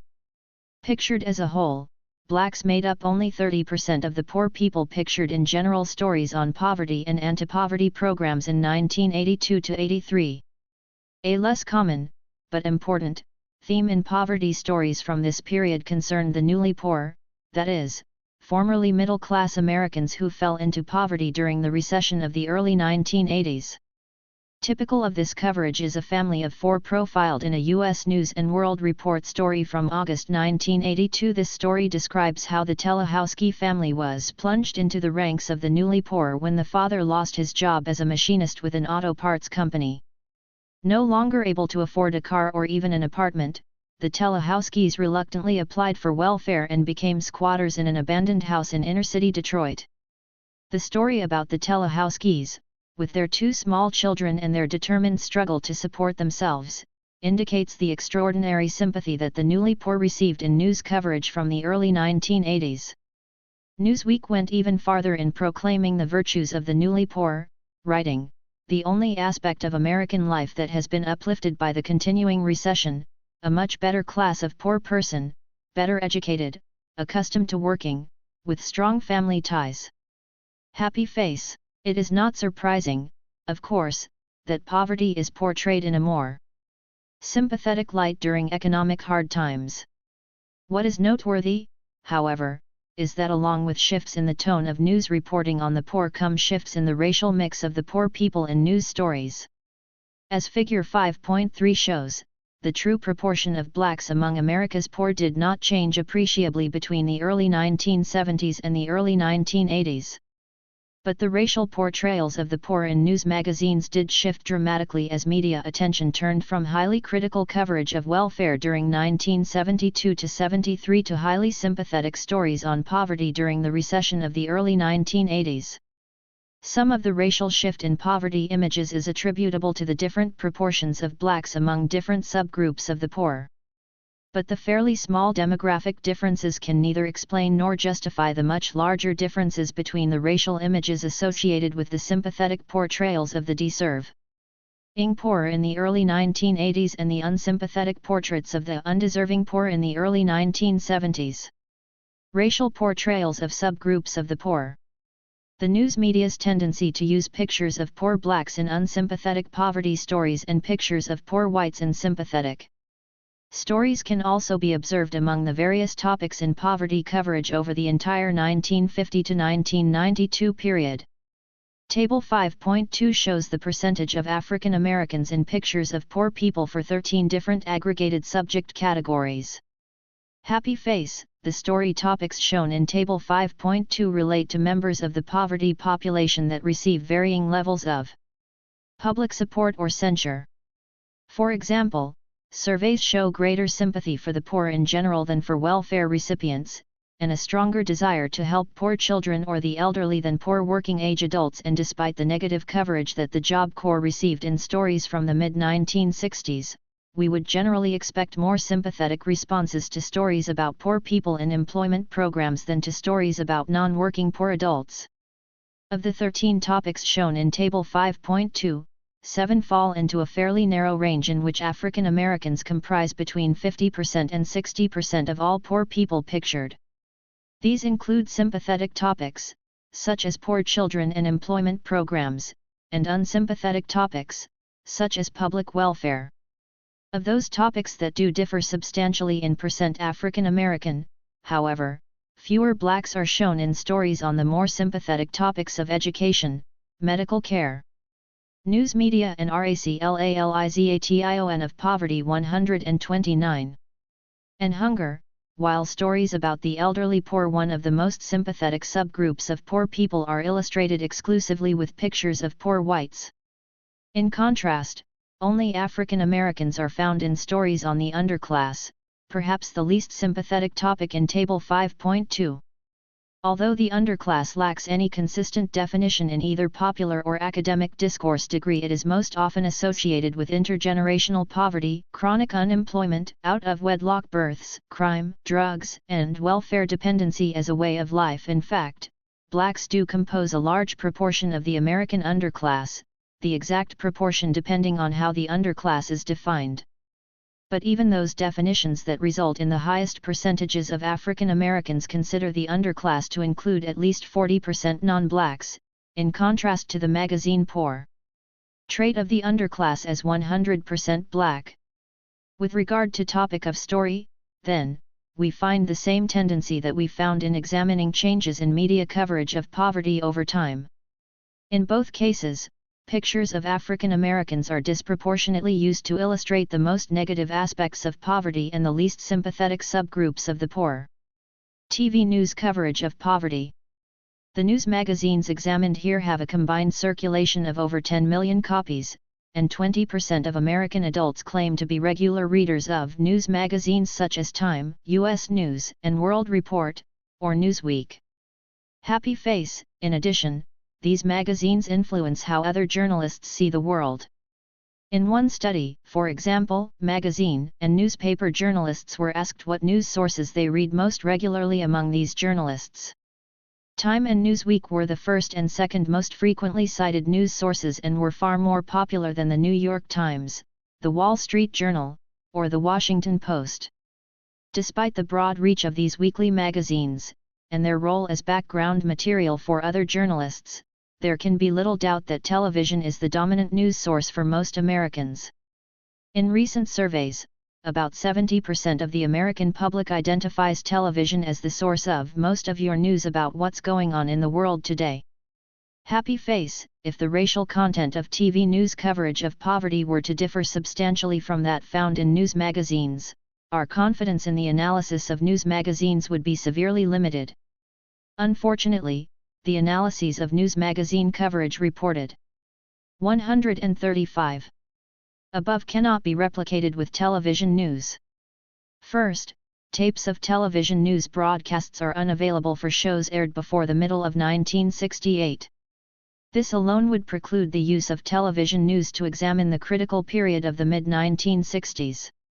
In addition, television news stories on poverty typically picture far larger numbers of poor people but provide much less information about the poor individuals pictured than do news magazine stories. Still, we can to some degree determine whether news magazine coverage of poverty is unique to that medium by comparing patterns of news coverage on television with those found in news magazines for the period in which both sources are available. The first question we might ask is simply whether the ups and downs of news attention to poverty found in news magazines is repeated in television news coverage. To examine this relationship, I searched the Vanderbilt Television News Index and abstracts for all stories on poverty and related topics broadcast on the ABC, NBC, and CBS nightly news between 1969 and 1992 in all. There were 3,387 such stories during this 24-year period, ranging from a high of 570 stories in 1969 to a low of only 14 stories in 1980. Similarly, during the same period the three news magazines published the largest number of poverty stories in 1969 and the fewest in 1979. Over the entire period, there is a clear correspondence between the number of stories on poverty appearing in any year in television news and news magazines. The correlation between the number of stories per year in TV and news magazines is 0.57. Some of the poverty coverage in news magazines and on network television is a product of a news organization's decision to draw attention to some specific aspect of poverty. However, the substantial correlation between the ebbs and flows of stories about the poor in these two media suggests that the quantity of poverty coverage in any time period is largely determined by real-world events such as economic conditions and political initiatives. The second, and more important, question concerning the similarities between television and news magazine coverage of poverty concerns the racial representation of the poor. Measuring the racial representation of poverty in television news requires the painstaking examination of hours of television news stories. Because it was impossible to code the full 24 years of television news, I chose historical periods, 1968, the earliest year for which TV news shows are available and a year in which magazines portrayed the poor as predominantly black, 1982 to 83, a time when magazine images of poverty contained the 131 lowest proportion of blacks for the entire period studied, and 1988 to 92, a more recent period that also contained a high proportion of blacks in news magazine stories on poverty. Figure 5.5 shows the percentage of blacks among pictures of the poor for these periods. We see first that the overrepresentation of African Americans in poverty stories that generally characterized news magazine coverage after 1964 was also true for television news. In fact, in each of the periods examined, television news exaggerated the percentage of blacks among the poor to an even greater extent than did the news magazines. Equally important, the changing patterns of racial representation found in the news magazines is reflected in television news as well. In both media, 1968 contained extremely high proportions of blacks among pictures of the poor, 1982 to 83, the smallest proportions, and 1988 to 92, proportions somewhere in the middle. Of course, a more complete analysis of poverty coverage in these two media might reveal some important differences. But the data examined suggest that the patterns of coverage found in news magazines are not idiosyncratic to that particular medium. Television news also substantially exaggerates the extent to which blacks compose the poor, and as with news magazine coverage, the complexion of poverty in TV news shifts over time as events draw attention to more sympathetic and less 132.5 sympathetic subgroups of the poor. In short, it appears that the distorted coverage of poverty found in news magazines reflects a broader set of dynamics that also shape images of the poor in the even more important medium of television news. Conclusions. Perhaps it is unreasonable to expect a sociologically accurate depiction of poverty in news stories. Certainly some aspects of poverty and some subgroups of the poor are more newsworthy than others. And news departments, after all, are in the business of selling news. If news photographers seek out the most sensational images of poverty to attract readers or viewers, we should hardly be surprised. For most Americans, the most powerful images of poverty are undoubtedly the black urban ghettos. These concentrations of poverty represent the worst failures of our economic, educational, and social welfare systems. Yet they also represent a minuscule portion of all the American poor. Only 6% of all poor Americans are blacks living in urban ghettos. Furthermore, and most significantly, racial distortions in the portrayal of poverty are not limited to stories on the urban underclass. The overrepresentation of blacks among the poor is found in coverage of most poverty topics and appears during most of the past decades. Yet just as importantly, black faces are unlikely to be found in media stories on the most sympathetic subgroups of the poor, just as they are comparatively absent from media coverage of poverty during times of heightened sympathy for the poor. Journalists are professional observers and chroniclers of our social world. But they are also residents of that world and are exposed to the same stereotypes and misperceptions that characterize society at large. As we will see in 6, the stereotype of the lazy black has been a staple of our culture for centuries, and its reflection in contemporary news coverage of poverty is only one current manifestation of this long-held belief. G. Media distortions, causes and consequences. News portrayals of the poor have changed dramatically over the past 40 years, with the most important shift in poverty coverage involving the transition from images of whites in the 1950s and early 1960s to images of African Americans in the mid-1960s. But even after the dramatic racialization of poverty between 1965 and 1967, the racial character of poverty coverage fluctuated, with larger proportions of blacks appearing during periods of negative poverty stories and smaller proportions during periods when press coverage of the poor was more sympathetic. In this chapter, I examine the causes and consequences of the media distortions documented in 5. The media, I argue, are instrumental in shaping our understanding of the social world we inhabit. As Walter Lippmann noted 80 years ago, we necessarily rely on the accounts of others to form our beliefs about our world. Our opinions, he wrote, cover a bigger space, a longer reach of time, a greater number of things, than we can directly observe. They have, therefore, to be pieced together out of what others have reported. Already in Lippmann's time, and more so in our own, reports about the world come primarily through the mass media. Do media images shape public perceptions of the poor? News coverage itself constitutes an important artifact of American political culture. But news coverage has a special significance as a cultural product because we know that it not only reflects, but also influences public concerns and beliefs. The news brings to our attention the 134.6. Many aspects of society that lie beyond our individual experience, not only the activities of political leaders and popular celebrities, but the myriad images that convey secondhand the nature of the world that surrounds us. Numerous studies have demonstrated the power of the media to shape public perceptions and political preferences.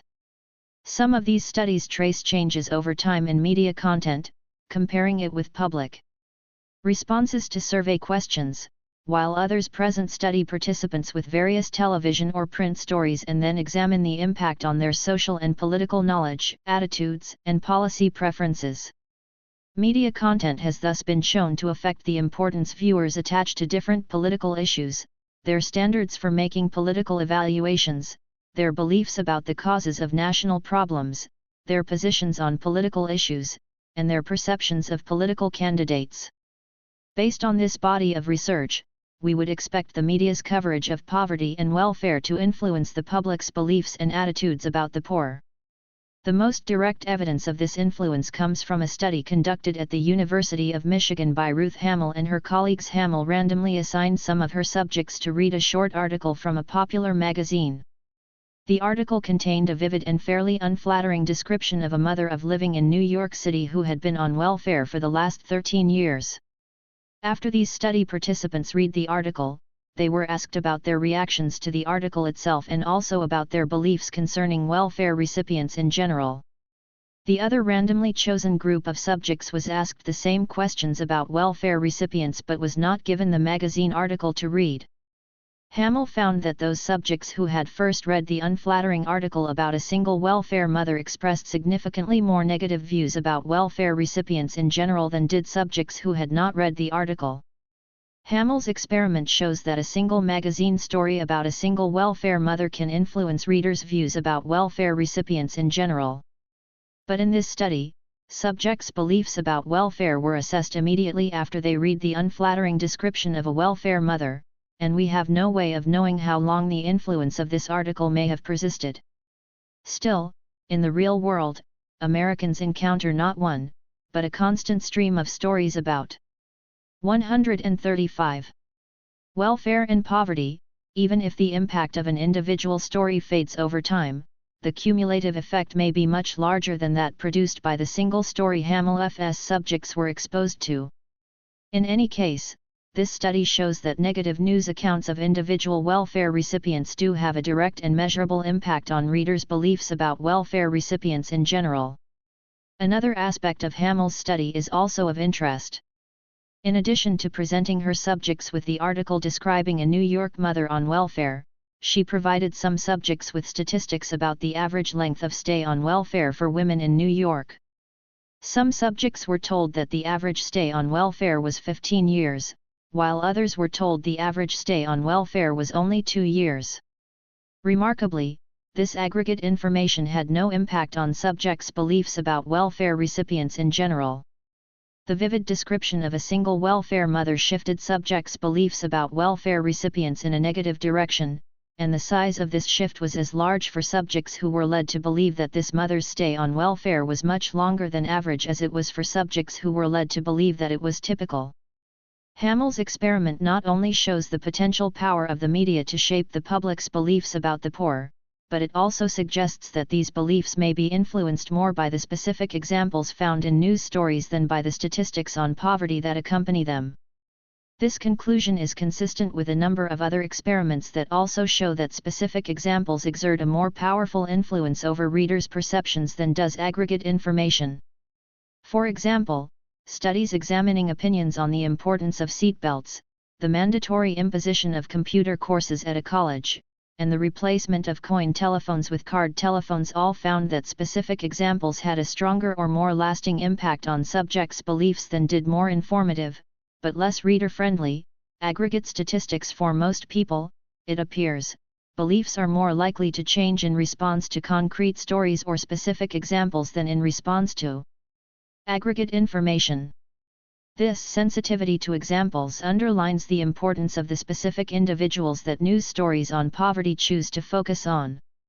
In understanding the role of race in the public perceptions of poverty, the power of examples to shape perceptions suggests that what matters most is the race of the specific poor people pictured in news stories, not the aggregate statistics about the racial composition of the poor that occasionally accompany those stories.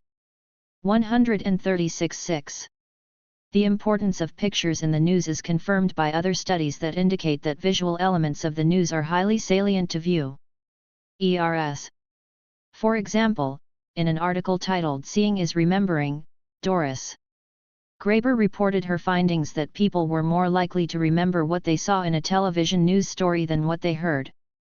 Graber exposed viewers to a range of TV news stories and found that her subjects were over twice as likely to remember visual themes as they were to remember story themes that were presented verbally. She attributed this difference to the simplicity and immediacy of the pictures, concluding that the mass of visual detail can be absorbed at a mere glance. Words, by contrast, must be processed sequentially and often represent complex, abstract information. Not only do past studies indicate that visual elements in the news are comparatively important to viewers, but they also show that the race of the individuals pictured is a salient visual cue. For example, Shanto Iyengar and Donald Kinder presented subjects with television news stories about unemployment in which the unemployed individual pictured was either black or white.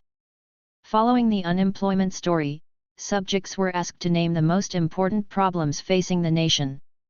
Of those white viewers who were randomly assigned to view the story about an unemployed white person, 71% said that unemployment was among the most important national problems. Of those whites who saw a story about an unemployed African American, however, only 53% felt that unemployment was a pressing national concern. Similar studies on other topics have also found that the race of everyday individuals in TV news stories has a significant impact on the attitudes and beliefs of viewers. In another experiment conducted by Shanto Iyengar, viewers were shown virtually identical stories about either a poor black person or a poor white person and were later asked to suggest ways to reduce poverty. Those who had been randomly assigned to watch a story about a poor black person were more likely to suggest that poor people need to work harder or acquire more job skills, while those who had seen a story about a poor white person were more likely to suggest societal solutions such as creating more unskilled jobs or lowering interest rates. Unfortunately, we lack direct evidence that the proportion of African Americans pictured in news stories on poverty shapes the public's perceptions of the racial composition of the poor. Nevertheless, the substantial existing research on the influence of the news media strongly 137 suggests that this is the case. Researchers have shown that the mass media can exert a powerful influence on public perceptions and attitudes, that concrete examples are more powerful influences on readers' beliefs than is aggregate information, that the content of news pictures is more likely to be remembered than the content of news stories, and that the race of people pictured in news stories is a salient and influential aspect of the story for many viewers. While past research on the influence of the news suggests that pictures of poor people in news stories shape public perceptions and misperceptions of the poor, another indication that the media shape beliefs in this way stems from the implausibility of the alternative hypotheses. If the media are not the dominant influence on public perceptions of the poor, then these perceptions must be shaped by either personal encounters with poor people or conversations about poverty with friends and acquaintances. Conversations with others might indeed be an important influence, but this begs the question of how an individual's conversation partners arrived at their perceptions.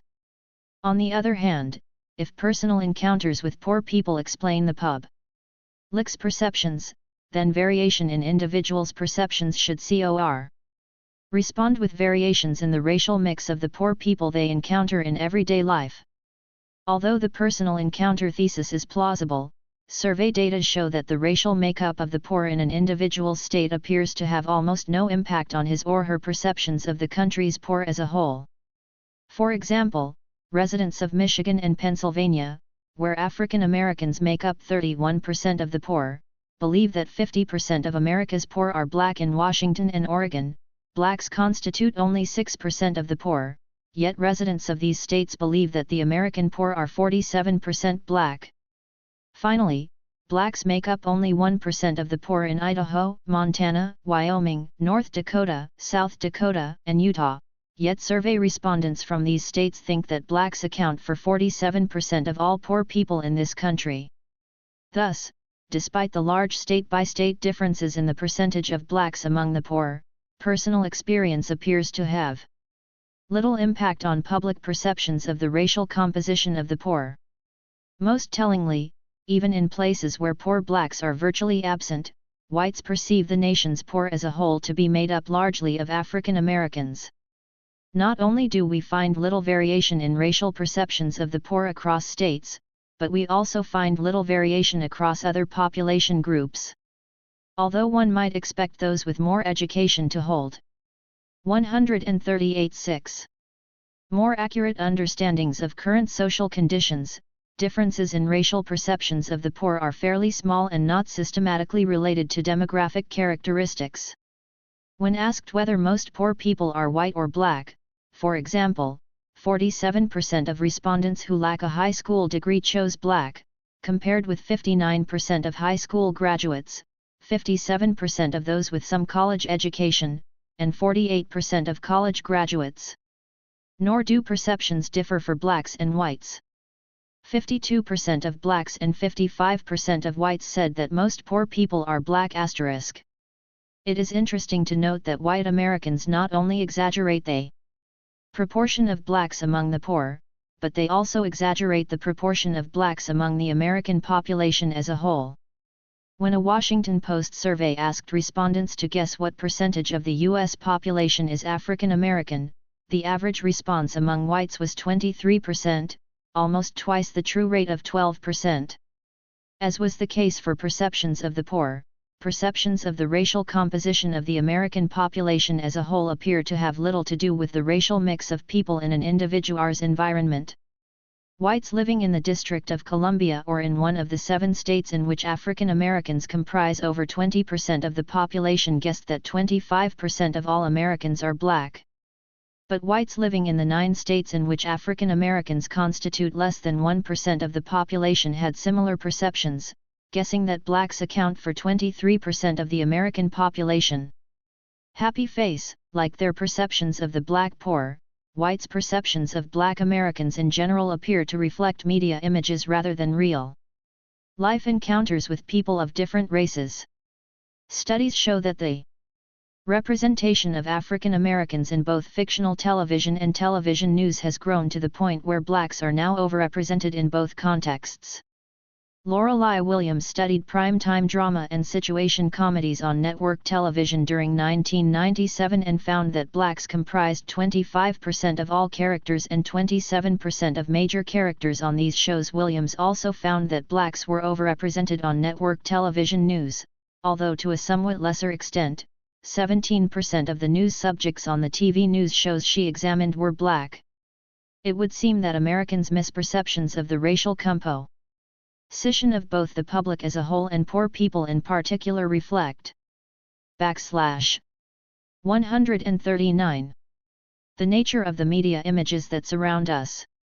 Previous research focusing on an array of issues has shown that the media can have a significant impact on public opinion.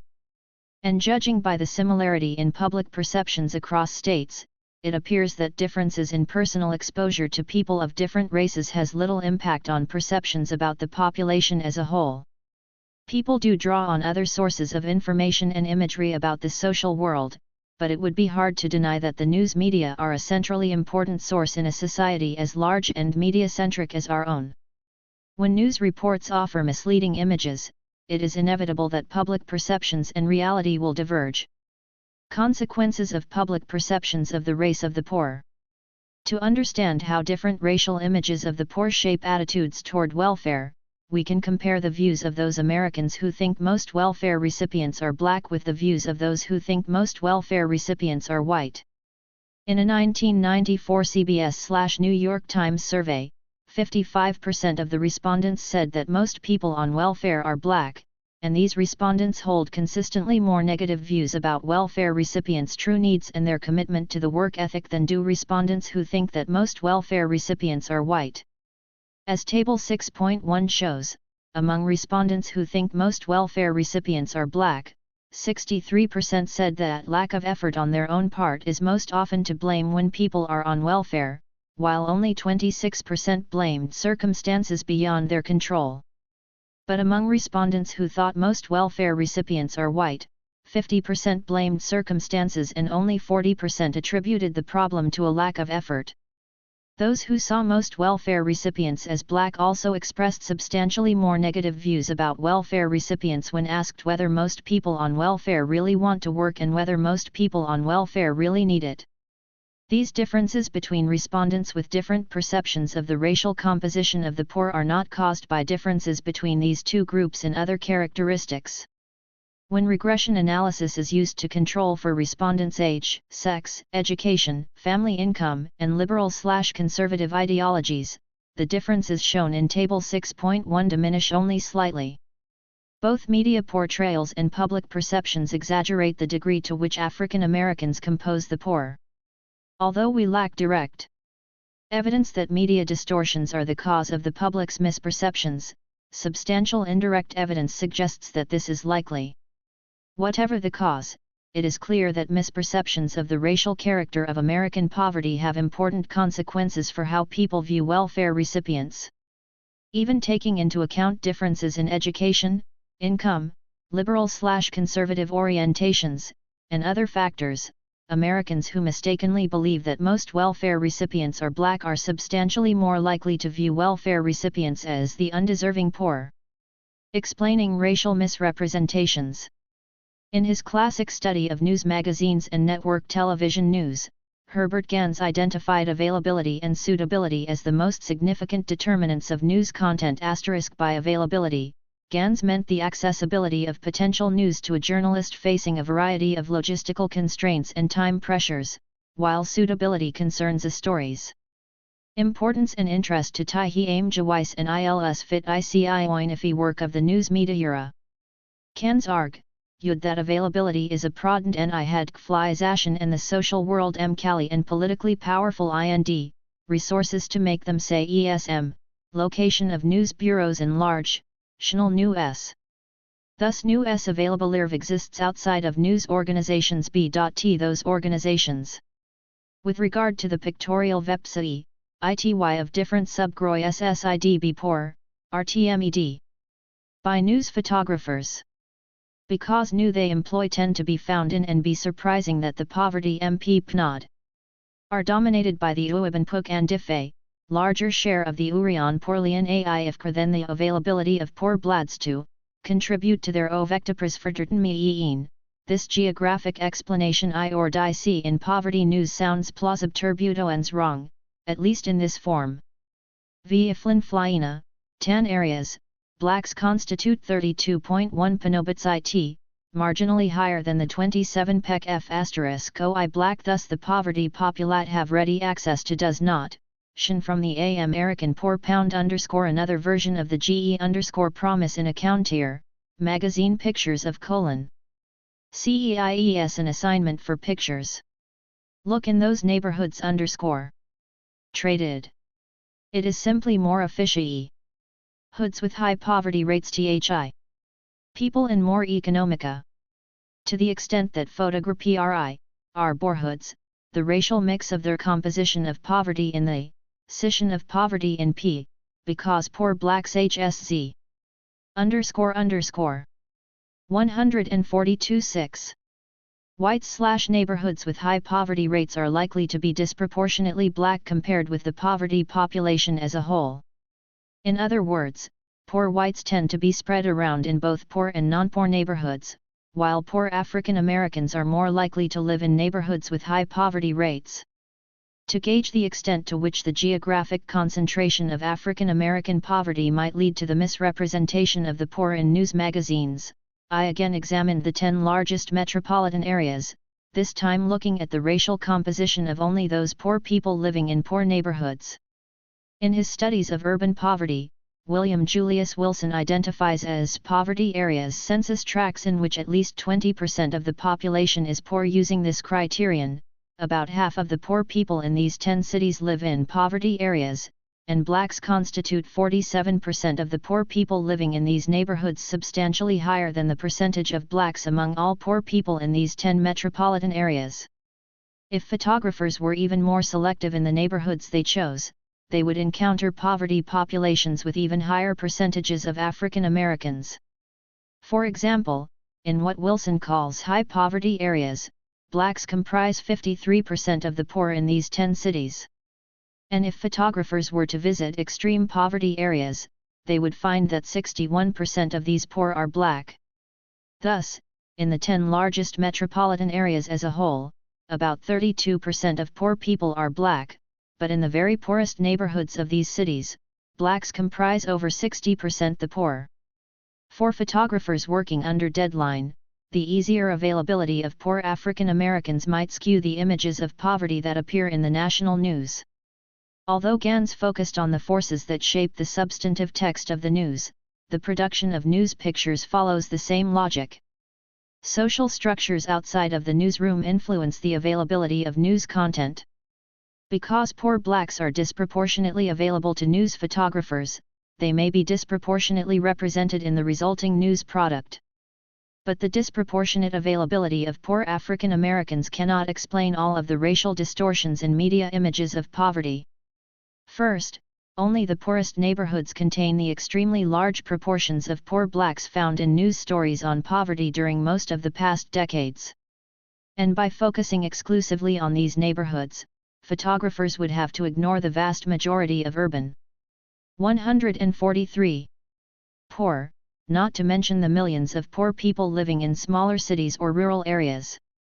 Only 9% of the nation's poor live in extreme poverty areas as defined above, and as we saw, once the definition of poverty areas is broadened to include a larger percentage of the poor, the proportion of blacks declines significantly. Furthermore, the residential concentration of black poverty can at best explain the racial mix of photographs that a news magazine photo editor has available to choose from. Because a photo editor typically has a vastly larger number of pictures available than will be used for publication, the racial composition of the photographs that ultimately appear in the magazine will reflect the selection criteria of the photo editor. A photographer will typically produce anywhere from 400 to 4,000 photographs for a single news magazine story. Thus, even if photographers submit, on average, pictures of poor African Americans for every 2 pictures of poor whites, magazine photo editors have the ability to determine the racial mix of the few pictures that find their way into print. The third and most important limitation of availability as an explanation for media portrayals of the poor is that the racial distortions in the media's images of poverty vary dramatically over time. As we saw in the previous chapter, the proportion of African Americans in news magazine pictures of the poor grew from only 27% in 1964 to 72% in 1967. Nor was this the only significant racial change in the portrayal of the poor. Images of poverty have shifted up and down over the past decades. In 1967 to 68 and 1972 to 73, about 70% of the pictures of poor people in news magazines were of blacks. In contrast, less than 50% of the poor in news magazine photographs were black in 1974 to 75, and only 33% were black in 1982 to 83. The substantial shifts over time in the racial content of media coverage of poverty clearly do not reflect changes in the availability of the black poor. Poor blacks did not suddenly become easier for photographers to find after 1964, nor did they somehow become more elusive during the mid-1970s or the early 1980s, when their appearances in news magazines declined. The shifting racial images in the media show that judgments of suitability rather than accessibility shape the pictorial representation of poverty in the national news. Judgments of suitability enter into both the selection of news stories and the content of those stories. Perhaps the most fundamental aspect of suitability with regard to story content concerns the veracity of the news story. Accuracy and 144.6. Objectivity remain primary goals among news professionals, yet as Gans argued, journalists cannot assess a story's accuracy and objectivity without drawing on their own set of reality judgments. Such judgments constitute the background understanding of society on which a news story is built, and journalists' efforts to accurately portray the subject matter of their stories depend not only on the specific information newly gathered for a particular story, but also on this background understanding. While journalists' understandings of society derive in part from their professional work, they inevitably share in varying degrees the popular understandings, and misunderstandings, held by the larger society in which they live. To better understand the production of media images of the poor, I interviewed the photo editors at Time, Newsweek, and U.S. News & World Report who are responsible for poverty stories in these magazines. News magazine stories on American poverty appear primarily in either the national news section, which tends to contain hard news stories such as government poverty or unemployment statistics, or the society section, which contains softer news like stories on runaways, welfare hotels, and so on. At each magazine, I spoke with the senior photo editors in charge of these two sections. Most of the photo editors I spoke with expressed a concern that their selection of photographs should faithfully reflect the subject of the story and that the photographs of poor people should provide a fair portrayal of the demographics of poverty in the United States, given the concern for accuracy professed by most of the photo editors I talked with. It is important to know whether these news professionals subscribe to the same stereotypes of the poor as the rest of the American public. To assess whether news magazine photo editors share the public's perceptions of the poor, I asked each of the editors I contacted the same question that the public was asked in the 1991 National Race and Politics Study: what % of all the poor people in this country would you say are black? As a group, these photo editors did share the public's misperceptions regarding the racial composition of the poor, but not to the same degree.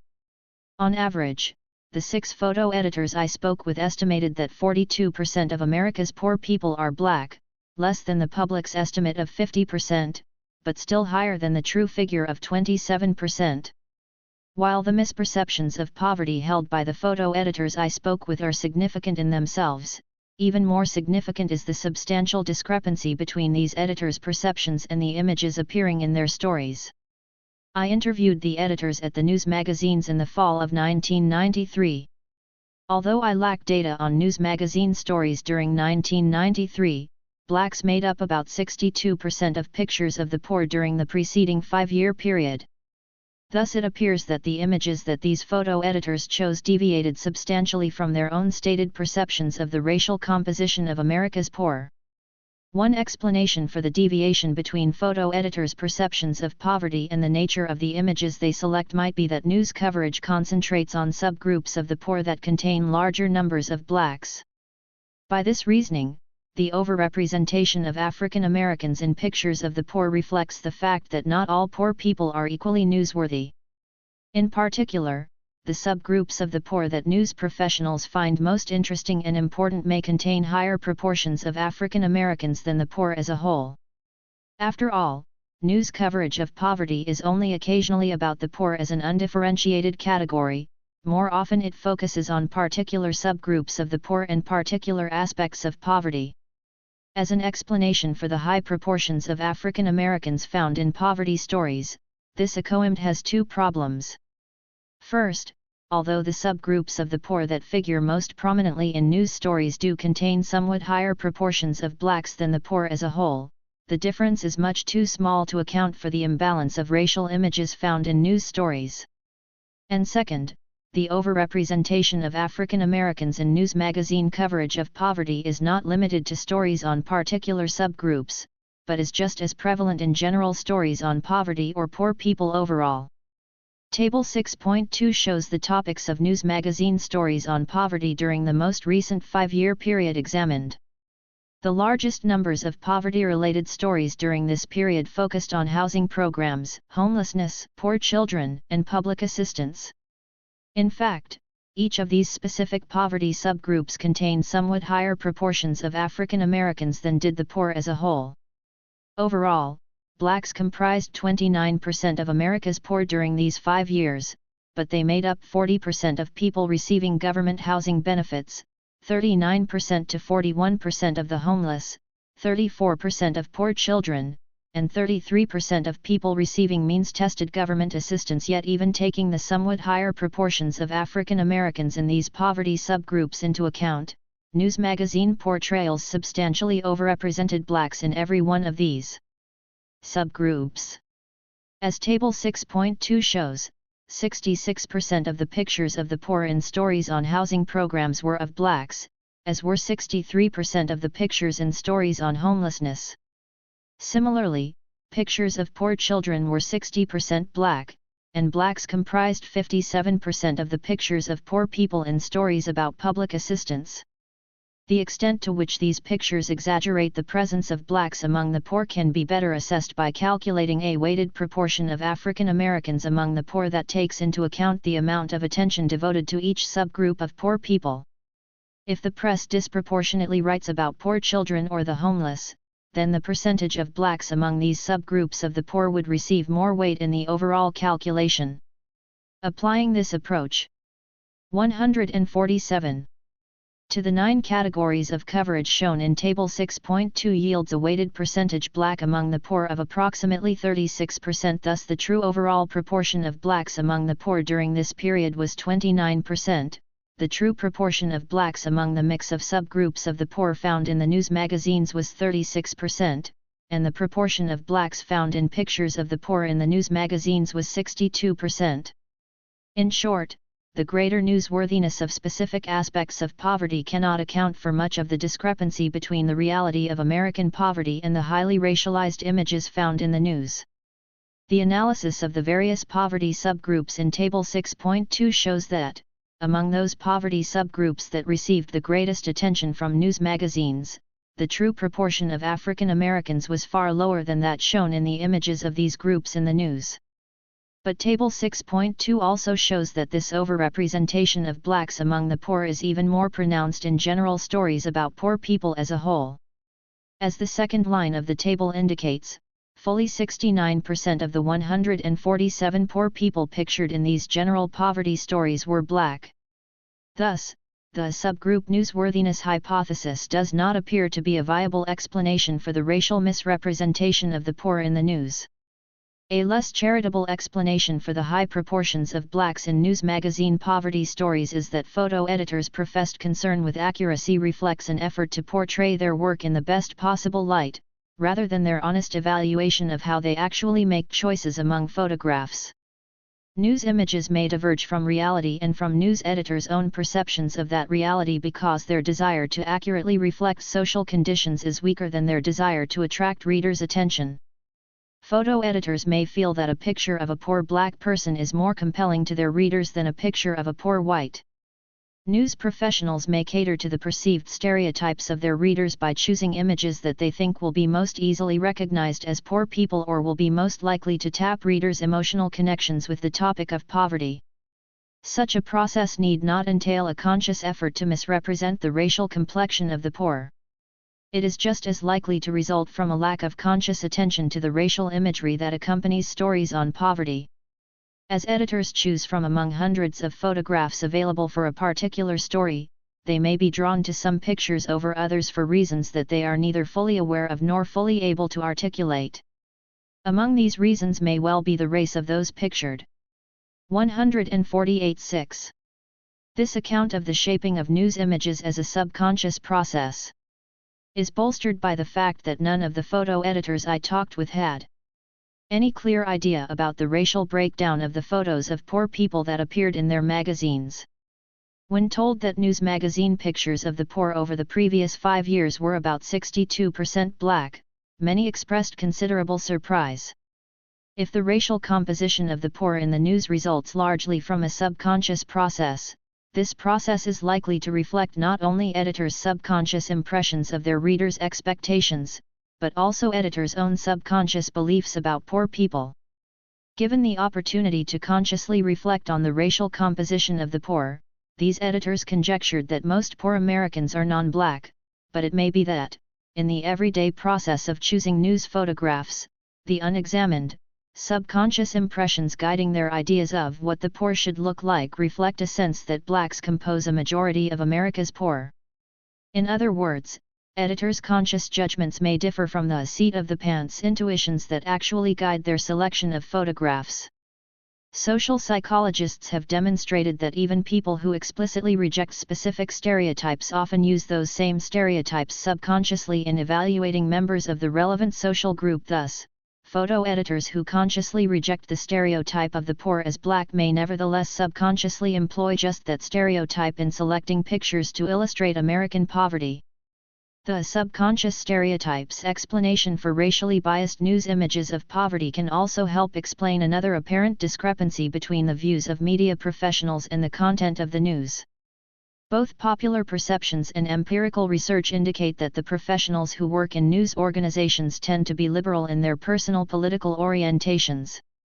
For example, surveys show that, compared with the public as a whole, journalists are considerably more likely to vote for Democrats, to identify as liberals, and to hold liberal views on social issues, including racial policies. My own interviews with news magazine photo editors were consistent with this research.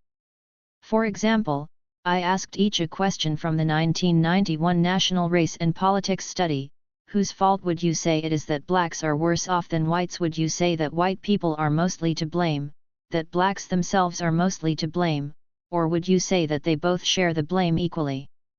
Most of the editors I talked to said that white people are mostly to blame for racial inequality, a view that, according to the national survey, is held by less than 15% of the American public.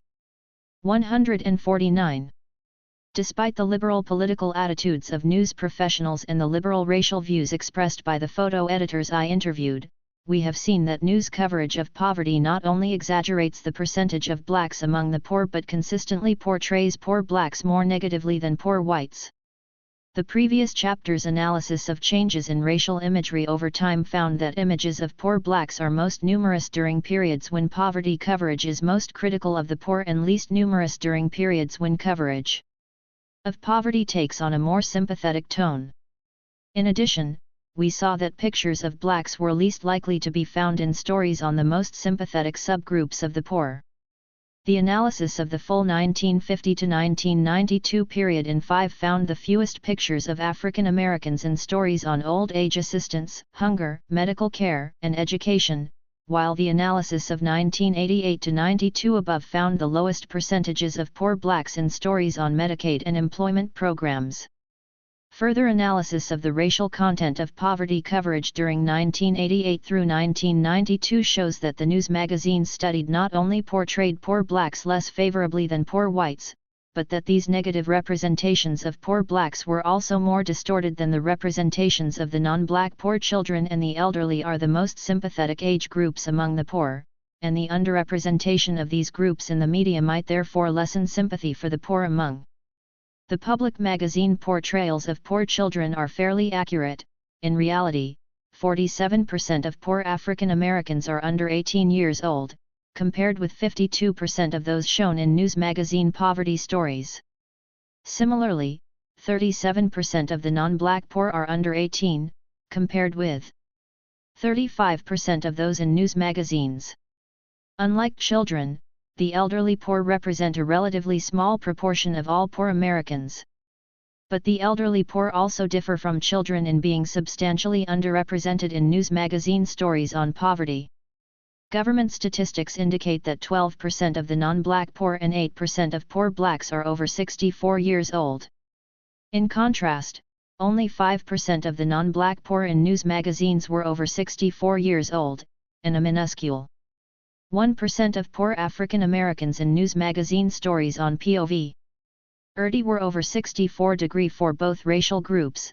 The elderly, which constitute a very sympathetic age group among the poor, are underrepresented in news magazine coverage of poverty, but this neglect of the elderly poor is more pronounced in news portrayals of poor blacks than in portrayals of the non-black poor. The working poor also constitute a sympathetic subgroup of the 156 poor, and this subgroup too is underrepresented in news magazines. Once again, we find that news magazine images of poor African Americans are both more negative and less accurate than images of poor non-blacks. In reality, poor blacks are somewhat less likely to work than are poor whites, but the difference is modest. 42% of poor blacks work compared with 54% of the non-black poor among poor people pictured in news magazine poverty stories. However, only half as many blacks as non-blacks were identified as working. With regard to both work status and age, news magazines portrayed both the black and the non-black poor in a more negative light than is warranted, but in both cases the images of poor blacks were more negative than those of poor whites. Despite journalists' liberal reputation in general and their liberal views on racial issues in particular, poverty stories in the national news media consistently portray poor blacks more negatively than poor whites. As one of the photo editors I interviewed suggested, only some kind of subtle racism can explain the consistent pattern of negative racial imagery that accompanies news media stories on poverty. Most journalists appear to consciously reject the stereotype of blacks as lazy. But in the everyday practice of their craft, and especially in their choice of photographs to illustrate stories on poverty, these same journalists portray poor blacks as more blameworthy than poor whites. Photo editors' conscious beliefs notwithstanding, media images of the poor reflect the cultural stereotypes of blacks as lazy and poor blacks as more responsible for their plight than are poor whites. Subconscious stereotypes. It might seem overly speculative to suggest that journalists hold subconscious stereotypes that they consciously reject. Yet psychologists, using a variety of ingenious methods, have shown that this is indeed quite common. Psychological notion of subconscious or implicit stereotyping rests on the idea that people hold a variety of beliefs and perceptions that influence their behavior but of which they are normally unaware. When people act purposefully and reflectively, their conscious beliefs and perceptions guide their actions, but when they act on impulse, their subconscious stereotypes can influence their decisions. One of the techniques psychologists have used to measure implicit stereotypes is subconscious priming of experimental participants. 151. Think about blacks. This is done in such a way that the participants are unaware that they have been exposed to a racial prime. For example, in one influential study, Patricia Devine used a tachistoscope, a device that flashes words on a screen so briefly that observers cannot consciously make out what words have been presented. Divine randomly divided her subjects into two groups. One group was shown words associated with blacks and the other was shown neutral words unrelated to race. She then presented both groups with a description of a hypothetical individual named Donald who was engaging in a number of behaviors that might or might not be judged to be hostile. Donald's race was not indicated in the description, and Divine expected that the subjects exposed to race-related crimes would apply their own stereotypes of blacks when interpreting Donald's behavior, while subjects exposed to race-neutral crimes would not. After reading the description of Donald's actions, the subjects were asked to evaluate how hostile they thought he was. Divine found that subjects who were subconsciously exposed to the black-related words judged Donald's behavior to be more hostile than did those exposed to the non-race-related crimes. This difference emerged despite the fact that subjects were unable to tell what words they had been exposed to via the tachistoscope. Divine interpreted this finding as showing that racial stereotypes can be activated in a person's subconscious, without the person holding these stereotypes being aware. By being made to think subconsciously about blacks, the white subjects applied their existing negative stereotypes in evaluating the ambiguous behavior of the hypothetical Donald. Those subjects exposed to the non-race-related crimes, however, did not interpret Donald's actions in the context of race and consequently saw his ambiguous behavior as less hostile. As important as the subconscious activation of stereotypes is, another aspect of Divine's experiment is even more significant for our purposes. When Divine separated her subjects into those who scored high on a survey-type measure of racial prejudice and those who scored low, she found that both groups were equally affected by the racial priming. That is, by making blacks salient to her subjects on a subconscious level, Divine caused both the ostensibly high prejudice and the ostensibly low prejudice subjects to apply negative stereotypes of blacks to their evaluations of Donald's behavior. In contrast, when simply asked to list their thoughts in response to black 152.6 Americans, high prejudice subjects were much more likely than their low prejudice counterparts to include themes like hostile/violent, or aggressive. When thinking consciously about blacks, the low prejudice subjects rejected the stereotype of blacks as hostile, but when reacting subconsciously, they drew upon this stereotype nonetheless. Divine and other implicit stereotyping researchers theorize that most people in our culture are exposed to a set of stereotypes about blacks that they internalize to varying degrees. Because these stereotypes are internalized, those who consciously reject them must make a deliberate effort to disregard these stereotypes in their everyday lives. When people are acting subconsciously, however, these rejected stereotypes can still influence people's perceptions and behaviors. The profound implication of this research is that goodwill toward blacks and a conscious rejection of negative stereotypes are not enough to guarantee that the insidious beliefs about African Americans that are part of our culture will not influence behavior. To rise above negative stereotypes, we must become conscious of their operation and purposefully act to diffuse their influence over our judgments. Of course, not everyone holds the same subconscious stereotypes of blacks, or of any other group, but studies of implicit stereotyping suggest that negative stereotypes of blacks can influence the subconscious behavior of even those who explicitly reject these stereotypes. The research on implicit stereotyping suggests that photo editors who consciously reject the stereotype of blacks as lazy may still react subconsciously on the basis of this stereotype. To overcome the influence of subconscious stereotypes, news professionals, like other Americans, must consciously monitor their reactions to racially charged stimuli. When choosing images to accompany stories on poverty, journalists must pay explicit attention both to the overall racial representation of the poor and to the specific conditions under which pictures of poor blacks are used. Although we have no direct evidence that photo editors or television news producers hold negative subconscious stereotypes of blacks, we also have no reason to think they differ in this regard from other racial liberals for whom psychologists have found this to be true. During the 1960s, the prominence of African Americans in America's social and political life increased dramatically. Significant obstacles still impede the complete acceptance of blacks into the institutions that govern our society. But in the 1960s, the claims of African Americans to full 153. An equal citizenship first gained widespread acceptance among both governing elites and the white public. The increased attention to blacks in general was reflected in the increased numbers of black faces in news coverage of poverty from this period. But this new attention to the black poor did not represent the efforts of liberal news professionals to draw sympathetic attention to this previously ignored group. On the contrary, African Americans became prominent in news stories on poverty only when those stories turned a critical eye to the problems and controversies related to the war on poverty. Far from painting a sympathetic portrait of poor blacks, the newly racialized poverty coverage of the mid-1960s, like the coverage of poverty during the decades that followed, tended to associate African Americans with the most negative aspects of poverty and the most unsympathetic subgroups of the poor. Subconscious stereotypes represent the most plausible explanation for the discrepancy between the racial liberalism of news professionals and the negative images of blacks that are found in news coverage of poverty.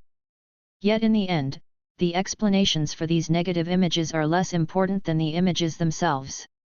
Whether or not any individual news professional harbors subconscious stereotypes of blacks, the content of poverty stories both reflects and reinforces such stereotypes. When magazine readers or television viewers see blacks depicted more often as the undeserving poor and whites as the deserving poor, they are likely to form their own stereotypes about race and poverty. And just as news professionals may be unconscious of the stereotypes that shape the content of their coverage, so magazine readers and television viewers may be unaware of the stereotypes that they acquire based on the way poverty is portrayed in the news. 1. Racial stereotypes and public responses to poverty. Contrary to what one might expect from journalists' virile reputation, there was no honeymoon period in the mid-1960s when the newly discovered black poor were portrayed positively in the media. As we saw in 5, poor blacks became prominent in poverty coverage only as that coverage turned negative in response to the perceived failings of the war on poverty programs. The stereotype of blacks as lazy is evident not only in the newly racialized images of poverty from the mid-1960s but in the fluctuating coverage of the poor during the ensuing decades. As we have seen, poor whites have been more likely to appear as illustrations of the deserving poor. The elderly, the working poor, and those struggling against adverse economic conditions, while poor blacks have appeared more often in unsympathetic stories on welfare abuse or the underclass. But the stereotype of blacks as lazy long predates the current association of race and poverty. Indeed, this stereotype has been an enduring element of American culture for centuries. Slavery and racial stereotypes. The history of black/white relations in America has been profoundly shaped by slavery, and the image of blacks as lazy owes much to the nature of this peculiar institution. Many white slave owners appear to have had genuine misgivings about the institution of slavery. Thomas Jefferson being the most prominent example, and the appropriate stereotypes of blacks could go a long way toward assuaging their guilt. More importantly, perhaps, the desire to maintain the slave system created material incentives for whites to view blacks in particular. 155. Derogatory ways. Negative stereotypes of blacks were used in arguing that slavery was necessary to keep blacks in check, or even that slavery was in blacks' own best interest. Because blacks lacked the intelligence, maturity, or industriousness needed to survive in society, some argued, slavery was a benefit to both blacks and whites. As Ronald Takaki notes in his study of racial attitudes in 19th-century America, blacks were often viewed as children who depended on whites to provide for their needs, while slave masters fondly praised their bondsmen for their affection and dependency. They also complained about their laziness, and repeatedly noted how black laborers had to be supervised or they would not work. Blacks were like children in their inability to plan and to calculate. They would not lay up in summer for the wants of winter and accumulate in youth for the exigencies of age. Nor did the example of free blacks in the North serve to undermine this image. Freedom for blacks, it was argued, only conferred on the privilege of being more idle. In the 1830s, a professor at William and Mary College explained, in The Free Black, the principle of idleness and dissipation triumphs over that of accumulation and the desire to better our condition. And he prefers sinking down into the listless, inglorious repose of the brute creation, to rising to that energetic activity which can only be generated amid civilized society. 3. Ironically, the greater the misgivings and ambivalence whites felt, the greater the need for stereotypes of blacks that could justify slavery. As anti-slavery sentiment grew in the North, negative stereotypes of blacks became even more important to slavery's defenders. Only by portraying blacks in the most negative light could the injustice of slavery be made palatable. In essence, slave owners needed a Sambo. They needed to believe that blacks were lazy, ignorant, happy-go-lucky, and childlike in order to justify slavery. While slavery fostered negative racial stereotypes among whites, it also created incentives for blacks to display many of these same behaviors. The appearance of ignorance, for example, could be used to deflect whites' suspicions or answer their accusations. Fear of punishment was often slaves' only incentive to work hard. Lacking any positive reward for hard work, slaves appeared to be lazy, doing only enough to get by. Furthermore, hard work could carry negative consequences. By working hard on a given day, slaves might generate a new expectation among their overseers that they would then be required to meet on a regular basis. Finally, the refusal to work hard served as a form of resistance to white slave masters. Takaki points out that the same behavior 156.7 could be perceived very differently by masters and slaves: lying, stealing, laziness, immaturity, ignorance, and even affection, all contained within them an aggressive quality. They constituted in effect resistance to efficiency, discipline, work, and productivity. Where the master perceived laziness, the slave saw refusal to be exploited. Thus the same action held different meanings, depending on whether one was master or slave. The social conditions of slavery, then, created an incentive structure that discouraged hard work and initiative and led whites to perceive slaves as lazy. The stereotype of blacks as lazy was so firmly entrenched that even a leading abolitionist, William Lloyd Garrison, felt it necessary to concede that it would be absurd to pretend that as a class they maintain a high character. To deny that intemperance, indolence, and crime prevail among them to a mournful extent. Slavery thus laid the foundations for the stereotype of blacks as lazy that continues to shape not only white Americans' racial views, but their welfare policy attitudes as well. The stereotype of the lazy black in the 20th century. Slavery may have been responsible for establishing the stereotype of blacks as lazy, but this stereotype did not disappear with the end of slavery. 70 years after the abolition of slavery, Daniel Katz and Kenneth Brawley surveyed Princeton undergraduates about their perceptions of various ethnic groups. Students were given a list of 84 traits and were asked to select the 5 that were most characteristic of the group in question. In characterizing blacks, 75% chose lazy as among these 5 traits. It was second in popularity after superstitious and twice as popular as the next most frequently chosen trait, happy-go-lucky. In contrast, the students chose lazy as a characteristic of only one of the 9 other ethnic groups in the survey, and only 12% chose lazy as one of the 5 most characteristic traits of this group.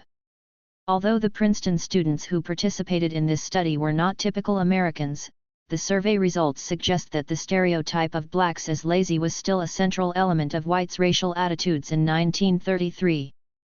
Katz and Brawley broke new ground in the study of ethnic stereotypes, and their procedure has been replicated twice with Princeton undergraduates, in 1951 and again in 1967. In both replications, the proportion of students characterizing blacks as lazy declined. 157. Nevertheless, lazy remained among the most popular traits used to describe blacks.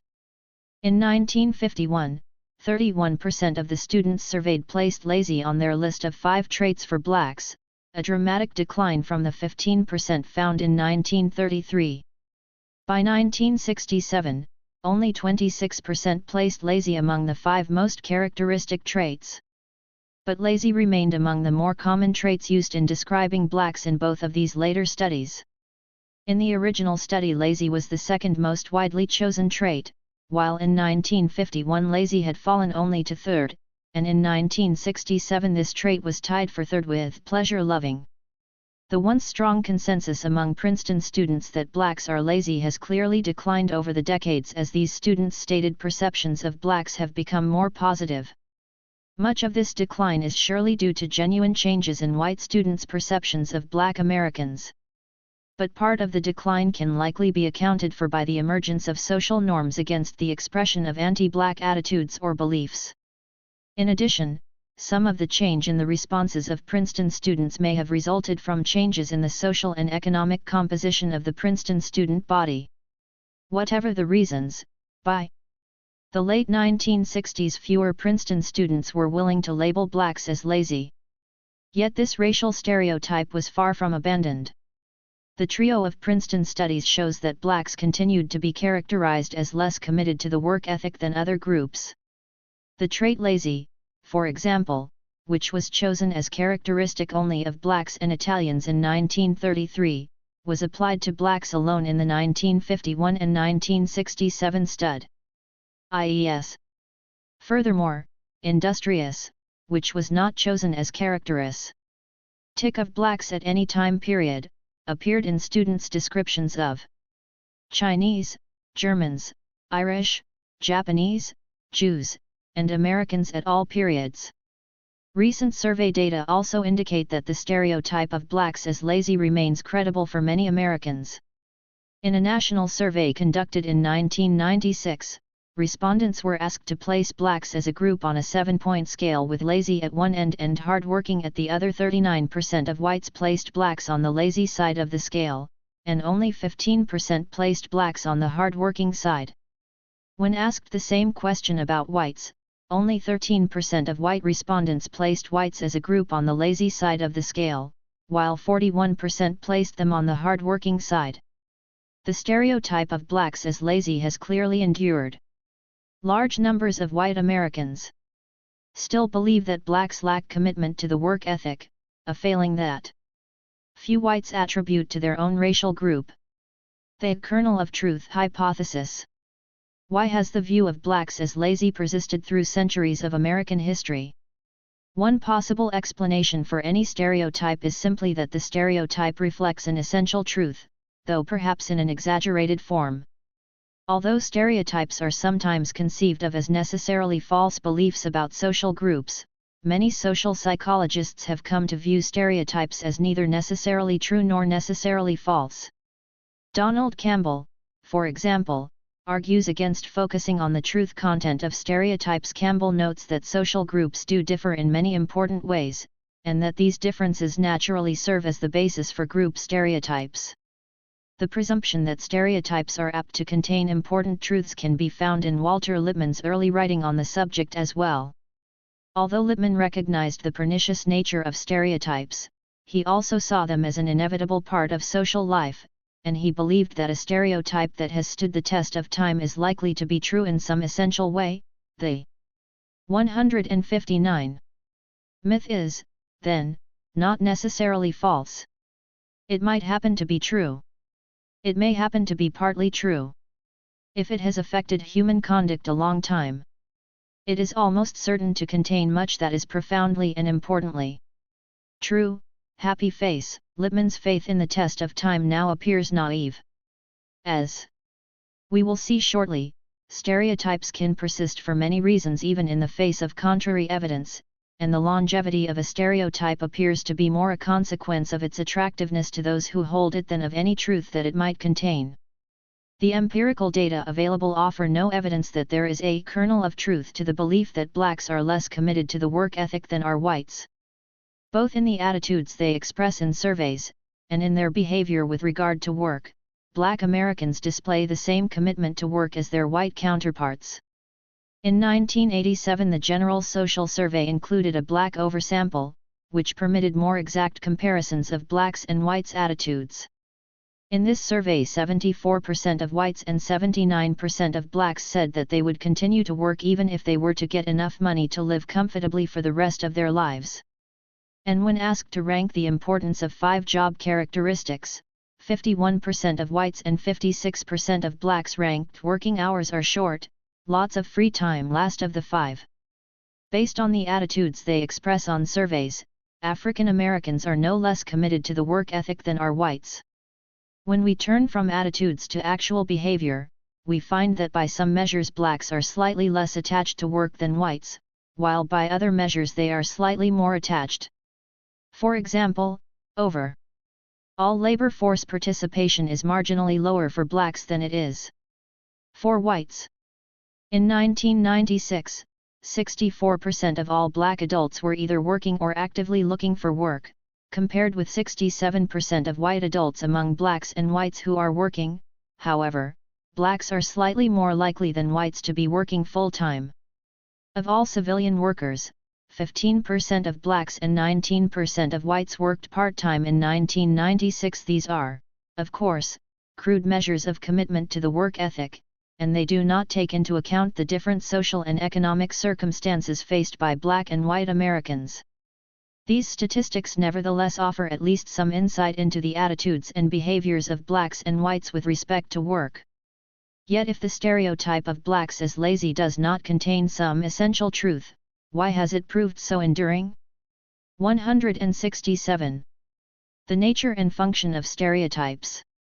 Stereotypes endure because they are useful in a variety of ways to those who hold them. As generalizations about people based on category membership, stereotypes systematize and simplify the social world. They reduce the infinite variety of individual people and experiences to a more manageable array of types of people and experiences. Stereotypes can vary in the extent to which they are categorical or qualified. But in either case, stereotypes help to ease our encounter with a complex reality by organizing people or things into meaningful categories. Although stereotypes are undeniably useful in helping us manage the blooming buzzing confusion of our social world, they necessarily distort that world as well. First, and most obviously, when we judge individuals by the social categories they inhabit, we necessarily misjudge them to some degree. Even if our stereotypes are accurate characterizations of social groups, the individuals that compose those groups invariably display a range of attributes, and stereotypes often bias our perceptions of those whom we stereotype. Indeed, the very process of dividing the world into categories appears to lead to the exaggeration of differences among the categories and the neglect of differences within them. This tendency has been observed across a remarkably wide range of settings and subject matter. For example, in a classic experiment by Henri Tehfel and A. L. Wilkes, subjects were asked to judge the length of 8 lines of varying size for a random half of the subjects. The 4 shorter lines were labeled A and the 4 longer ones B.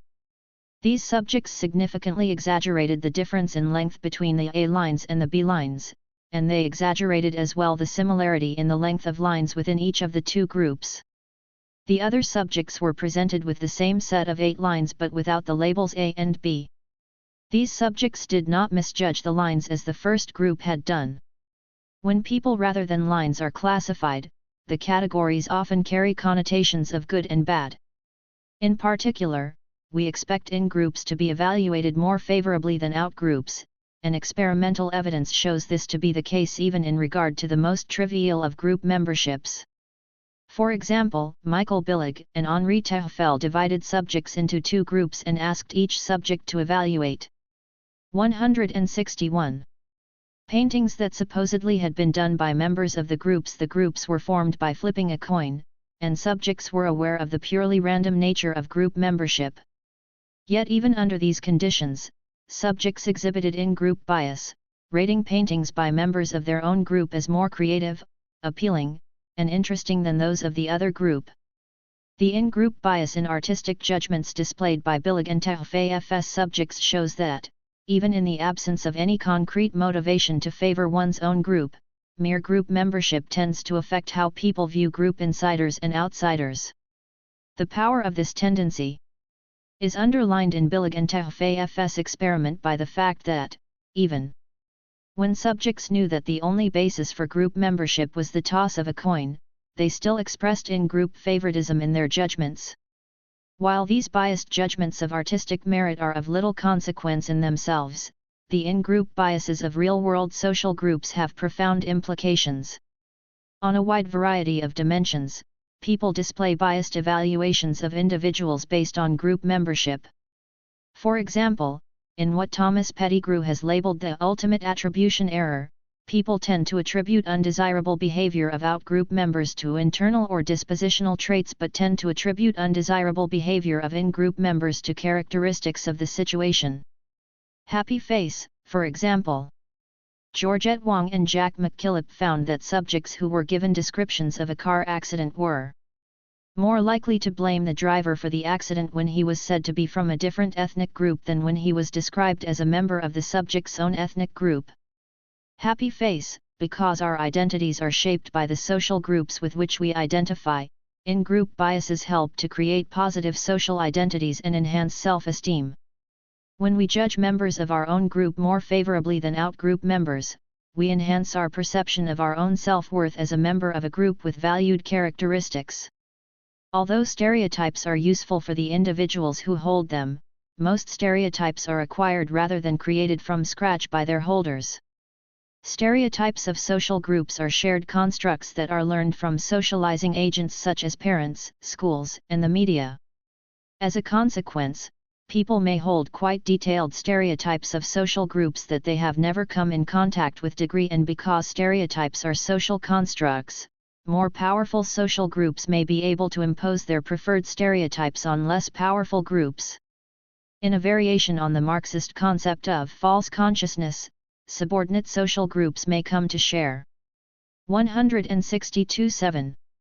The negative stereotypes that more powerful groups hold of them. Thus the pattern of in-group favoritism exists alongside another pattern.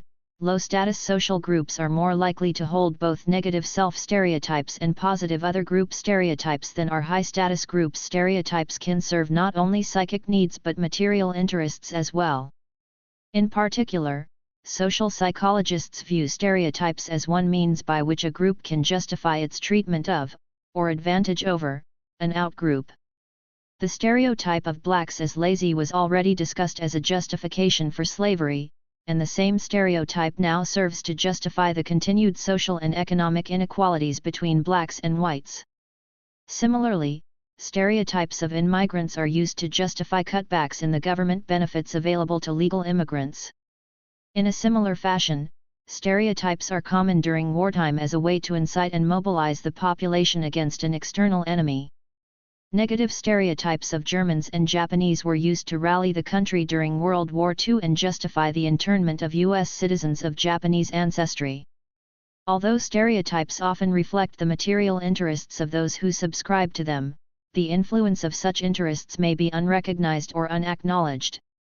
For example, while the institution of slavery served the material interests of Southern whites, few white slaveholders would have been willing to acknowledge that self-interest lay behind their views of blacks.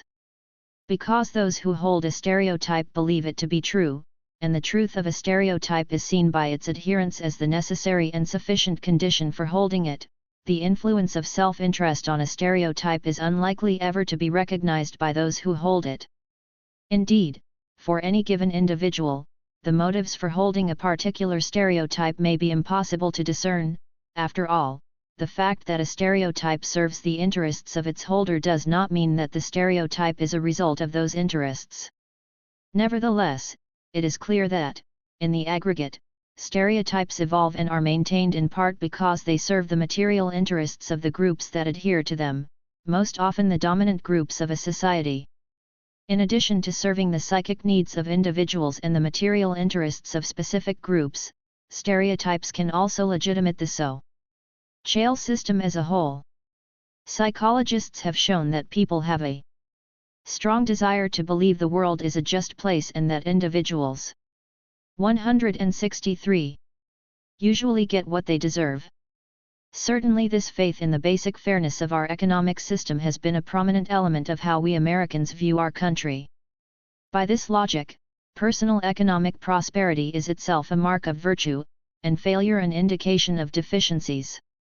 In a series of influential experiments, Melvin Lerner showed that people respond to the suffering of others by derogating the victim, even when that suffering is clearly undeserved. Similarly, learners showed that people respond to undeserved good fortune by raising their esteem for the beneficiary of good luck. In one study, for example, subjects were assigned to watch one of two kinds of learning sessions in which a learner would attempt to memorize pairs of words. In the first situation, the learner would be rewarded with money for each correct response. In the second, she would receive an electric shock for every wrong answer. The experimental subjects were told that whether the learner was assigned to the reward condition or the punishment condition would be determined at random. Learner found that subjects who had watched the learner receive what they believed to be electric shocks rated the learner more negatively than did subjects who watched the learner being rewarded for her correct answers. These differences arose despite the fact that the same person acted as the learner in both conditions, and the subjects in both conditions had identical contact with the learner. In a similar experiment focused on the impact of unearned rewards, learner asked subjects to listen to two people working together on a joint task, and then to evaluate how much each of them had contributed to the task. Subjects were told that, due to funding limitations, only one of the two workers would be paid for his participation in the task, and that the worker to be paid would be chosen at random after the task was completed. In fact, the subjects were played a tape recording of two Confederates identified as Tom and Bill working on the task. After listening to the work session, but before being asked to evaluate the workers' contributions, a random half of the subjects were told that Tom was chosen to be paid and the other half, that Bill was the lucky worker. The results of the study showed that, after listening to the identical tape, subjects 164.7 who were informed that Tom was to be paid for his effort rated Tom's contributions more highly, while those told that Bill was the one to be paid thought Bill contributed more to the task. Despite the subjects' awareness that the decision to pay Tom or Bill was purely random, their perceptions of the relative contribution of the two workers reflected a desire to believe that the one who was rewarded with pay was the more worthy of the two. Learners' just world experiments are so compelling because the advantaged or disadvantaged position of the people being judged was determined at random. Subjects lacked any basis from which to conclude that the learner who was rewarded rather than shocked, or the worker who was paid rather than not, was in any way deserving of his or her fate. Nevertheless, his subjects sought to ease their own discomfort with unearned reward or undeserved pain by devaluing those who were unjustly disadvantaged and holding in higher esteem those upon whom fate had smiled. The real-world socio-economic incarnation of the belief in a just world is the notion that success must have been earned by those who enjoy it while poverty reflects the failings of the poor. Of course, few people think that economic outcomes depend solely on merit. Most recognize that luck, unearned advantages, and unfair disadvantages also play a part in determining who is rich and who is poor. But in accounting for economic success, most Americans rank highly such personal characteristics as hard work and initiative and personal drive, while they consider lack of thrift or lack of effort by the poor to be the most important determinants of poverty. In short, Americans express considerable faith in the openness of our economic system. For example, in one survey, 70% agreed that America is the land of opportunity where anyone who works hard can get ahead. Happy face. The logical implication of this belief in a just world is that economic success is a mark of virtue, and economic failure an indication of personal shortcomings. Furthermore, this syllogism is applied not only to individuals, but to social groups as well. Thus, blacks' economic disadvantage is itself taken as an indication that as a group they are less industrious than whites. The belief that economic success can serve as an indicator of social groups' talents, efforts, or ambition may be incorrect, but it is not irrational, nor need it rest on animosity toward those who fail to prosper. Whether our economic system is open and fair enough to permit this deduction is an empirical question. If Americans believe rightly or 165 wrongly that this is the case, then the conclusions they draw about the characteristics of social groups may be logically justified. This is not to say, of course, that the perception of fairness cannot reflect an animosity toward those at the bottom of the social order or a desire to justify one's own privileged position. Only that such a belief need not reflect these ulterior motives. In sum, the stereotype of blacks as lazy can serve many functions for the white Americans who hold it. This stereotype can boost whites' self-esteem by identifying them as the more industrious or able racial group. It can justify existing social and economic inequalities between blacks and whites, and it can help to maintain the comforting belief that the world is basically just. Stereotypes, 111 will toward blacks and white Americans' policy preferences. Among survey analysts, a debate has raged for 2 decades about the extent to which white Americans remain prejudiced against blacks. At the core of this debate lie 2 empirical observations. First, the number of white Americans expressing opposition to the principle of racial equality has declined precipitously. For example, the percentage of whites saying that black and white children should go to the same schools increased from 32% in 1942 to 95% in 1995, but at the same time, large numbers of whites, often majorities, express opposition to the policies designed to advance equality between blacks and whites. So a critical question is, to what extent does whites' opposition to policies designed to promote racial equality stem from some form of racial animosity or prejudice? To answer this question, we first need a definition of prejudice. Among the many understandings of prejudice offered over the years, we find an effective, categorical mode of mental functioning involving rigid prejudgment and misjudgment of human groups, an antipathy based on a faulty and inflexible generalization, and thinking ill of others without sufficient warrant. Happy face, as these understandings suggest, prejudice is related to, but distinct from stereotyping.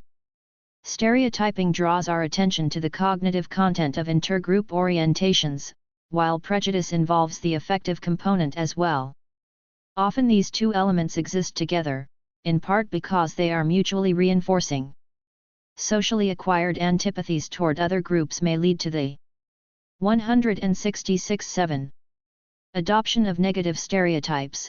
On the other hand, negative stereotypes reinforce negative affect toward the relevant outgroups. Yet theories of prejudice often stress its emotional or irrational nature and its roots in childhood socialization characteristics that may or may not be shared with stereotypes. I will use the term prejudice to refer to attitudes that embody a general dislike of or hostility toward another social group. Do white Americans' opposition to racial policies such as affirmative action or school busing reflect prejudice in the sense described above? And if not, to what should we attribute this opposition? Perspectives on this question have been offered, each with very different understandings of whites' racial policy preferences. One perspective, most closely identified with David Sears and Donald Kinder, argues that a new form of racism emerged in the 1960s. Degree in their view, unlike old-fashioned racism, contemporary racism eschews notions of genetic inferiority. Yet like its earlier incarnations, contemporary racism is seen as reflecting a fundamental antipathy or dislike of African Americans. Sears, Kinder, and their colleagues construe contemporary racism as an amalgam of anti-black affect and traditional American values such as individualism, and they view this constellation of attitudes as the most important source of whites' opposition to policies designed to benefit blacks. In contrast to the New Racism school of thought, Lawrence Bobo argues that white opposition to programs that aim to redress racial inequalities stems in large part from the competition between racial groups over concrete resources. From this realistic group conflict perspective, whites' racial policy views are shaped less by an emotional or irrational antipathy toward blacks, and more from a calculation that specific policies will benefit black Americans at the expense of whites. The group conflict model understands changes in whites' racial attitudes as an effort to maintain a racial advantage in the distribution of scarce resources under changing historical circumstances. Finally, Paul Sniderman and his colleagues offer a third perspective on this debate. Sniderman argues that whites' objections to policies such as school busing or affirmative action stem less from anti-black sentiments or from conflicts over scarce resources than from non-racial values such as a preference for limited government or a belief in individual effort and reward. From this point of view, what whites object to in affirmative action is not that blacks are the beneficiaries, but that an inappropriate criterion is employed in determining the allocation of valued goods. Happy face. 167. None of the authors involved in this debate denies the continued existence of anti-black prejudice. Clearly, many white Americans still harbor ill will toward blacks. When asked by survey interviewers, small but significant proportions of white Americans express blatantly prejudicial attitudes, and surely many more hold these views but will not acknowledge them. For example, on a 1996 survey, 13% of white respondents expressed support for laws against marriages between blacks and whites, a sentiment that would be hard to explain on any basis other than antipathy toward blacks. Still, these perspectives do differ greatly in the relative importance they assign to racial prejudice, and in the other factors that they identify as important in explaining white Americans' racial policy preferences. My focus in this book has not been on racial policy, but on welfare, a race-neutral program that provides benefits to poor people of all racial and ethnic groups. Yet the same question arises in regard to welfare. As in regard to racial policy, to what extent does racial prejudice explain whites' opposition to welfare, and to what extent should this opposition be attributed to other racial attitudes or to non-racial considerations? The analyses in 4 showed that both racial views and non-racial considerations influence white Americans' welfare policy preferences. Respondents' liberal/conservative orientation, their party identification, their attitudes toward individualism, and their views on whether welfare recipients are deserving all had some impact on their preference for increasing or decreasing welfare spending. But we also saw that racial attitudes play an important role in shaping white Americans' welfare policy preferences.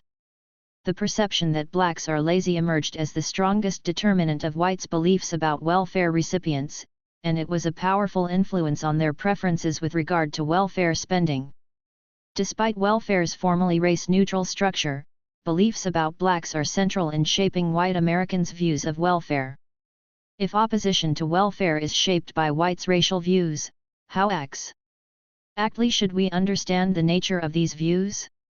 We saw in Chapter 3 that the specific dimension of racial attitudes most important in shaping opposition to welfare is the stereotype of blacks as lazy. In contrast, the question that most directly reflects racial prejudice whites' general feelings toward blacks was only weakly related to opposition to welfare. Yet the possibility remains that the poor predictive power of questions that tap affective orientations toward blacks may stem either from whites' reluctance to express racial hostility to survey interviewers or from the poor. 168.7. Quality of the survey measures that have been developed to assess such orientations complicating our task even more. Racial stereotypes themselves can embody both group interest and prejudice. As discussed above, stereotypes persist, in part, because they help to justify the concrete advantages that some social groups hold over others. And prejudiced whites would naturally find negative racial stereotypes attractive since such stereotypes reconfirm their holders' feelings that blacks are unworthy. But stereotypes cannot be reduced to either group interest or prejudice. While for some whites the stereotype of blacks as lazy reflects their racial prejudice or their concern with maintaining white economic advantage, other whites may acquire the same stereotype through socialization or may adopt it in response to the perception that economic opportunity is widespread and that blacks' economic struggles, like the struggles of other economically disadvantaged groups, indicate a lack of effort or initiative. To understand the racial component of anti-welfare attitudes, we need to know whether the stereotype of blacks as lazy primarily reflects whites' racial prejudice, results from whites' desire to maintain the concrete advantages they enjoy over blacks, or indicates purely cognitive beliefs about the work ethic of black Americans. One way to assess the underlying meaning of the lazy black stereotype is to compare its influence on whites' welfare views with the influence of other perceptions of blacks. If whites' belief that blacks are lazy is primarily a reflection of a more general prejudice or antipathy toward blacks, then the content of this particular stereotype should be fairly unimportant. In that case, other negative stereotypes of blacks that similarly reflect whites' underlying antipathy would serve just as well as predictors of white opposition to welfare. On the other hand, if the cognitive content of this particular stereotype is important, then we would expect other stereotypes of blacks to be much less strongly related to whites' welfare policy preferences. Paul Snyderman and Thomas Piazza used just this approach in their analysis of racially targeted government assistance. They found that whites' attitudes toward government help for blacks was strongly related to their beliefs about blacks' effort and responsibility, but quite weakly related to other beliefs such as whether blacks tend to be violent or whether they have less inborn ability than whites. Snyderman and Piazza concluded that the large variability in the impact of different racial views indicates that white opposition to race-targeted government assistance is not rooted in a broad anti-black prejudice, but in the specific perception that blacks are not trying hard enough. 169. To assess whether the impact of the lazy black stereotype on whites' welfare attitudes reflects a more general prejudice toward blacks, I make use of the 1992 National Election Study, which included identical measure of racial stereotypes, asking respondents to indicate whether blacks in general tend to be lazy as opposed to hardworking, unintelligent as opposed to intelligent, and violent as opposed to peaceful. Figure 7.1 shows that these stereotypes differ substantially in their influence on whites' welfare views. When each stereotype is considered individually, the perception that blacks are lazy has a far stronger impact on welfare spending preferences than either the perception that blacks are unintelligent or that blacks are violent. We can further assess the influence of these different stereotypes on whites' welfare views by statistically partialing out the unique component of each stereotype. This approach shows that, even for whites who hold the same perceptions of blacks' intelligence and inclination toward violence, perceptions of blacks' laziness remain strongly associated with welfare spending preferences. In contrast, when we statistically hold constant perceptions of blacks' laziness, the other two stereotypes have no independent influence on welfare spending preferences whatsoever. Clearly then, these different stereotypes are not interchangeable. When whites express their views about whether blacks are lazy or hardworking, they are not simply revealing a general antipathy toward blacks. Instead, whites' perceptions that blacks lack commitment to the work ethic represents a specific racial judgment that cannot be reduced to a broad negative orientation toward blacks. While prejudice surely plays some part in generating negative stereotypes of blacks, these different stereotypes also reflect unique cognitive constructs that have different origins and different consequences for white Americans' political views. Another way we can evaluate the different potential meanings of the lazy black stereotype is by looking at the implications of these alternative understandings for whites' policy views. If white opposition to welfare reflects a general antipathy toward blacks, then any program perceived to benefit primarily African Americans will be unlikely to gain wide support among the white public. But if many of the white Americans who believe blacks are lazy do not also harbor a more general dislike of or ill will toward blacks, then the vulnerability of anti-poverty programs to race-based opposition should vary, depending on the degree to which they evoke the relevant negative racial stereotype. Those anti-poverty programs that are thought to undermine the work ethic, or reward those who are too lazy or undisciplined to support themselves, should be most vulnerable to racial politics, while programs viewed as enhancing self-sufficiency, even if strongly identified with African Americans, should sustain more support among the white public. Of existing government anti-poverty programs, welfare and food stamps are clearly associated with blacks and consistently receive the lowest levels of public support. But there are other programs that are just as strongly associated with racial minorities that receive much greater support from the public. For example, in one survey 67% of white respondents indicated that they believed the majority of food stamp recipients are racial minorities, while 80% of white respondents believed this to be true for public housing. Yet public 171 housing programs are far more popular than food stamps. Only 36% of Americans object to cutting food stamps to balance the federal budget, but 59% oppose cuts in public housing for this purpose. Furthermore, survey data show that some of the most popular anti-poverty programs are among those most strongly associated with minorities. Both Head Start and job training programs receive overwhelming support from the public, with majorities saying we should increase spending in both these areas. Yet 59% of whites believe that most children enrolled in Head Start classes are minorities, and 68% think that minorities account for most of those in job training programs, degree programs that are seen as enhancing the ability of poor people to support themselves, rather than rewarding the lazy with government handouts, do not evoke the same negative racial imagery. Unlike welfare, public housing is a supplement to, not a substitute for, self-support. And Head Start and job training programs are intended to help individuals succeed on their own. Because these programs are seen as helping people help themselves, not rewarding them for their failure to work, they are less vulnerable to the politics of racial stereotyping. Even race-targeted programs in which benefits are limited to African Americans can receive support from a majority of white Americans.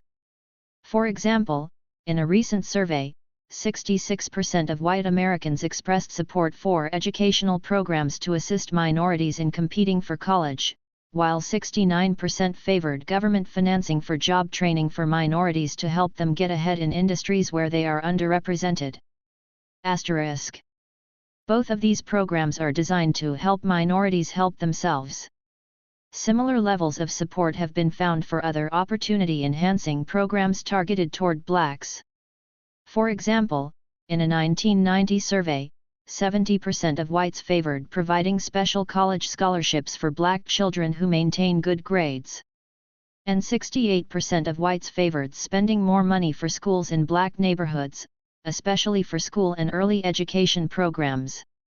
Happy face, if race-based opposition to welfare among whites were driven primarily by ill will toward blacks, we would hardly expect to find so many white Americans supporting both racially identified and explicitly race-targeted programs that benefit blacks. This is not to say, of course, that ill will toward blacks is absent from American society or that it plays no role in explaining white Americans' opposition to welfare.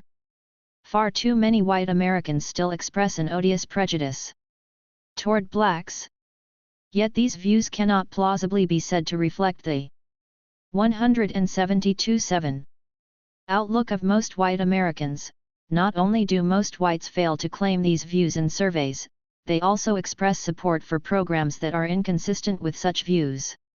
Racial prejudice, understood as a general antipathy toward or dislike of blacks, surely plays some role in generating opposition to welfare among white Americans. But the contrast between the broad nature of this opposition and the broad support among whites for some race-targeted and racially identified programs that assist blacks strongly suggests that other explanations for opposition to welfare must be found. When we turn to the group conflict model, we see that it too is largely inconsistent with the patterns of whites' policy views discussed above. The group conflict model suggests that white opposition to welfare stems from an unwillingness to help blacks improve their economic position, especially when that improvement would come at the expense of whites. But the race-associated and race-targeted programs that whites do support promise to do much more to help blacks than welfare or food stamps might. Certainly this seems true if we accept the view of welfare as a trap that keeps people down rather than as temporary assistance that allows them to get back on their feet. It is hard to see how whites' defense of their group interests would lead them to oppose welfare and food stamps but support job training and public housing. Furthermore, some of the race-targeted programs that do receive support from the majority of white Americans explicitly or implicitly aim to help blacks in competition with whites. As indicated above, 66% of whites approve of educational programs to assist minorities in competing for college and 69% support job training for minorities to help them get ahead in industries where they are underrepresented. Both of these popular race-targeted programs promise to help blacks to excel in ways that would appear to threaten white interests. The key to their popularity clearly does not reside in their lack of threat to the group interests of whites. It appears to lie instead in the fact that they benefit those who are trying to support themselves. The belief that black Americans lack commitment to the work ethic is central to whites' opposition to welfare. But it appears that this race-based opposition does not primarily reflect either a general racial animosity or an effort to defend whites' concrete group interests. Rather, 173. The racial component of white opposition to welfare seems to reflect the most important non-racial basis of welfare opposition, the perception that recipients are undeserving. Despite the decline of the stereotype of blacks as lazy over the course of the 20th century, we have seen that this stereotype endures.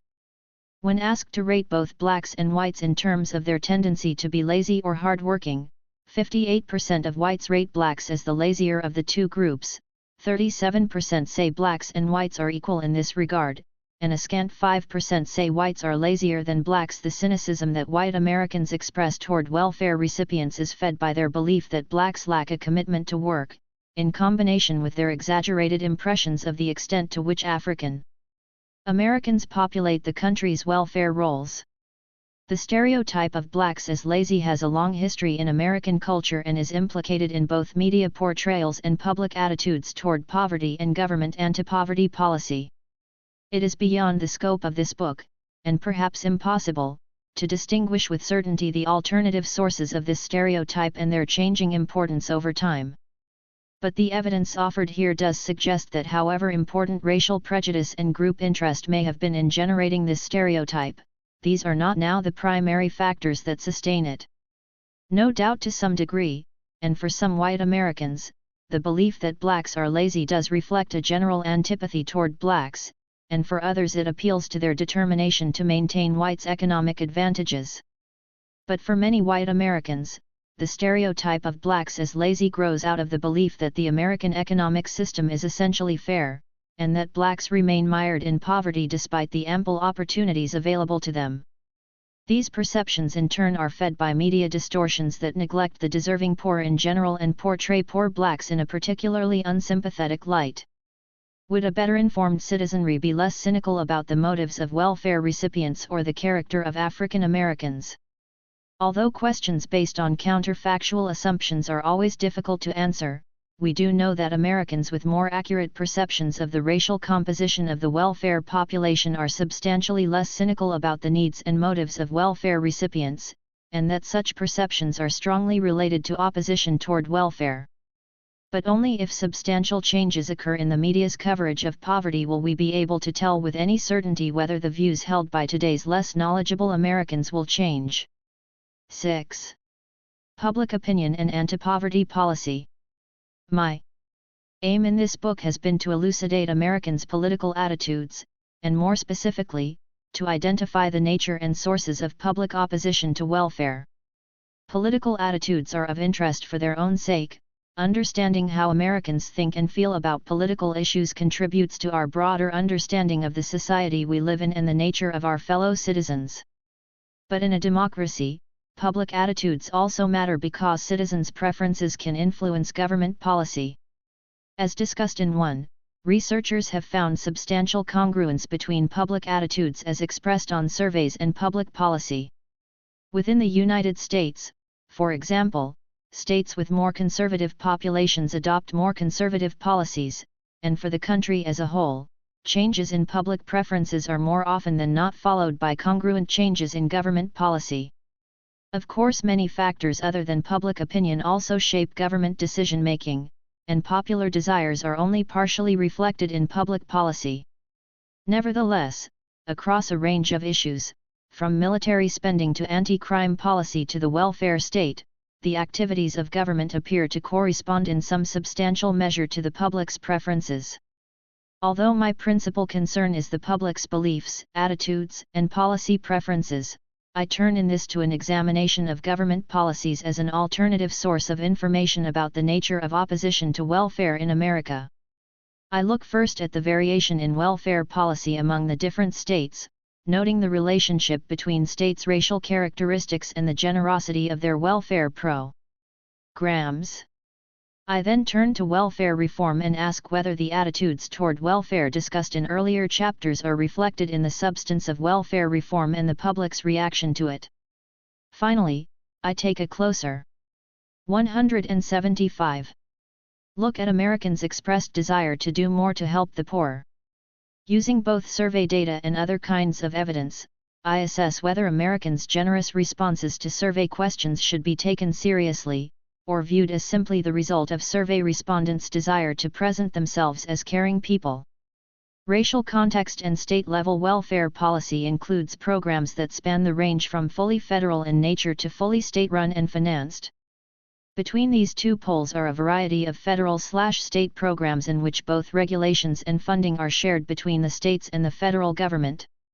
In particular, individual states have considerable latitude in designing and administering many anti-poverty programs, and we can take advantage of the resulting variability across states to assess whether the attitudinal dynamics revealed by surveys are reflected in the policy options that state governments adopt.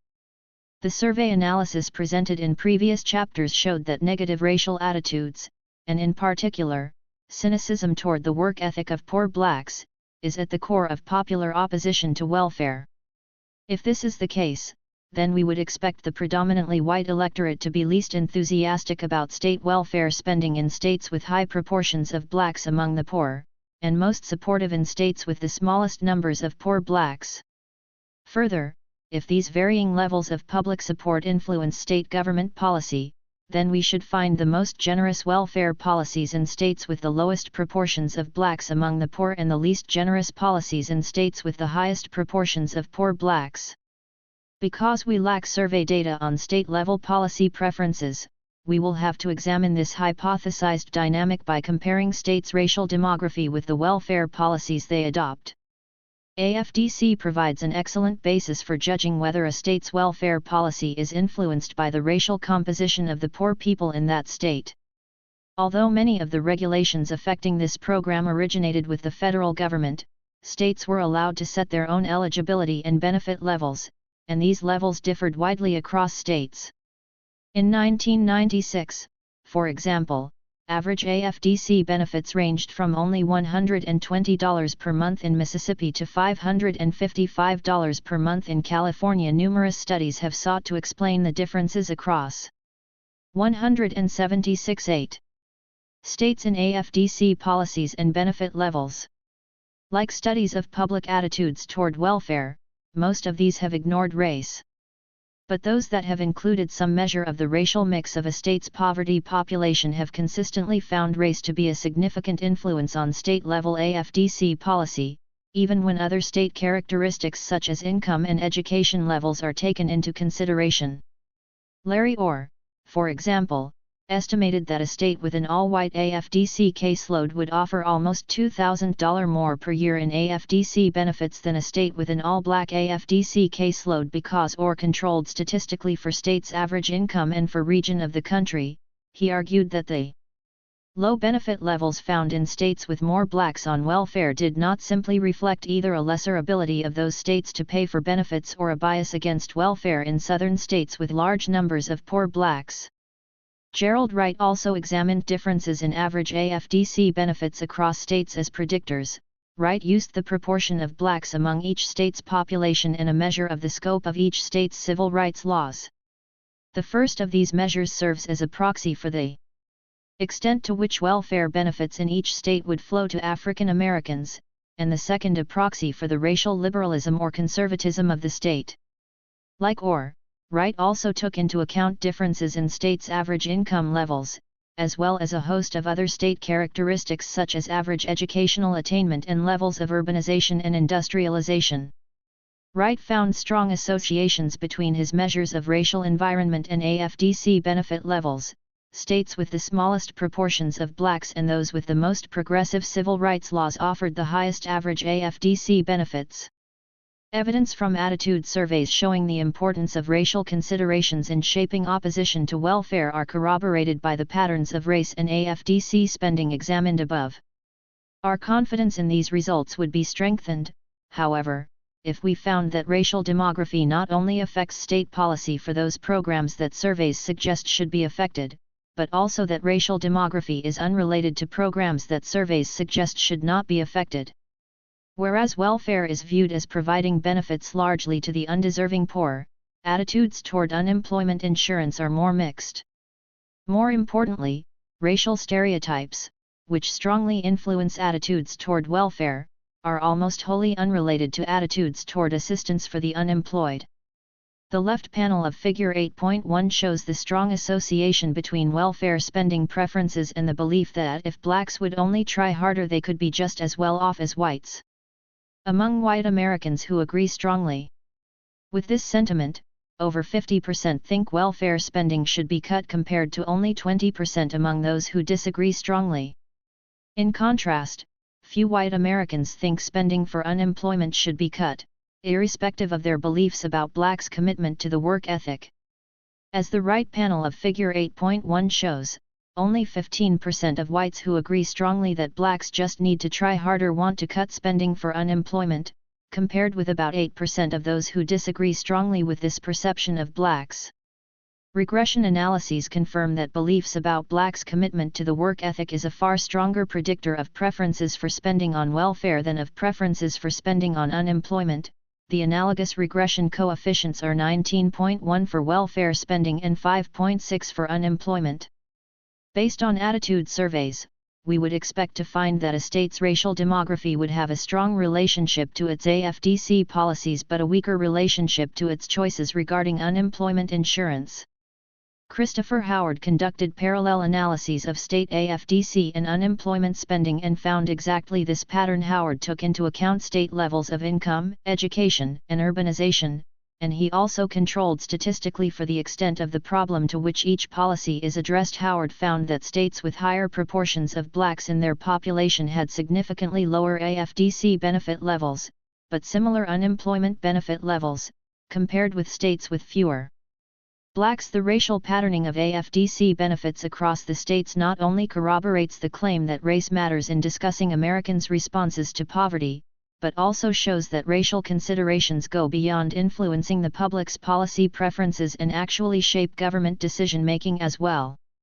Furthermore, the lack of an association between racial demography and state unemployment benefit levels provides important confirmation that the constellation of attitudes that surveys reveal find their expression in the social policy choices made by state governments. Welfare reform. Differences in social welfare policies across states provide one handle on the relationship between public attitudes toward welfare and government policy. Examining how welfare has changed over time and how these changes relate to public opinion is another way to help illuminate the findings from attitude surveys. When ADC was established in the 1930s, most married women with children did not work outside the home, and policymakers expressly intended to provide a means by which poor single mothers could also remain home with their children. But women's roles changed over the following decades, and more married women from all social classes entered the workforce. This trend accelerated after 1960, as even married women with young children began to work in the paid labor force. In 1960, 19% of married women with children under 6 years old were working. By 1970 the proportion had grown to 30%, and by 1990 almost 60% of married women with children under 6 years old were working. As politicians and the public came to view paid work as an acceptable alternative for married women with children, dependence on welfare by single mothers began to be viewed as less desirable than self-support.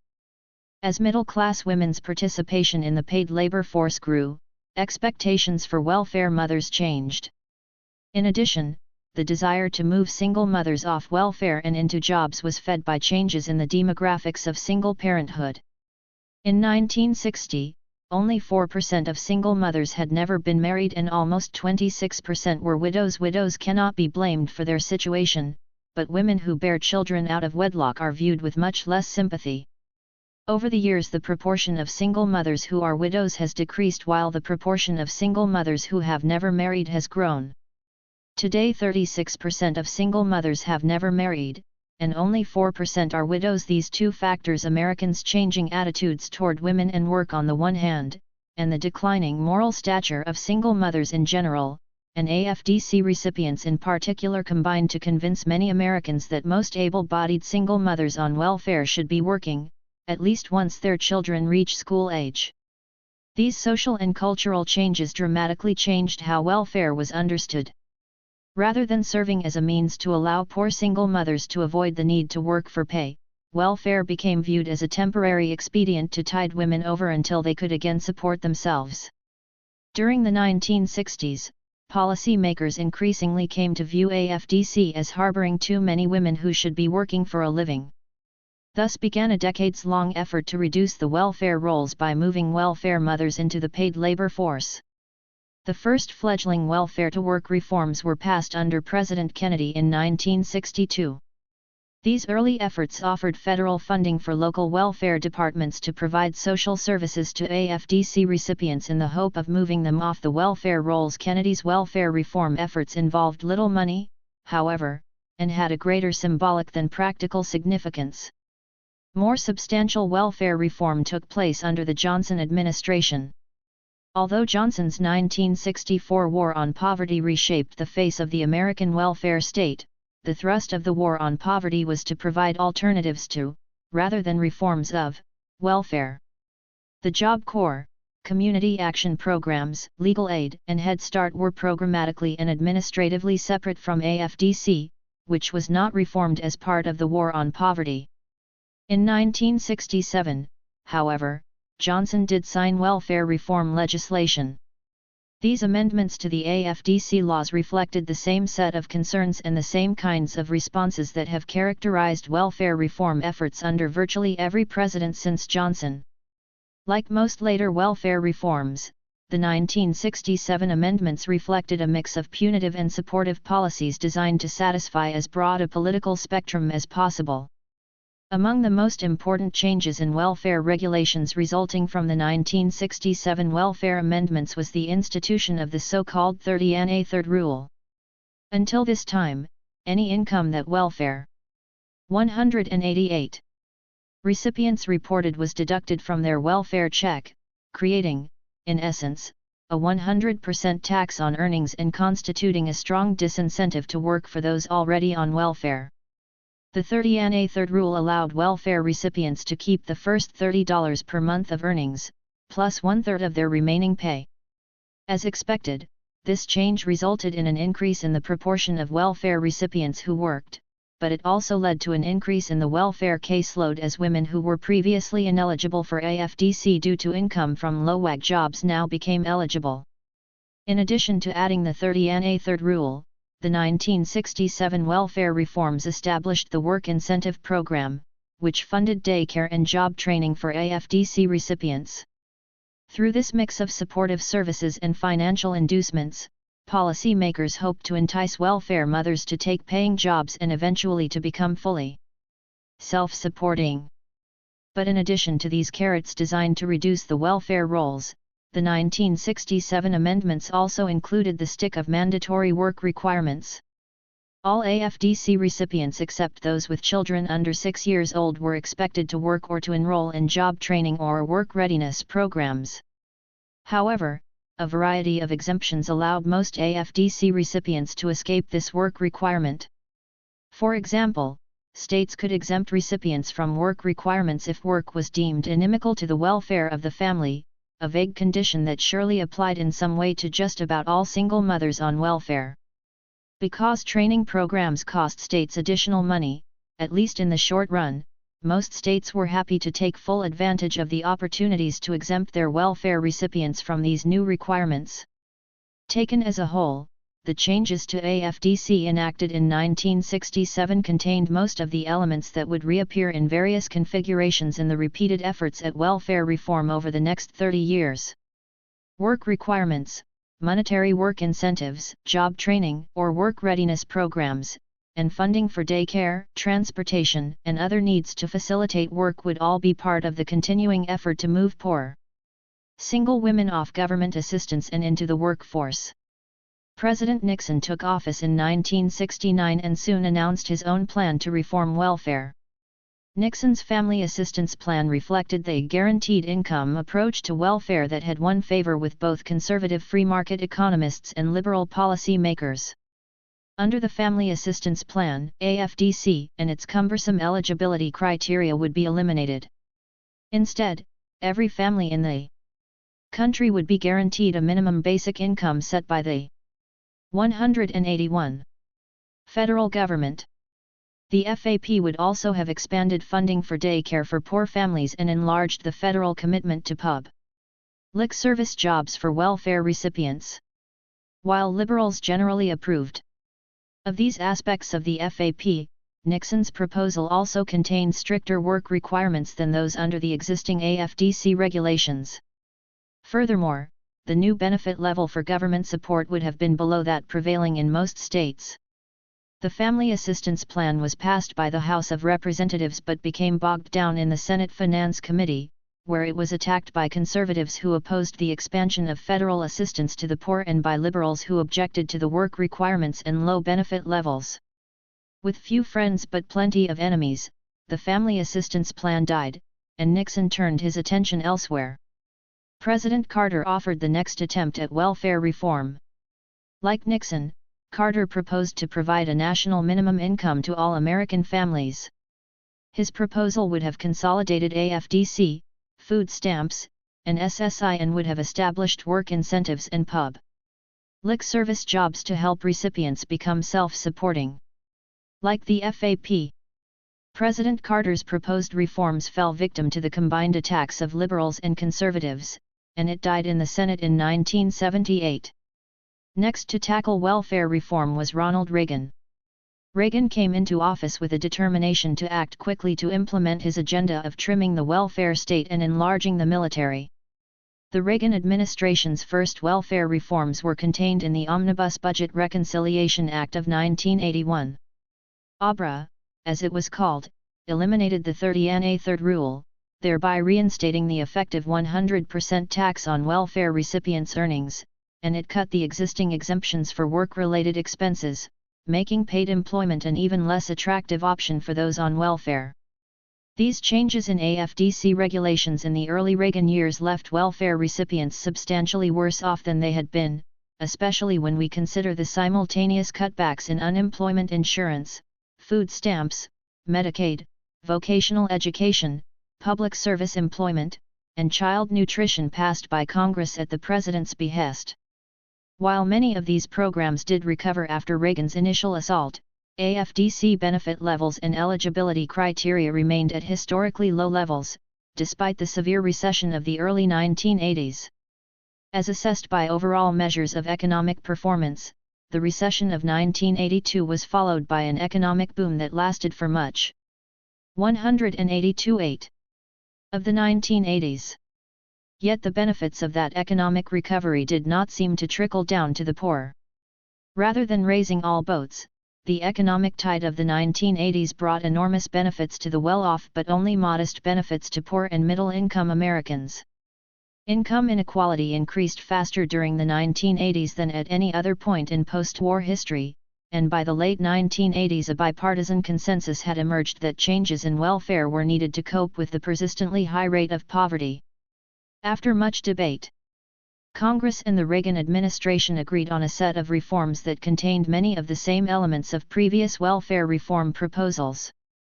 Like earlier welfare reform efforts, Reagan's Family Support Act of 1988 tried to move people off welfare through a combination of work requirements and new benefits to facilitate the transition to paid employment. The law required that states enroll 15% of AFDC recipients in job training or basic skills programs, and it provided increased funds for medical care and child care for women leaving welfare or participating in job training. Unlike many earlier efforts at welfare reform, the Family Support Act was passed by Congress and signed into law. Nevertheless, the initial goals were modest, and the money appropriated was far too little to meet even these modest goals. Further, the Family Support Act was passed just as the economic expansion of the 1980s was coming to an end. The downturn in the economy reduced states' tax revenues and, under these more financially constrained circumstances, few states were willing to allocate the funds necessary to make the newly established job training programs work. In consequence, the Family Support Act showed little success in helping welfare recipients become self-supporting. This history of half-hearted and failed efforts at welfare reform attests to both the political and financial difficulties of remaking welfare and also the continuing popular desire to decrease the welfare rolls and facilitate the transition to self-support.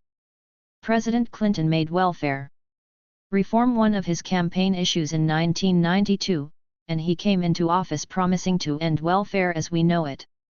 Once in office, Clinton chose to address other concerns, but after vetoing 2 Republican welfare reform bills, and facing his own re-election campaign in 1996, Clinton signed a far-reaching set of changes to the country's welfare laws in the form of the Personal Responsibility and Work Opportunity Reconciliation Act.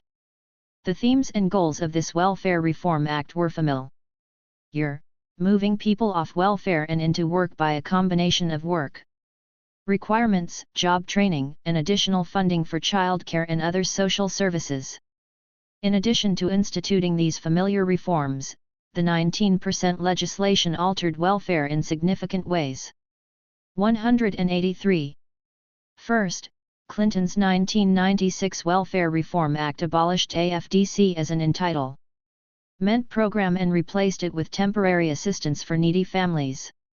Under AFDC, the states had set eligibility and benefit levels, and the federal government contributed between 50% and 80% of the cost, depending on economic conditions within each state. Under this formulation, states spent more money on welfare than they might have otherwise, since they were required to pay only half or less of the tab.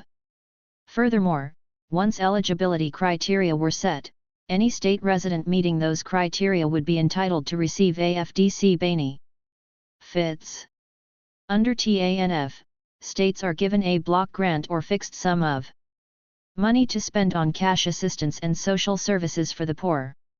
The new formula for welfare spending has only minimal provisions to increase federal spending if the number of needy families grows, and states that want to raise their own spending levels no longer benefit from federal matching funds. In addition to putting in place new spending formulations, the 1996 welfare legislation placed time limits on welfare receipt. Under the 1996 law, states cannot use federal funds from TANF block grants to provide aid to any adult who has received welfare for more than 5 years.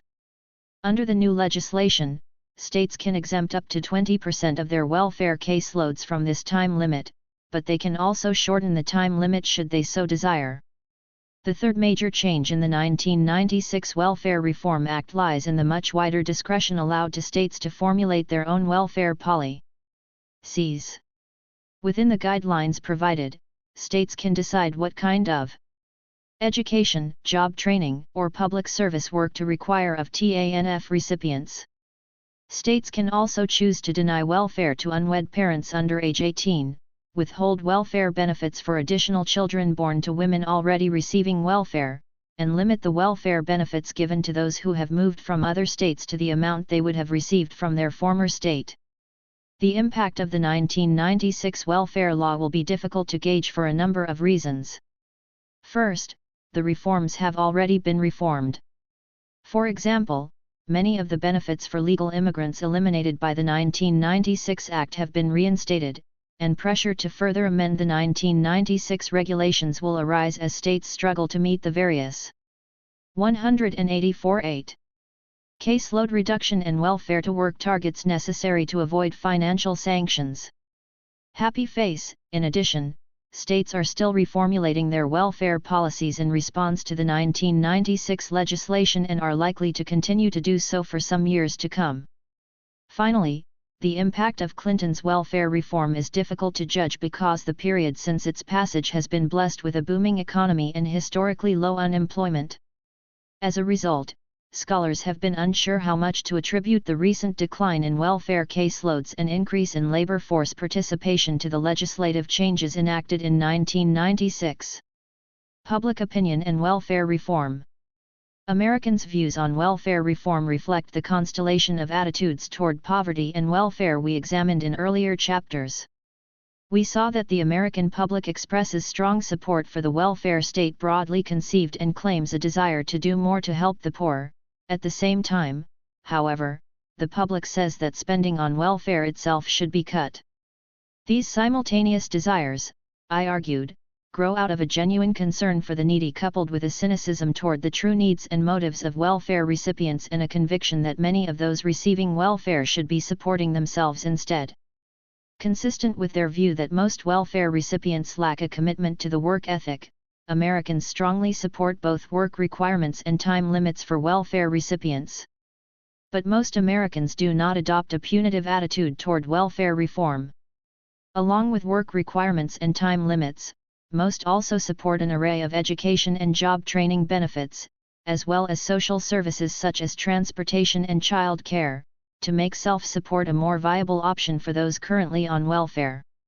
And when pressed about the conditions under which work requirements and time limits should be imposed, most Americans are willing to carve out a variety of exemptions. Americans may be cynical toward those on welfare, but their survey responses suggest that they are surprisingly tender-hearted in their preferences with regard to welfare reform. Work requirements. Americans' views on welfare reform coincide quite well with the kinds of changes that have been proposed and implemented over the years. Chief among these is work requirements, which have been a part of every welfare reform effort since the Johnson administration. 185. Surveys show that Americans strongly support the idea of work requirements for those on welfare. In one survey, for example, 92% of respondents said the government should create work programs for people on welfare and require people to participate, and in another, 97% said we should require welfare recipients to work in exchange for their benefits. Although the public overwhelmingly supports work requirements in the abstract, many Americans are willing to make exceptions in particular circumstances. For example, the nearly unanimous support for work requirements declines to 71% in the case of single parents with drug or alcohol problems, and to 63% in the case of any family the government cannot find a job and provide child care for. A similar number of Americans continue to favor work requirements for welfare recipients that cannot find a job where jobs are hard to find, while only 37% would apply work requirements to people with a significant physical or mental disability. A common concern in establishing work requirements for welfare recipients involves families with young children. When asked in the abstract, almost out of 4 respondents agree that welfare mothers with young children should be required to work, but as one might expect, the conviction that welfare mothers should be working rather than caring for their children is strongest with regard to older children, and it weakens as the age of the children in question declines. In one survey, for example, fully 68% of the respondents said they would exempt a welfare mother from work requirements if she had a child under months old. 57% would extend this exemption to mothers with children under 1 year old, 40% to those with kids under, and only 22% to all mothers with children under 5 years old. The tipping point in this survey seems to be somewhere between ages 1 and 4 children less than 1 year old.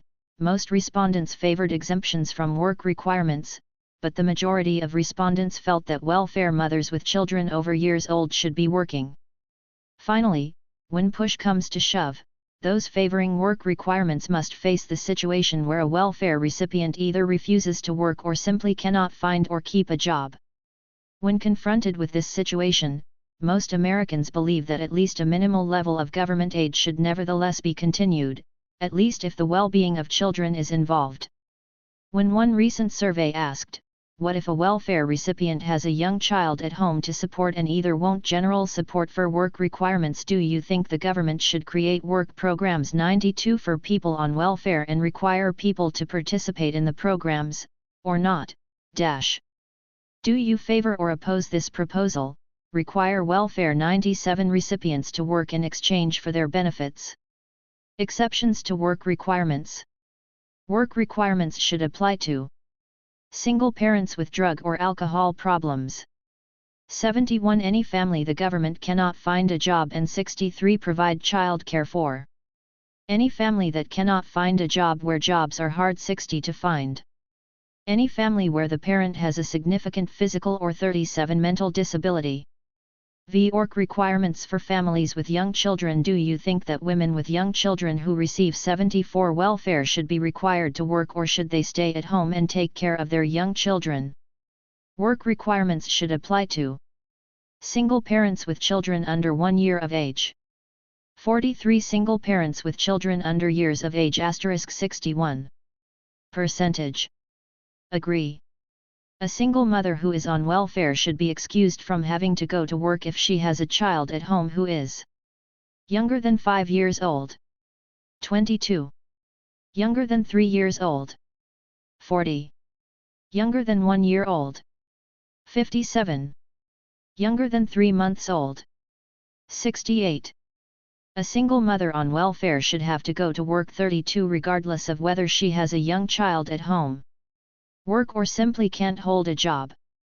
61% of respondents said the government should provide enough aid to keep the family fed and sheltered, while 39% felt their benefits should be cut off entirely. Happy face. Given Americans' cynicism toward welfare recipients, the high levels of support for work requirements is not surprising. What is less expected, however, is that most Americans are willing to make exceptions to such requirements in the case of mothers of young children, and a substantial minority consider problems with drugs or alcohol or difficulty in finding a job to be legitimate reasons to exempt recipients from work requirements. As is true with most areas of public opinion, Americans' attitudes toward welfare reform appear more nuanced as we look closer and ask more penetrating questions. Despite their negative beliefs about welfare recipients as a group, Americans consider the specific circumstances of different welfare recipients, rather than applying broad generalizations to all people on welfare. Social services.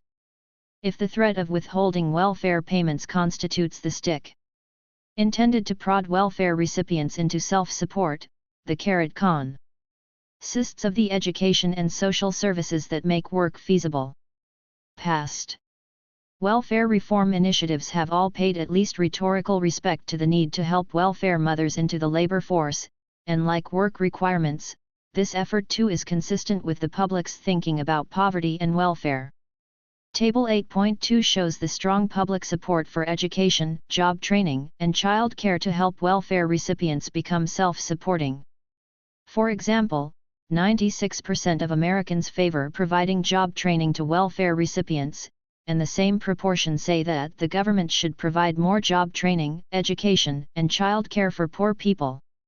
This support not only demonstrates the public's desire to assist welfare recipients rather than simply push them off welfare, but it also reflects Americans' abiding faith in individuals' abilities to improve their situation if given the necessary tools.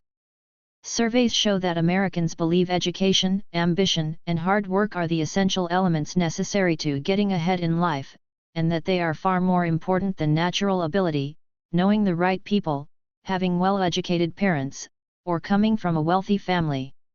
Happy face. In addition to supporting education and job training, most Americans also favor government help to welfare recipients in the form of childcare and transportation to work. As with education and job training, Americans almost unanimously approve of government-provided childcare for welfare mothers who take jobs or enroll in job training. The two relevant survey questions in Table 8.2 find 87% and 94% of respondents supporting government-provided childcare for women moving off welfare into the workforce. When asked about childcare and transportation, a slightly lower 81% express support, while the one question in Table 8.2 that asks about transportation alone found somewhat lower support. Nevertheless, even in this case fully two-thirds of respondents said the government should pay the costs of commuting to a job or to job training classes to help welfare recipients get off welfare and become self-supporting. Time limits. Time limits represent the most straightforward way to reduce the welfare rolls and decrease the number of people relying on the government for their support. Unlike efforts to entice people off welfare by providing job training or childcare or by allowing those who leave welfare to retain benefits such as healthcare and food stamps, welfare time limits simply dictate that certain individuals will lose their cash benefits on a specified date. Time limits represent the most radical and potentially the most important element in the 1996 welfare reform legislation, and surveys show that Americans generally support time limits for welfare recipients. Once again, however, when we probe beyond the basic questions of support or opposition to time limits, we see that Americans' attitudes are more complex, and their support more qualified, than might initially appear to be the case. As the top section of Table 8.3 shows, between half and quarters of Americans endorse a 5-year limit on welfare receipt. A stricter 2-year limit also receives strong support, but support plummets if the 2-year time limit is followed by a lifetime exclusion from welfare. Although generally supportive of welfare time limits, Americans also believe that the SPE Specific circumstances of individual welfare recipients need to be taken into account. For example, when asked whether they favor a hard and fast cutoff for all able-bodied recipients after 2 years, or a limit applied on a case-by-case basis, 79% of respondents opted for the case-by-case approach. And when asked about a variety of specific circumstances, anywhere between half and quarters of the public felt that exceptions should be made for mothers who work part-time or have preschool children, people who are on welfare for the first time after working for many years, or those who live in areas of high unemployment. The attitudes toward time limits found in Table 8.3 show that most Americans favor continued government help for those welfare recipients who have demonstrated their commitment to the work ethic by enrolling. Table 8.3 Public support for welfare time limits. Percentage. Agree. Strict welfare time limits. Limit welfare benefits to 5 years and do not allow people to 50 get back on welfare for at least 5 years. Limit all adults to a total of 5 years on welfare 60. Limit to 5 years the amount of time a welfare recipient can 74 receive cash payments. Cut off all benefits to people who had not found a job or be 69 come self-sufficient after 2 years *. Limit welfare benefits to 2 years and do not allow people to 57 get back on welfare for at least 5 years. Limit welfare benefits to 2 years and do not allow people to 23 get back on welfare ever. Qualified welfare time limits. If there were a 2-year limit on welfare benefits, would you 79 favor a hard and fast cutoff for all able-bodied recipients after 2 years, or do you think the limit should be applied on a case-by-case basis? For each of the following cases, please tell me if the cutoff should apply to this person after 2 years on welfare, or if an exception should be made in this case. A mother on welfare who works part-time at a low-wage job. 77 A mother with preschool children. 72 Someone who has worked for many years and is on welfare 59 for the first time. Someone who lives in an area where the unemployment 56 rate is more than 10%. Someone who is in a job training program but still reads at 53 the 7th grade level. Limit welfare recipients to a maximum of 2 years of Bainey 89. Fits, after which those who are able to work would have to get a job or do community service. If benefits are cut off after 2 years, government should pro 78. Vide separate benefits to the children, even though their parents' benefits will have been cut off. Action to take when time limits are reached. After a year or 2, welfare recipients should stop receiving 25 all benefits. Or welfare recipients should continue to get benefits as long as 75 they work for them. 191. Table 8.3. Percentage. Agree. Action to take when time limits are reached. After 2 years benefits would be ended for all able-bodied 13 recipients, and the government would not provide any job. Or after 2 years, welfare recipients who have not found other 87 employment would be required to work at a public service job. If government is going to cut off AFDC or welfare benefits after a specific period of time, should it simply end the family's benefits, including AFDC? 11. Make the parents do community service in exchange for 62 welfare benefits. Guarantee jobs to the parents after they are cut off welfare 27. In job training, by working part-time at low wages, or simply by having a history of self-support. But this desire to help deserving welfare recipients does not preclude general support for time limits and work requirements, since Americans think that many or even most welfare recipients do not fall into the deserving category. Even in the case of undeserving welfare recipients, however, most Americans seem to feel that poor children cannot simply be abandoned. For example, 78% agreed that the government should provide separate benefits to the children if their parents' benefits have been cut off due to time limits. The heated rhetoric surrounding debates over welfare reform reflects the emotional nature of the issue for many Americans. Arguments over welfare touch on some of our most cherished values and greatest concerns: individual responsibility, social compassion, the suffering of the poor, and the well-being of millions of children. Public opinion is often derided as being shallow or ill-informed. But when we look more 192.8 closely, we often find that apparent contradictions or inconsistencies reflect the public's sensitivity to the complexities of political issues. The attitudes expressed on surveys show that Americans are keenly aware of the complex nature of welfare and welfare reform. Although cynical toward welfare recipients and supportive of strong measures to limit welfare receipt by those who could be supporting themselves, the American public also displays a strong desire to help welfare recipients become self-supporting and a sensitivity to the differing situations that affect individual welfare recipients' abilities to do so. Welfare reform and economic self-interest. For many politicians, the prime motive for welfare reform appears to be economic. But the public's enthusiasm for welfare reform stems from both a resentment toward welfare recipients who refuse to work and a desire to reward and facilitate self-support and self-responsibility. Consistent with the small role of economic self-interest in explaining opposition to welfare spending, the desire to save taxpayer dollars consistently emerges as a low priority in the public's thinking about welfare reform. For example, when a 1995 survey asked which of three goals for reforming welfare was most important, 66% of respondents chose getting people into the workforce and 20% chose reducing out-of-wedlock births. Only 14% chose reducing government spending as the most important goal of welfare reform.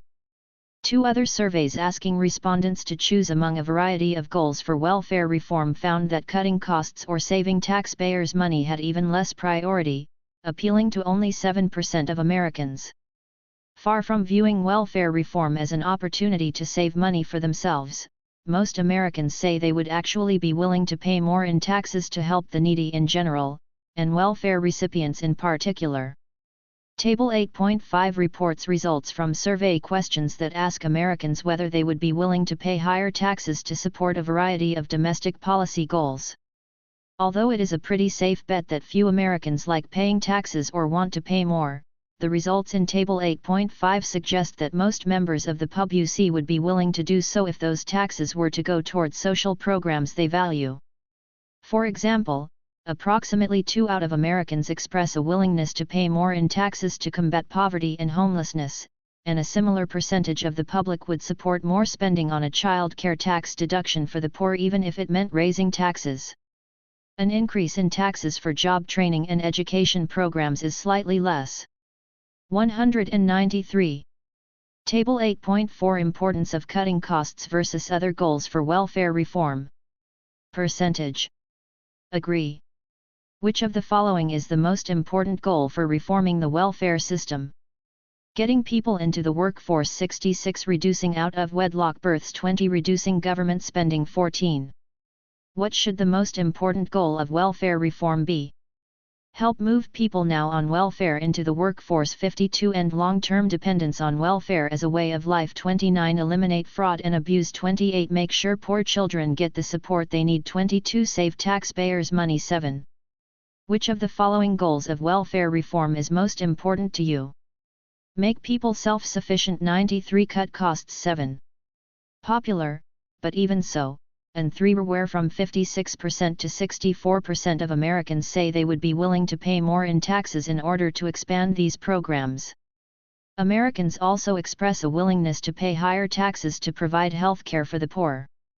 In one survey, 69% of Americans said they would pay more in taxes to ensure that all poor people have access to medical care, and 88% would pay more for feeding and providing medical care for very poor children. These survey results are consistent with the broad support for the welfare state we saw in 1. In this case, however, a higher standard is applied in gauging Americans' support for government social assistance. At least with regard to the aspects of the welfare state for which we have survey data, it seems that most Americans not only believe the government should be doing more and spending more, but they also indicate that they would be willing to pay higher taxes to achieve these ends. Fighting poverty and homelessness, and providing job training, education, public service jobs, and medical care for welfare recipients or poor people, are important enough to the American public. Table 8.5 The public's willingness to pay higher taxes to help the needy. Percentage. Willing to pay higher taxes. Poverty and homelessness. Would you be willing to pay higher taxes for each of the following?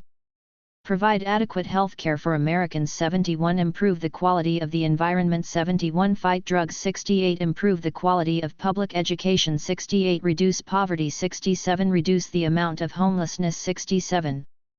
Would you be willing or not willing to pay more in 63. Taxes in order to have the government increase spending on homelessness?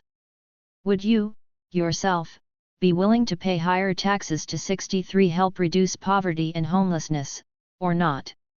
Would you favor more government spending on, even if it means raising taxes? Helping the homeless. 72. A child care tax deduction for the poor. 67. Education and job training. Would you support or oppose an increase in your own 56 federal taxes to pay for job training and education programs that try to help people get off welfare? Would you be willing or unwilling to pay higher taxes? 59. To provide job training and public service jobs to help people get off welfare. Would you be willing or unwilling to pay more in taxes? 64. In order to provide job training and public service jobs for people on welfare so that they can get off welfare. Would you be willing or would you not be willing to 62. Pay higher taxes in order to provide job training for the unemployed? Asterisk. Medical care.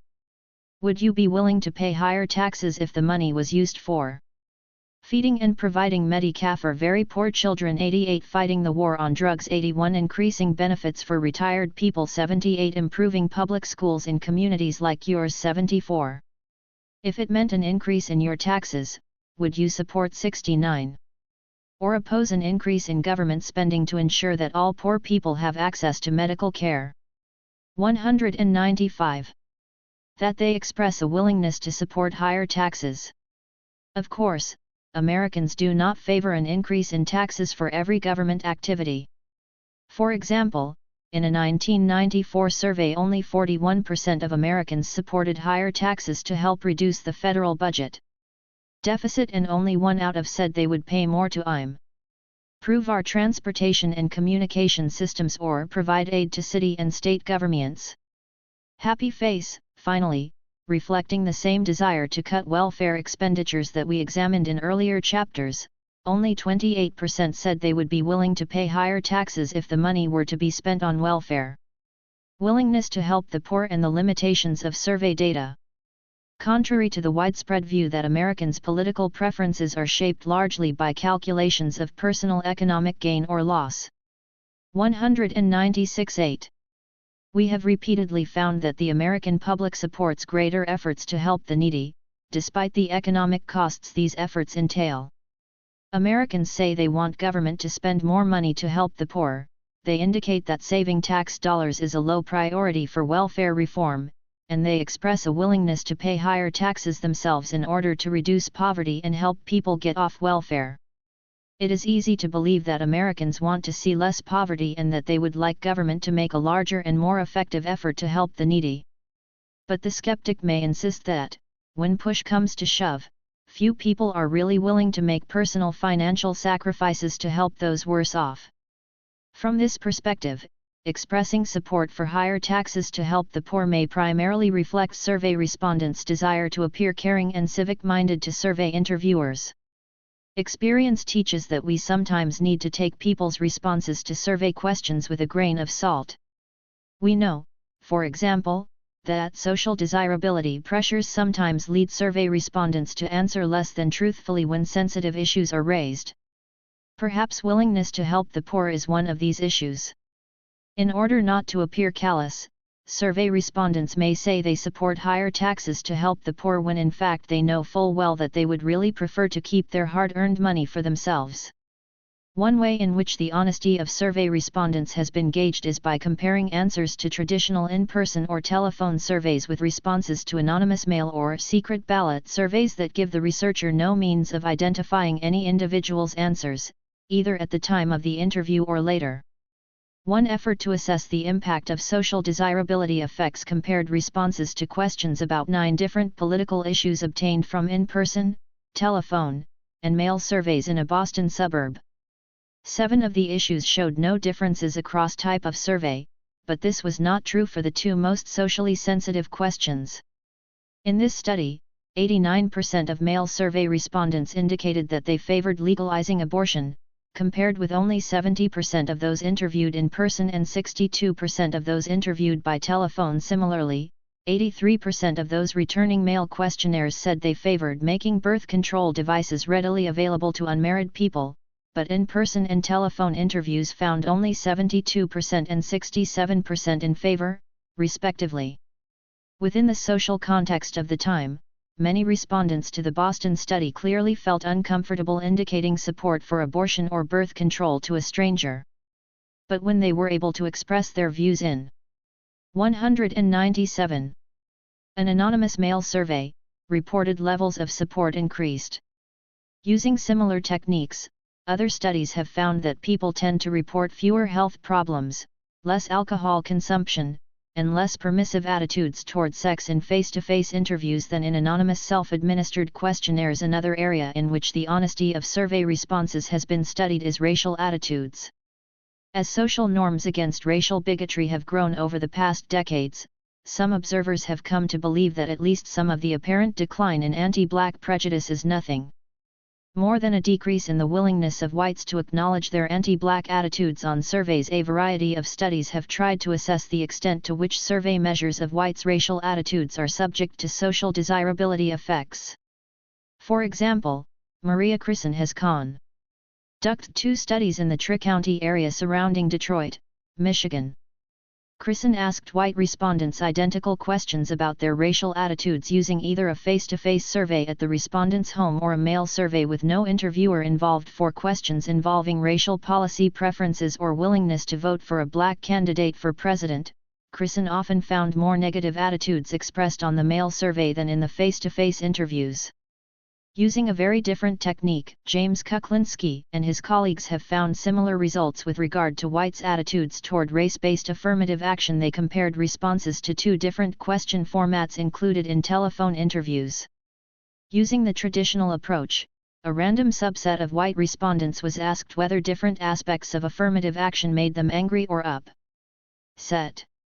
The remainder of the white respondents were asked the identical question, but in an unobtrusive manner such that the survey interviewer could not tell whether any individual respondent was angered or upset by these policies. Consistent with Crisson's findings, Kuklinski found that whites expressed more anger over affirmative action when their responses were private than they did when they had to reveal their responses to the interviewer. Few studies of social desirability pressures in survey interviews have examined attitudes toward the needy.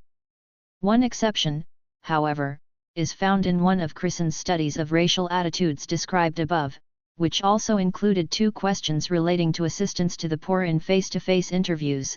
65% of Crisson's respondents said they favored giving businesses and industry special tax breaks for locating 198 in poor and high unemployment areas, compared with 58% who supported the same proposal in the mail survey. On another question, 74% of face-to-face interviewees but only 60% of male survey respondents said they favored spending more money on the schools in poor neighborhoods, especially for school and early education programs. These differences, of 7 and 14 percentage points, do suggest that social desirability pressures lead some survey respondents to express a willingness to help the poor that conflicts with their true preferences, but the differences between the face-to-face and mail surveys are modest, and in both of these questions most respondents continue to support increased assistance for the poor even in the more private mail survey. Furthermore, of the respondents who did not indicate support for these proposals, most said they neither favor nor oppose them.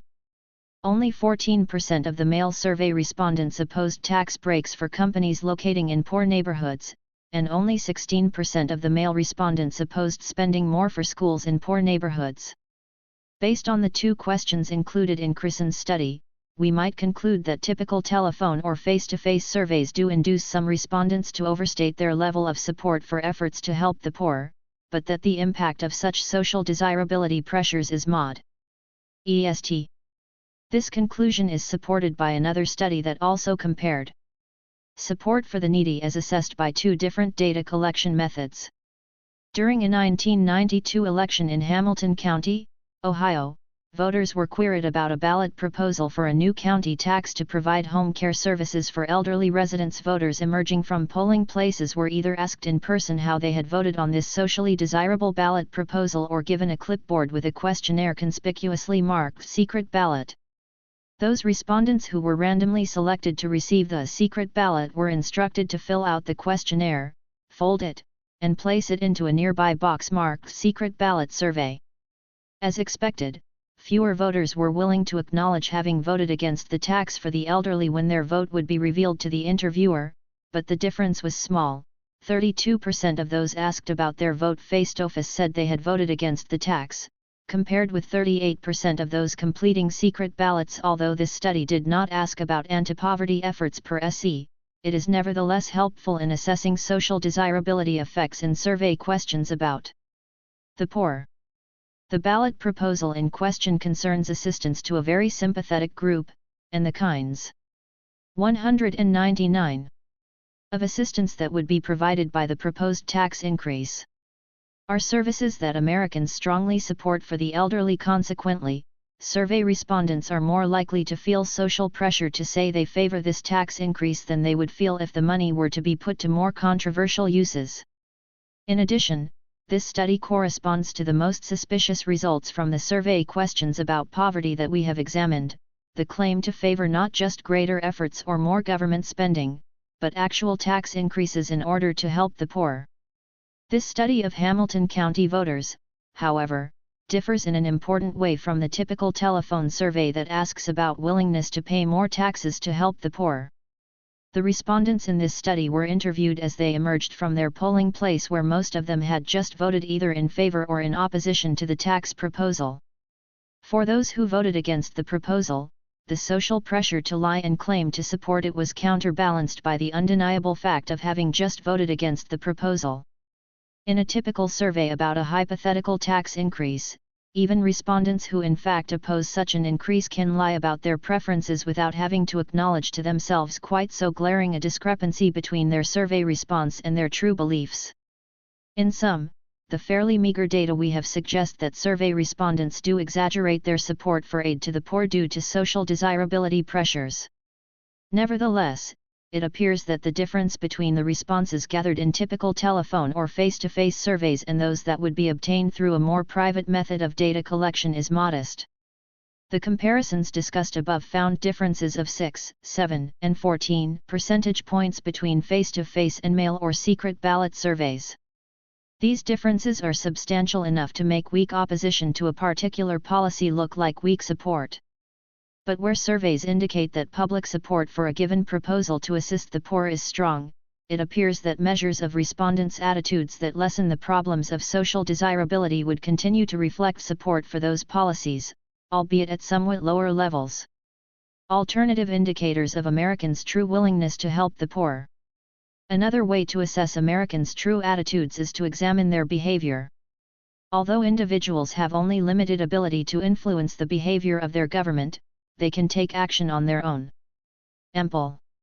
208. Opportunities exist for Americans to help the needy through charities.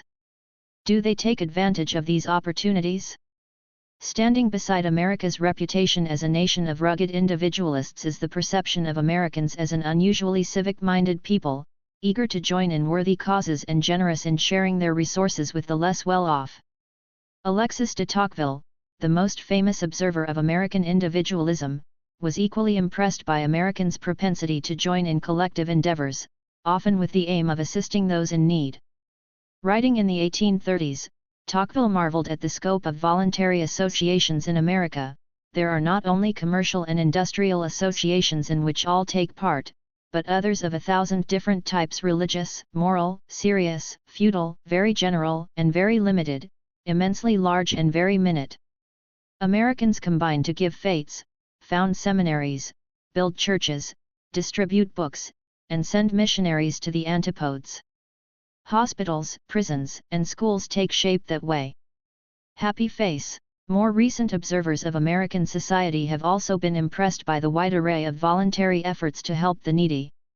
Robin Williams, for example, contrasted the historical generosity of Americans with the less generous nature of other societies, the enormous range of relatively disinterested humanitarian activities in America, the commonplace community chest, the service club activities, the public welfare agencies, the numerous private philanthropies, and so on, stands in striking contrast to the treatment meted out to the poor and sturdy beggars in many other parts of Western society within the past 2 centuries.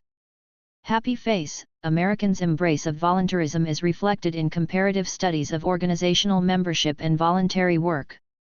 One study, for example, surveyed residents of 15 countries, asking respondents whether they belong to any voluntary associations, and if so, whether they currently do any voluntary unpaid work for those associations. The highest level of association membership was found in the United States, where 73% of respondents said they belonged to at least one voluntary association. The United States also ranked high in the percentage of the population claiming to do unpaid work for a voluntary association, but was edged out slightly by Canada, where 33% reported doing such work. The U.S. rankings did not change when the authors took into account differences among the countries in 201. Their population's age, educational level, employment status, marital status, sex, and community size. Although America is certainly not alone in this regard, the tradition of charity and the sense of obligation toward the poor is firmly embedded in our culture. And just as the voluntarism that impressed Tocqueville has a long pedigree in American society, so too does the humanitarian prescription to help the needy. In his famous sermon of 1630, A Model of Christian Charity, John Winthrop preached the importance of brotherly love and mutual support. In this duty of love we must love brotherly without dissimulation, we must love one another with a pure heart fervently, we must bear one another's burdens, we must not look only on our own things but also on the things of our brethren. Happy face, Americans' humanitarianism is still expressed in their high levels of participation in philanthropic causes. Large numbers of Americans actively participate in some kind of charitable organization, and even larger numbers donate money. In a recent survey, 41% of Americans reported being personally involved in a charity or social service activity such as helping the poor, the sick, or the elderly. In the same survey, 60% of Americans reported that they had given money to church-related charities in the past year, 70% reported having given to non-church-related charities, and 74% said they had contributed food, clothing, or other property to a charitable organization within the past year. We might expect to receive exaggerated reports of charitable activities in public opinion surveys. But self-reported contributions on Gallup surveys appear to be roughly compatible with charitable deductions claimed on income tax returns, and IRS compliance studies show that taxpayers are remarkably honest about their claims of charitable contributions. In addition, cross-national surveys suggest that Americans are comparatively generous in their level of charitable donations. A 1991 survey asked people in 5 countries if they had made any donations to charity in the month before the survey, and if so, how much. The Americans in this survey reported giving slightly less than the Canadians, but almost times the amount given by Britons or Spaniards, and over 4 times that given by the French. Not all donations to charitable organizations go toward helping the needy, however. The single largest beneficiary of Americans' philanthropic largesse is religious institutions, which receive about 44% of all charitable contributions, while some of the money donated to 228. These institutions is indeed used for programs to aid the needy. The larger part is used simply to maintain the institutions themselves, a clear benefit to those who donate, but of little value to poor people. Even considering the important role of religious institutions in charitable giving, however, Americans do put their money where their mouths are. The average American household's tax-deductible donations to charitable institutions totaled almost $700 in 1995, and for the country as a whole, charitable contributions amount to a very sizable $144 billion annually. In contrast, all levels of government together spend about $183 billion per year on non-medical means-tested programs and another $161 billion on medical care for the poor. Federal, state, and local government spending for cash assistance include ing AFDC, SSI, general assistance, pensions for needy veterans, foster care, and the refunded portion of the EITC amounts to only $84 billion per year. In short, while the bulk of anti-poverty spending in this country is provided by government, voluntary donations do represent a very substantial commitment of resources. Personal charity versus government assistance. Americans' generosity toward the less fortunate suggests that their expressed preference for more government spending to help the poor is not mere lip service. Of course, a willingness to donate to private charities does not necessarily imply a desire to see government take on greater responsibilities for helping the needy. Indeed, many argue that private charities are, in principle, a better means of helping the poor, either because they are more efficient or effective than government programs, or because they strengthen local communities by bringing volunteers together to work for the common good. Quite aside from these abstract arguments over the relative merits of government versus private provision, an individual's decision to donate money to help the poor is fundamentally different from the decision to support or oppose a tax increase for the same purpose.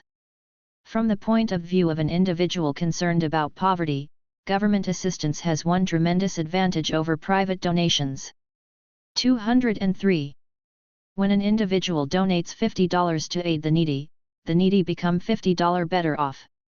But when an individual supports legislation that taxes every citizen $50 to aid the needy, that $50 donation is multiplied millions-fold. For those who want to see spending increased for some particular cause, the benefit that results from a given level of tax increase is fantastically greater than the benefit that would derive from a single donation. At least for those Americans with no principled objection to government help for the poor, support for any given level of government expenditure and its associated level of taxation should be greater than willingness to make an individual donation of that same amount of money. Assessing Americans' true willingness to pay more taxes to help the poor is a difficult task. Yet what we do know provides a strong challenge to the often voiced opinion that the economic self-interest of middle-class voters leads them to oppose means-tested programs that benefit only the poor. On the contrary, the available evidence suggests that caring for the needy is an obligation that Americans both take upon themselves and place upon their government. To recapitulate, we saw in 1 that Americans' desire to cut welfare spending is an exception to the otherwise strong support they express for the welfare state in general and for efforts to help the poor in particular. We saw in 2 that popular support for social programs that benefit only the poor is nearly as great as support for similar programs that benefit all Americans. 2 also showed that contrary to the self-interest hypothesis, public support for welfare spending rises rather than falls during economic hard times. In addition, the well-off express greater opposition to welfare than those with lower incomes, but these same well-off Americans are just as supportive of other means-tested programs that benefit only the poor. In this we have seen that, across an array of programs to help the needy, Americans say not only that they want the government to spend more, but that they are willing to pay more in taxes to support these services. Finally, we have seen that Americans donate significant amounts of time and money to charitable causes. The evidence that Americans support greater government efforts to help the poor is compelling.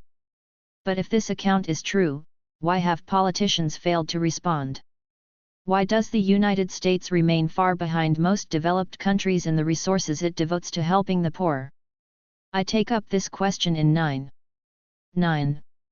The United States stands out among the world's industrialized countries in many ways, both good and bad. Among the less desirable characteristics that sets the United States apart is the ineffectiveness of its anti-poverty policies. Government policies do less to reduce poverty in America than in almost any other industrialized nation. Figure 9.1 shows the combined impact of government taxes and transfer programs on the poverty levels of 16 developed countries. In 12 of these countries, government policies reduce the poverty rate by 60% to 80%. That is, of those who would be poor based on their market income alone, government programs lift between 60% and 80% out of poverty. In Canada and Great Britain, only 50% of those who would otherwise be poor are lifted above this threshold, while in Australia only 44% are raised above the poverty level. In the United States, which stands alone at the bottom of this ladder, poverty is reduced by only 29% as a consequence of government taxes and transfers. Why doesn't the American government do more to help the poor? A full analysis of the political obstacles to a better funded and more effective government anti-poverty policy is beyond the scope of this book. But the brief account that follows can at least point to some of the factors that explain the persistence of our current rather feeble efforts to help the poor. One reason that America has not devoted more resources to fighting poverty is the public's concern with the undeserving poor. Americans' cynicism toward welfare recipients, sustained by misperceptions of the racial composition of the poverty population and negative stereotypes of blacks, limits the easiest and by many accounts most effective anti-poverty measure, giving money to those who lack it. The distinction between the deserving and the undeserving poor is an old one, as is the stereotype of blacks as lazy. But these two sets of attitudes became entwined in the mid-1960s when poor blacks first came to the widespread attention of the American media and the American public. The already existing belief that blacks were lazy contributed to the negative media coverage of the black poor over the ensuing decades, and this coverage has in turn helped to perpetuate the stereotype of blacks as lazy and the black poor as undeserving. The portrayal of poverty in the news both reflects and reinforces the racial stereotypes that generate public opposition to welfare. I argued in earlier chapters that the media are instrumental in shaping public perceptions of the poor and that these perceptions have significant political consequences.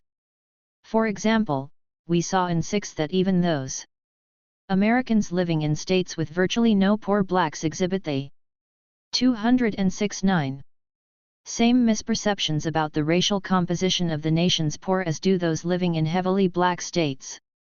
It is not personal experience, I concluded, but the mass media that generate these misperceptions. We also saw in 6 that misperceptions of the racial composition of poor people and welfare recipients matter.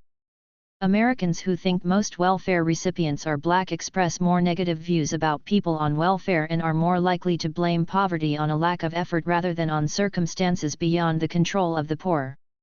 Simply providing accurate information about the nature of America's poverty and welfare populations is unlikely to dispel public misperceptions.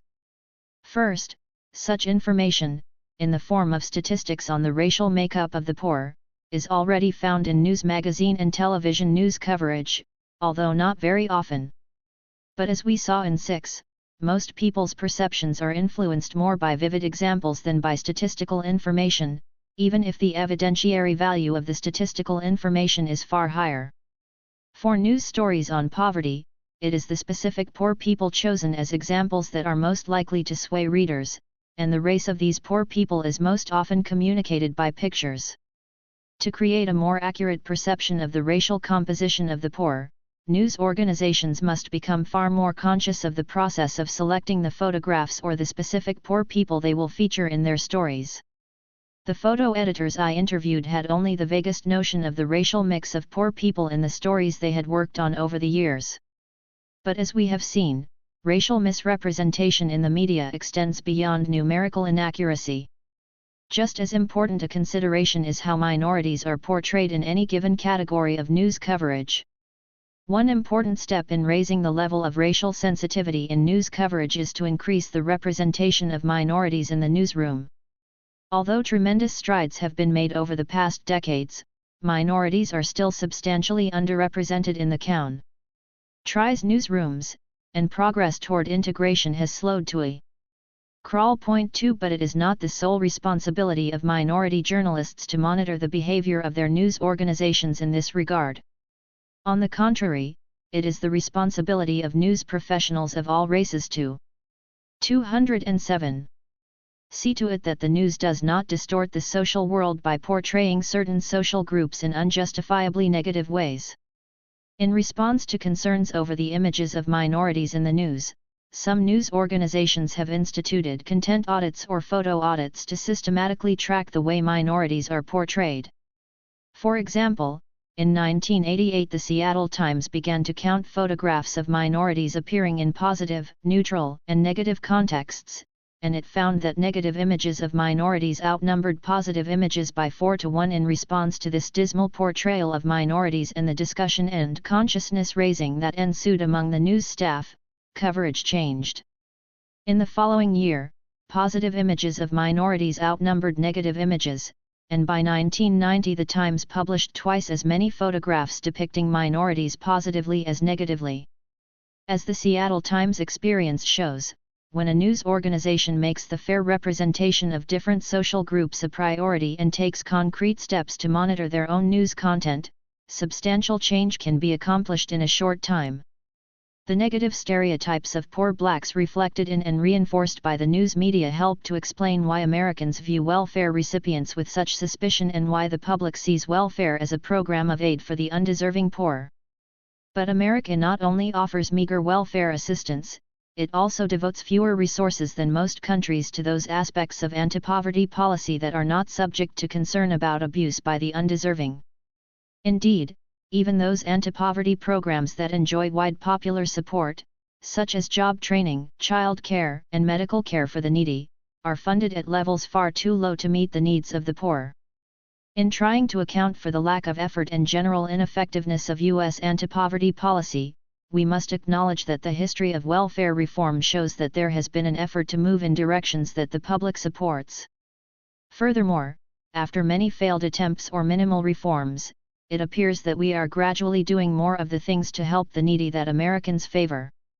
For example, the value of the Earned Income Tax Credit, which provides tax relief or cash grants to low-income workers, has increased dramatically in the past decade. Unlike welfare, the EITC provides benefits only to the employed, thereby removing the suspicion that beneficiaries are shirkers who have chosen to live off the government rather than work for a 208.9 living. Consequently, the EITC enjoys strong public support.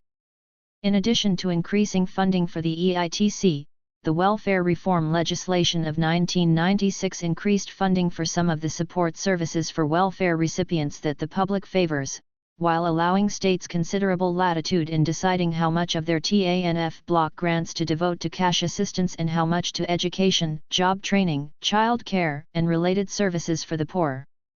Recent changes in U.S. anti-poverty policy have moved it somewhat more in the direction that opinion polls suggest the public favors. Nevertheless, overall funding remains low, and in the long term, the 1996 welfare reform legislation will likely reduce even further the resources devoted to helping the poor. One explanation for the relative paucity of spending to aid the poor is simply that poor people lack the power necessary to obtain more from government. Poor people are not only less likely to vote than are those with higher incomes, they are also less likely to contact elected officials, attend community meetings, work in political campaigns, take part in political protest activities, or donate money to political campaigns. Occasionally, America's poor do rise up in mass protest over the conditions of their lives, and such protests can be effective in obtaining greater benefits from government, at least under the right conditions, but the obstacles to collective political action by poor people are substantial, and the poor themselves typically have little impact on the formation of government anti-poverty policy.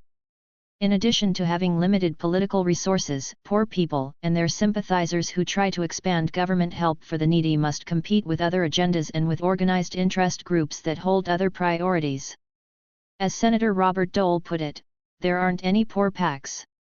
From the pluralist perspective, political outcomes are shaped by the interplay among the various competing interest groups that represent the desires of different segments of the American public. But in E. E. Schatznader's famous words, the flaw in the pluralist heaven is that the heavenly chorus sings with a strong upper-class accent. While there may not be a poor people's PAC, there are interest groups that advocate on behalf of the poor. In part, the lack of a more developed and better funded anti-poverty policy might be attributed to the lack of resources and hence the lack of effectiveness of such anti-poverty interest groups. But another perspective on American politics explains the failure to enact the public's favored anti-poverty agenda by pointing to the differences in the way average Americans and political elites think about poverty and welfare. 209. According to Stephen Telles, the debate over welfare policy that has taken place over the past decades has been held hostage by the rather extreme positions staked out by elites on the political left and right. Many on the left, he argues, defended existing cash assistance programs out of a conviction that the welfare system should not be used to enforce a particular pattern of behavior on welfare recipients. Maintaining benefit levels became the primary objective of such thinkers. At the same time, elites on the political right often adopted the view that the problems of the poor stem from the unfortunate choices of the poor themselves. From this perspective, welfare is seen as providing the means by which lazy or dysfunctional recipients can avoid work and responsibility, and consequently, the higher the benefits welfare provides, the more it undermines the work ethic of the poor. 12. As Tellez points out, neither of these perspectives fits very well with the more centrist and nuanced views of the public. And more importantly, the polarized nature of elite debate has ensured that little headway could be made in reforming the existing welfare system. The polarization of political elites is especially problematic in a political system with many choke points. Unlike the more streamlined political structures of most European democracies, America's national political institutions contain numerous veto points at which potential legislation can be stopped. The division of powers between the executive and legislative branches, the bicameral legislature, the power of congressional committees through which bills must pass, and the weak control of the political parties over individual representatives all create opportunities for opponents to block proposed legislation. Happy face. Another reason that American anti-poverty policy seems to fall short of the public's desires might be that helping the poor is not a high enough priority among middle-class Americans to compel politicians to respond. That is, Americans might prefer to do more to help the poor but may simply feel that the issue is not of great importance to them, given all the other pressing problems the country faces. One way to judge the importance of different issues is simply to ask Americans which issues they think most important.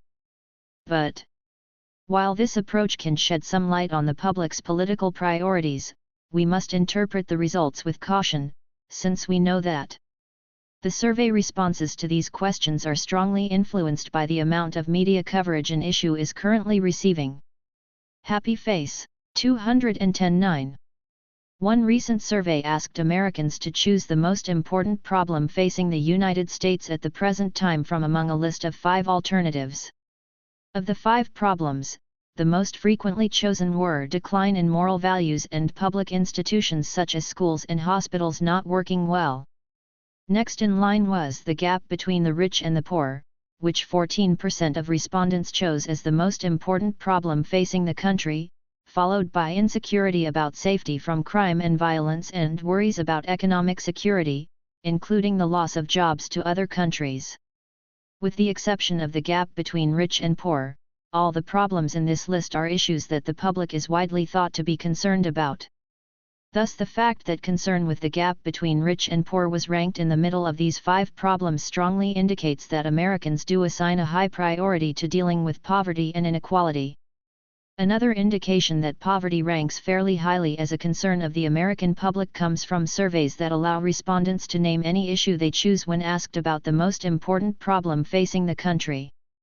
Figure 9.2 shows the average responses from all 5 of the CBS/New York Times surveys that asked this question during 1997. The category of greatest interest is labeled poverty/homelessness. Although concern about the poor might be reflected in responses coded into some of the other categories as well, the poverty/homelessness category clearly includes responses indicating concern with the condition of the least well-off. As Figure 9.2 shows, no problem was overwhelmingly chosen as the country's most important in 1997. Crime and drugs were the 2 most pressing concerns, mentioned by 11.6% and 8.4% of survey respondents, respectively.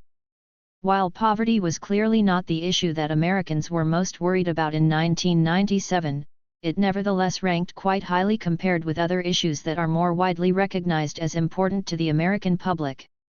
On average, 5.0% of survey respondents named poverty or homelessness as the country's most pressing problem, about the same number as those mentioning education, and considerably more than those mentioning welfare, health care, taxes, or illegal immigration. Because responses to these most important problem questions are quite volatile, this evidence only suggests the priority that Americans attach to the problem of poverty. Nevertheless, it does present a challenge to the belief that America's failure to respond more forcefully to poverty results from the low priority the public places on helping the poor. Finally, the political system has not produced the kind of anti-poverty policy that the public prefers because the public's preferences have been consistently misread. In politics, it is perceptions that count, and the perception that middle-class taxpayers will not support programs that help only the poor has made politicians reluctant to associate themselves with the effort to expand government assistance for the needy. In an otherwise unfavorable response to Republican efforts to trim the welfare state, the St. Louis Post-Dispatch wrote, "A hard-pressed middle class is tired of paying for aid to poor people who seem to be forever with us at great expense." Happy face, but as we have seen, this popular understanding of the sentiments of the American public is misguided. Most middle-class Americans, hard-pressed or otherwise, want to boost, not cut, assistance to the poor. Welfare, of course, is another matter. And public opposition to welfare is important, not least because it points to the cynicism toward the undeserving poor that presents a significant political obstacle to anti-poverty efforts. Attitudes toward welfare are also important because welfare has received disproportionate attention from the press and the public, despite the greater expenditures on other kinds of means-tested aid. But the public's real and strong opposition to welfare has been overgeneralized, and the stark contrast between public opposition to welfare and public support of Social Security has been misinterpreted as an indicator that only those programs that directly benefit the middle class can enjoy popular support. This widespread image of American citizens as primarily self-interested in their approach to politics is consistent with the deep cultural understandings that underlie American democracy. Our founding fathers viewed government as the mechanism by which competing interests could be tamed. And surely this is what much of politics is about: the pursuit of self-interest by the multiple factions that compose a society. But it is an impoverished understanding of politics that does not also recognize the importance of other motives. Civic pride, patriotic duty, a concern with justice, and a desire to help the least advantaged improve their lot can all conflict with individuals' pursuit of their material interests. Yet these non-material values that Americans hold dear may be more important in understanding how the public thinks about politics than our calculations of self-interest narrowly understood. Political elites and organized interest groups battle over concrete benefits, but most ordinary Americans approach political questions by asking which policy is best, not which policy is best for me. Policy implications. Fighting poverty is not an easy task. The effort often involves trade-offs between competing goals, and progress is increasingly hindered by global economic forces that bode ill for those with low education or skill levels. Happy face, how, then, should America respond to the challenge of poverty as we enter the new millennium? Clearly, the costs and efficacy of alternative anti-poverty policies must be our foremost concern. But the political viability of these alternatives is also an important consideration. There is little use in promoting anti-poverty policies that stand no chance of acquiring the political support needed to become law. One aspect of political viability concerns the public's attitudes toward proposed anti-poverty programs. Of course, public attitudes can and do change over time, in response both to changes in the social conditions that affect the country and to political leadership. Yet the history of Americans' attitudes toward welfare and welfare reform suggests an enduring set of concerns that the public brings to this debate. Happy face, programs that fail to address these concerns or that are not oriented toward the anti-poverty goals that the public embraces will be fighting an uphill political battle. What lessons can we draw from the research reported here about the kinds of anti-poverty programs the public is likely to support or oppose? What does this research suggest about the political viability of a more ambitious and effective government anti-poverty effort? And finally, what obstacles stand in the way of a social welfare regime in the United States that is as successful at reducing poverty as those found in most of the world's other advanced industrial nations? One lesson to be drawn from the work presented here is that an anti-poverty program's race-neutral structure will not insulate it from racial politics. Most welfare recipients are not black, and welfare policies make no distinction between applicants based on racial or ethnic identity. But as we have seen, white Americans' thinking about welfare is thoroughly racialized. The perception that blacks lack commitment to the work ethic plays a central role in shaping whites' views of welfare. 214.9. And welfare recipients, and whites' perceptions of black welfare mothers are far better predictors of their attitudes toward poverty and welfare than are their perceptions of white welfare mothers. Responding to the lack of political support for race-targeted programs, some observers have called for a surreptitious social policy of combating racial inequality through race-neutral programs. In The Truly Disadvantaged, for example, William Julius Wilson urges liberals to adopt a hidden agenda of using race-neutral policies to address racial inequality. Race-neutral programs are more popular among the American public than similar race-targeted programs, but this difference stems from both racial and non-racial considerations. In addition to prejudice, self-interest, and racial stereotypes, the belief that scarce resources such as jobs or college admissions should not be allocated based on group membership may motivate whites' rejection of race-targeted programs. Thus, race-targeted policies can be rejected on non-racial grounds just as race-neutral policies can be rejected on the basis of racial attitudes. The politics of anti-poverty policy is simply too complex to support the contention that a race-neutral structure can deracialize this debate. As long as blacks and other minorities remain disproportionately poor, it is unlikely that anti-poverty policy can ever be divorced from racial politics. Despite the unavoidable link between poverty and race, anti-poverty programs do vary in the extent to which they evoke racial stereotypes. The association of anti-poverty programs with minorities may depress support among whites, but as we have seen, this association is not an insurmountable barrier. Even programs strongly associated with blacks can enjoy high levels of popular approval if the programs are seen as providing benefits to those who are trying to help themselves. Race-based opposition to anti-poverty programs emerges not simply from the perception that a program's beneficiaries are minorities, but from the perception that a program's beneficiaries are undeserving minorities who prefer to live off the government rather than work. Because the belief that blacks lack commitment to the work ethic remains widespread among white Americans, programs that are seen as undermining the work ethic and rewarding idleness will fall prey to the politics of racial stereotyping. But even highly racially identified 215 programs can gain strong support among whites, as long as the programs are perceived as helping poor people to better support themselves. As we saw in 7, most whites believe that Head Start and job training programs benefit primarily minorities, yet both of these programs receive overwhelming support from the American public. In a period in which race and racial politics are never out of the headlines for long, few may be surprised that whites' opposition to welfare reflects their views of blacks. More surprising, I suspect, is the fact that public support is nevertheless strong for anti-poverty programs that assist the deserving poor education, job training, job creation, WEL. Fair-to-work programs, the minimum wage, the earned income tax credit, health care, child care, housing assistance, subsidized transportation to work, and other benefits for the poor all enjoy substantial support among Americans. In dramatic contrast with welfare, the public wants more, not less government effort along these lines. Many of these programs receive widespread public support because they promise to enable poor people to better meet their own needs. For most Americans, poverty is only solved when people are able to earn their own way out of the ranks of the poor.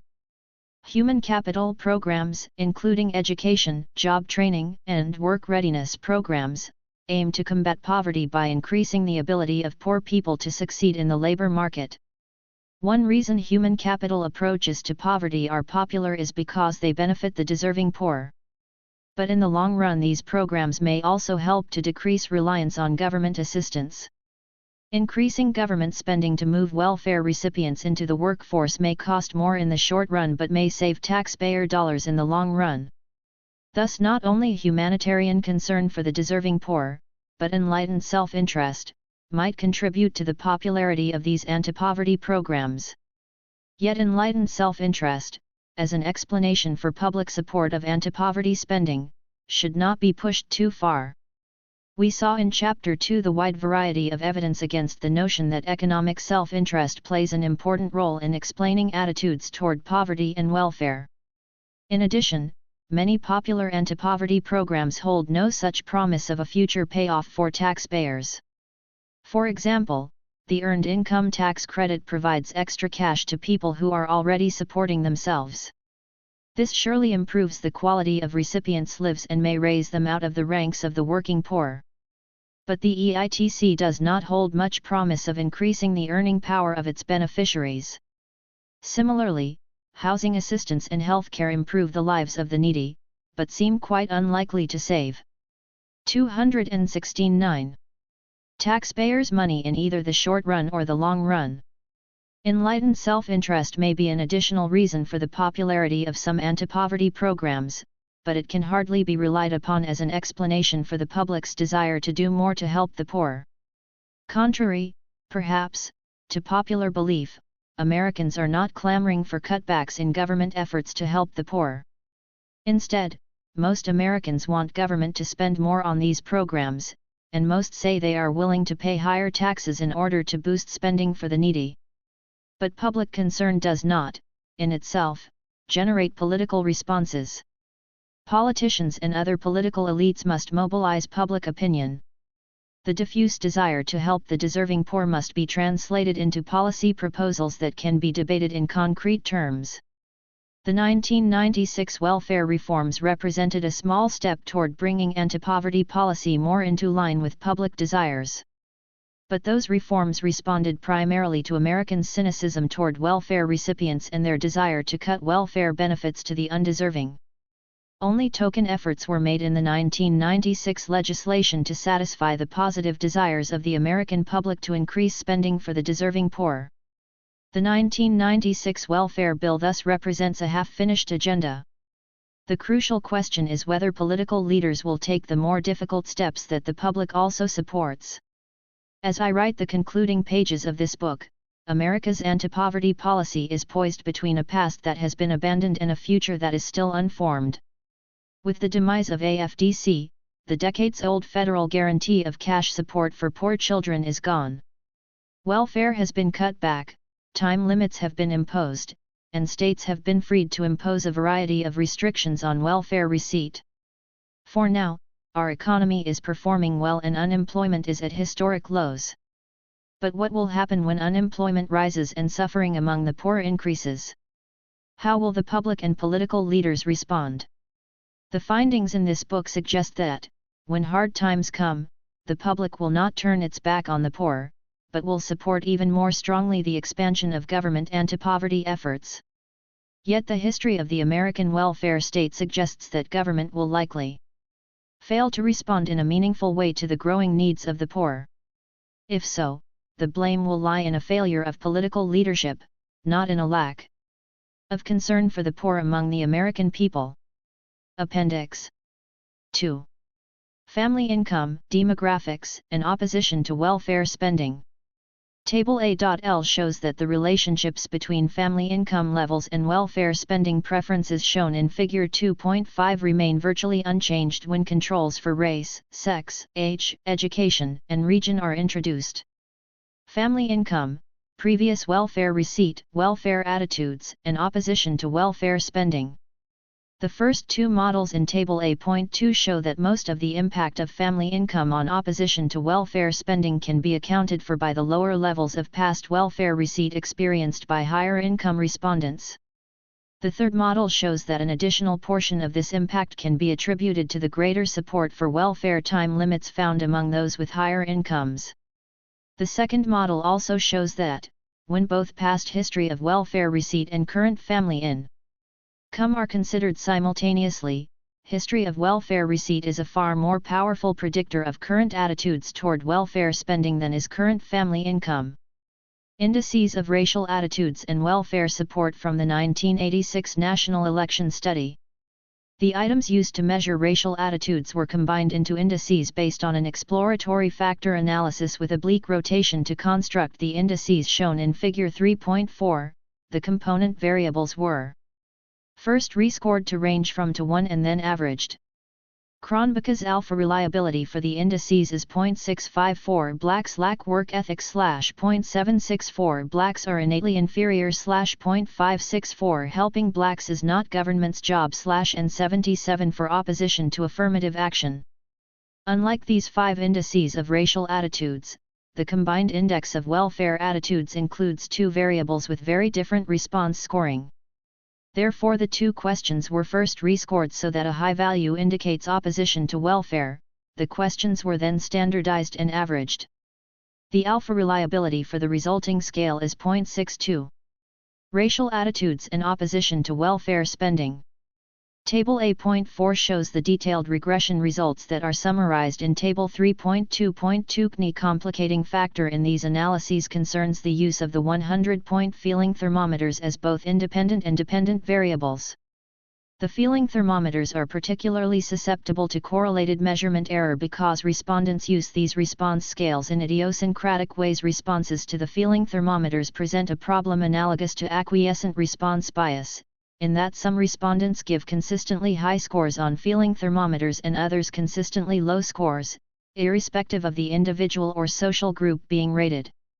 Consequently, statistical associations among all thermometer ratings are biased in a positive / e direction, artificially inflating associations among items / with true positive / e correlations and depressing associations among items with true negative correlations. In the analyses in Table A4, the consequence is artificial inflation of the association bet / in feelings toward blacks and feelings toward welfare recipients. To compensate for this consequence of correlated measurement error, I constructed an independent measure of thermometer response tendon and entered it into the regression analysis along with the substantive predictors. Feeling thermometer response tendencies were measured by averaging respondents' ratings of liberals, conservatives, Democrats, and Republicans. Those with high average scores across this set of 4 target groups tend to give higher thermometer ratings irrespective of target, while those with low average scores tend in the opposite direction. This method variable is used in the TiVo regression analyses in which the feeling thermometer SEER /ES as a dependent variable. 4. Question wordings, response codings and scale construction for questions from the National Race and Politics Study. Welfare spending. Suppose you had a say in making up the federal budget. Would you prefer to see more spent, less spent, or the same amount of money spent on welfare as it has been? Equals more spent, 50 equals kept the same, 100 equals less spent. Age in years recoded to range from to 1. Sex, equals male, 1 equals female. Region, equals non-South, 1 equals South. Education, what is the highest grade or year of school you completed? Equals 8th grade or lower, 0.2 equals some high school, 0.4 equals high school graduate, 0.6 equals some college, 0.8 equals college graduate, 1.0 equals some graduate work or graduate degree. Marital status, equals not currently married, 1 equals currently married. Family income, think of the income before taxes of all members of your household living with you now. Include income from all sources, including wages, dividends, interest, pensions, and other sources. Responses coded in 13 categories from less than $10,000 to more than $70,000. Liberal/conservative ideology, Ness style 7-point branching measure ranging from strong liberal to strong conservative. Respondents who do not think of themselves as liberal or conservative are assigned the middle position along with moderates. Party identification, Ness style 7-point branching measure ranging from strong Democrat to strong Republican. Respondents who express no partisan preference are assigned the middle position along with independents. Individualism. The government in Washington tries to do too many things that should be left up to individuals and private businesses. Disagree strongly. 0.33 disagree somewhat. 0.67 agree somewhat. 1 agree strongly. Perception of blacks as lazy. Now I'll read a few words that people sometimes use to describe blacks. Of course, no word fits absolutely everybody, but, as I read each one, please tell me using a number from to 10 how well you think it describes blacks as a group. If you think it's a very good description of most blacks, give it a 10. If you feel a word is a very inaccurate description of most blacks, give it a 0. Respondents' scores for hardworking are subtracted from their scores for lazy. The index is then rescaled to range from to 1. Cronbach's alpha reliability coefficient for this scale is 0.35. Perception of welfare recipients as undeserving. Most people on welfare could get by without it if they really tried. Disagree strongly. 0.33 disagree somewhat. 0.67 agree somewhat. 1 agree strongly. Most people on welfare would rather be working than taking money from the government. Disagree strongly. 0.33 disagree somewhat. 0.67 agree somewhat. 1 agree strongly. Respondents' scores for the second question are subtracted from their scores for the first question. The index is then rescaled to range from to 1. Cronbach's alpha reliability coefficient for this scale is 0.49. Welfare mother experiment. Now think about a woman in her early 30s. She is a high school with a 10-year-old child and she has been on welfare for the past year. How likely is it that she will have more children in order to get a bigger welfare? Check. Not at all likely. 0.33 somewhat unlikely. 0.67 somewhat likely. 1 very likely. How likely do you think it is that she will really try hard to find a job in the next year? Not at all likely. 0.33 somewhat unlikely. 0.67 somewhat likely. 1 very likely. Respondents' scores for the second question are subtracted from their scores for the first question. The index is then rescaled to range from to 1. Cronbach's alpha reliability coefficient for this scale is 0.61. Question wording and response coding for questions from the National Race and Politics Study. Opposition to welfare spending. See welfare spending in section above. Government should help the poor by giving them money. When people can't support themselves, the government should help by giving them enough money to meet their basic needs. Agree strongly. 0.33 agree somewhat. 0.67 disagree somewhat. 1 disagree strongly. Most people on welfare would rather be working. See perception of welfare recipients as undeserving above. Welfare costs too much. The high cost of welfare puts too big a burden on the average taxpayer. Disagree strongly. 0.33 disagree somewhat. 0.67 agree somewhat. 1 agree strongly. Most people on welfare could get by without it. See perception of welfare recipients as undeserving above. Lazy welfare recipients make me angry. Now I'll read a list of problems facing the country. As I read each one, please use a number from 0 to 10 to tell me how angry it makes you. If something doesn't bother you at all, give it a 0. On the other hand, if the situation makes you extremely angry or upset, give it a 10. How about a man who collects welfare because he is too lazy to get a job? Responses are rescored to range from to 1. People are poor because they don't try hard enough. What do you think makes most poor people poor? Most of them are poor because they don't get the training and education they need. 1 they don't try hard enough to get ahead. 0.5 both statements are wrong. Most people who don't succeed in life are lazy. Most people who don't succeed in life are just plain lazy. Disagree strongly. 0.33 disagree somewhat. 0.67 agree somewhat. 1 agree strongly. To ensure that any random differences between the two experimental groups assigned to the black and white welfare mother experiment were not wrongly attributed to the effects of the experimental treatment, itself, I constrained the variance/covariance matrices for the other variables in this series of regression equations to be equal. Consequently, the regression coefficients are identical for the two experimental groups for causal levels I through 4 of the analysis. Table A8 shows these results only once, but it contains the two different sets of results for the two experimental groups for level V, as well as the independent variable of interest whether respondents think most welfare recipients are black or most welfare recipients are white are coded from to 1. In each of the sets of analyses, the impact of racial perceptions of welfare recipients remains nearly as strong after controls are introduced in the second regression model, indicating that the relationships shown in Table 6.1 are not an artifact of respondents' demographic characteristics or ideological orientations.